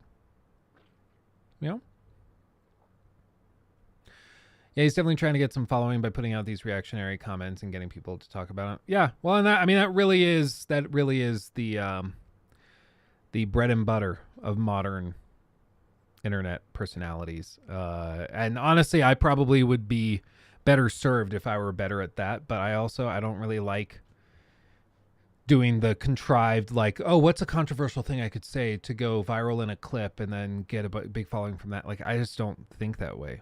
So my story on YouTube has been slow and steady wins the race. I just make my videos. People like them. They subscribe. We do that. But it's been a very slow burn. Whereas a lot of other people, they will come out and they'll make a few videos that are very sensational. And in 6 months, they'll have a channel bigger than mine. But as you've noticed, a lot of those people burn out. Clean Prince came out of nowhere. His channel exploded to 500,000-600,000 subs. And then he burnt out in the span of like a year in total. So he came along, exploded, and then crashed. That's how a lot of channels go. Whereas my channel is just very steadily doing my thing. Yeah, you just like it when I play the Valhalla clip. Yeah, I don't blame you. Assassin's Creed Valhalla. Assassin's Creed Valhalla. Luke, did you fix your Star Citizen? Nope. Even in the other spaceport, everywhere else, it's still broken. It's all. I really think it's only going to fix itself once I can do the character repair. But they have to turn it back on. They have it turned off for all players, so you can't do it. So I just can't play the game until then. Did I start on YouTube or Twitch? YouTube. Hardcore YouTube. Yeah, Twitch is very, very small. By the way, speaking of everybody who's in here, Wednesday will be over on Twitch. So make sure to follow on Twitch if you are not following already. Wednesday we will be on Twitch. And should be fun. Should be fun. Yeah, like right here. Connor just followed. Great Aurelius. 2. Jason. Scared Senseless. Hudo's the Only. Fubar. Zweinerd. Zvaynerd. See? Sorry. Yeah. Nick 614. All these guys just followed. So thank you guys. And yeah, Wednesday we'll be over on Twitch. Where do I find that Valhalla clip? Look up, was it the Golden Globes or was it? Maybe it was something. I mean, I guess you could just look up Assassin's Creed Valhalla. It was at an award show. Something like that. Thank you, Proto. Yeah, I think we'll see what happens. Right now, what I'm leaning towards is just YouTube treats streams. And the more over the last 2 weeks, the more I've looked at it, the more it's become clear that YouTube treats streams like videos. And that causes some issues if we want to just stream, because every single stream has to have a topic, a thumbnail, it has to have segments and everything. You have to treat it much more like a regular video that just happens to be streamed, right? And Twitch, on the other hand, is built to be a live platform. So Twitch is about having people come in and watch it live. And if they pop in and we're doing something cool, awesome. Like, it's much more laid back, but it's also, it just works better. Prod by Prodigy, thank you for following. Crimson, thank you. Lootables, thank you. Illifizzle, something like that. I don't know. Thank you for following over there. Rita, thank you for following. Nerdy, Prunes, thank you guys for following. Yeah, Wednesday we'll be over there. It'll be chill. Don't worry, I'm turning off the auto ads so they don't just play incessantly while you watch the stream. So it should be like this. There will be an ad when you click on it initially, but then it should be chill. What's my Twitch? Just look up Luke Stevens. Technically, the handle is Luke Stevens TV, like my Instagram. But Luke Stevens, it should pop up as well. Red Dead Dovahkiin, I love that name. Thank you for following. And Bonjour World, thank you. Yeah, head over to the Twitch and follow. And we will have a gay old time. Yeah, all these guys. Look at all these lovely people. GT Dreams, DreamX, Gerardo, thank you. You guys are all wonderful. Thank you. So head over there, follow, and I don't know what the future holds, but I'm very excited. And again, to all of the YouTube people that don't want to come over, Stony Pinkman, thank you. Even like the stream on Wednesday, all of the stream clips from that stream will still go up. So if you watch the stream highlights and clips, it's all still going to be here. So it's not going anywhere. It's literally just a decision as to where the live aspect takes place. And that's it. Yeah, I'm Stony. I figured with Pinkman. I assumed. Perhaps that was foolish. Callum, thank you also for following. It's weird when chatters pledge to one platform and refuse to use another, no matter the circumstance. Well, like honestly, I can totally understand it. I might greatly prefer certain aspects of like YouTube's player or the YouTube community. On Twitch, like I greatly prefer the chat in Twitch, but you know, it's for some people, they just really don't like the Twitch app. So they're like, respectfully, I'll probably just watch the reruns and I'll watch the clips. And if that's the case, you know, I'm bummed. I would love to have you in the chat. I'd love to have you hang out with us live. But if that's the decision you want to make, I can accept it. You know, I'm not going to shame you. You know what? That's up to you. But you know, it does come down to the thing where it's just trying to figure out what works for everybody. And fundamentally, there isn't a solution that's right. There isn't a solution that magically fixes everything. If you try to co-stream on everything, then you run into problems with like, you know, with exclusivity stuff. You run into problems with, you know, you can't be a Twitch partner and co-stream. YouTube partnership agreements get really weird when you co-stream. There's all sorts of weird things that happen. So it just doesn't work. But the point is, we're trying it. We're trying it. So Wednesday, we'll be over on Twitch. Awesome. Awesome sauce. Friday, the plan is to be back on YouTube. Nice. Sweet. We'll probably play some Diablo on that day. It'll be fun. And it'll be good. It'll be good. We might throw in another stream on Saturday or Sunday because I want to play more Diablo, if I'm being real. So might do that. But I'll keep you updated. Anyway, thank you everybody for chilling with me. You guys are all wonderful, wonderful, wonderful. I appreciate you. Have you tried TikTok streaming? I've tried a little bit, but I think I need to build more of an audience on TikTok. I'm being real. If I'm being real, because it should be easy. I can just take like one of my phones and then have it propped up, and just when we stream, have that there. That should be easy. Or like when, like right after the stream, we stream for half an hour on TikTok, do like a post show there. I think that would be doable, but we'll have to see it. Is there a member role in your Discord? There sure is. There sure is. Yeah, Necro and Druid are in this week's beta. Yeah, I'm excited. I'm going to start over and probably do Necro, I'm guessing. Let's see. Kalnayak121, thank you for following. Appreciate you. Can I join it? Yeah, just do !Discord in the chat and it'll link it. It'll link it. Proto, do you get better ad revenue on Twitch, Luke? Like I imagine you have better discoverability. But once you get the audience isn't 50-50 on Twitch instead of 70-30 on YouTube. Yes. So it's 50-50 is the revenue split for subs on Twitch. Whereas on YouTube, if you become a member for $5, then 70% of that goes to me. The difference is Twitch has Prime subs, and Twitch also has a very healthy gifting culture in terms of gifting subs. It's just very standard. And so when I this isn't like purely scientific, but what I did is I went back and I looked at our analytics from when right before we moved to YouTube, and we had on average like 75 people in chat at the time, just like 6 months ago. And So for that, what I did is I looked at total sub numbers on Twitch and gifted percentages, how many of those were gifted subs and donations and how many of those were primes and everything. And basically what I found, and then I compared that to what happened when we moved to YouTube. And what I found was that overwhelmingly,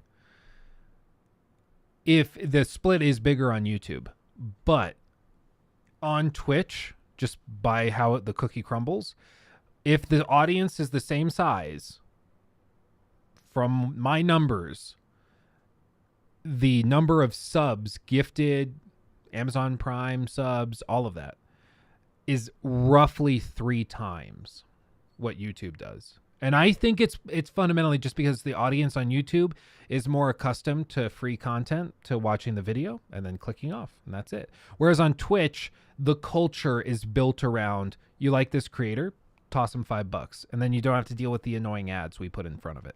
And so like that kind of is how the culture is different.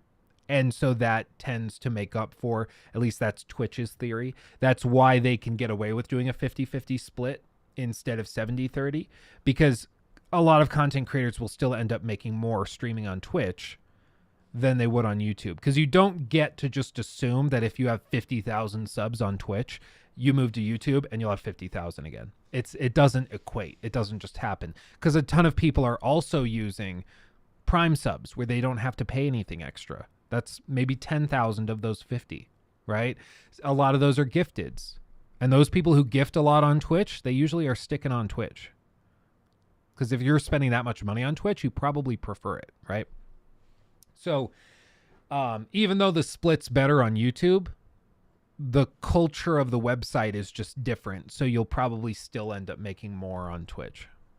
It's weird how it works, but it's just how it is. Anyway. Michael, I appreciate that. And it's going to be fun no matter what. And honestly, Twitch has a lot of advantages. YouTube has a lot of advantages. It's just kind of different. Do you need to go all in on either Twitch or YouTube? For the streaming specifically, yes, I will eventually have to commit. We're trying Twitch on Wednesday. We tried it on Friday as well, or on Thursday. And so we're going to keep trying it. We're going to keep experimenting and seeing where we land, what we like, and we'll go from there. But eventually, yeah, we'll need to commit. The streams are on Twitch. All of the clips and highlights and everything that goes up on this channel, of course, will always be here. Just like with Asmongold and all of those channels that clip their stream stuff. All of that will still remain. It's just a matter of where the actual stream takes place, if that makes sense. MTWD, hey, what's up? What's up? Good to hear you. Morbert, that sounds delicious. But anyway, I think everyone wishes you the best regardless. I just have some issues with Twitch, and I do too. And I also have issues with YouTube. You know, there is no right answer, which is like, I'm such an analytical and like, I guess analytical is the right word. I'm such a Ravenclaw that I want there to be a right answer. I want you to be able to look at the Twitch YouTube option and then be like, okay, this is what makes sense. This is the right answer. But there just isn't a right answer like that. There just isn't. Twitch laid off 400 people today. I mean, hopefully it's the people that are irregularly enforcing their policies, because that's always triggered me, is that sometimes they enforce them properly and other times there's weird special exceptions. So hopefully they let off the bad eggs or bad apples. But who knows? They probably laid off the good people and now it just got worse. Let's be honest. That's probably how it is. I would happily follow you to Twitch, but honestly never end up going on Twitch that much compared to YouTube. I mean, I'm the same way. I follow like a couple of streamers on Twitch and watch their stuff. So the only times I ever open the Twitch app on my phone or on my browser is when those guys are live. And I set the alerts, and when they go live, I get notified and I'll pull them up. But that's really the only time. And I think that's true of a lot of people. Some people do treat Twitch almost like cable TV, where they just have it open and then they just bounce around to whichever streamers they follow and pop in for an hour and see what each is doing. And I mean, that's kind of cool. That's awesome. But not everybody's like that, for sure. Wait till all of your replies become Pepe Sag or Omega Poggers instead of English. Yeah. I mean, I'll be real. I kind of like the energetic chat. I like when chat's popping by really quick. It gets me hyped up, gets me excited. And I know some people don't like that, but I always kind of enjoy it. That's kind of the beauty of it. No, it's like if you found the Rivers of Blood and then spammed it, Elden Ring would be no fun if there was one right answer. Yeah. Well, and I think that's why it makes, like, it's good that there's pros and cons to everything. It's good. It means there's competition. It means that there's lots of places for us to go. But it's frustrating because there are pros and cons. I mean, there's no way for me to make this decision and be like, okay, yep, this was 150% the right choice. Now, if like Twitch came and said, hey, do you want 50 grand to come stream on Twitch? Then I'd be like, okay, there is a right answer. But they're not going to do that, you know? So it is what it is. But anyway, I'm going to call it there, everybody. We've been going an extra about half hour. Normally we only go till 2, and it's 2:30 now. So we'll call it there. I'm going to pee my pants if I don't. I have drinking a lot of water over the course of this stream. So have a wonderful rest of your day. Keep it chill. Vibe out, you know? I'm vibing! That's how we be. And it looks like the video that was going to go up today will go up tomorrow morning instead because we ran into these technical issues. So stay safe, everybody. Check out the video when it goes live tomorrow morning. Hugs and kisses. I'll see you very, very soon. And again, remember, Twitch on Wednesday. We'll be on Twitch on Wednesday. Go follow right now. Much love. I'll see you there. Bye.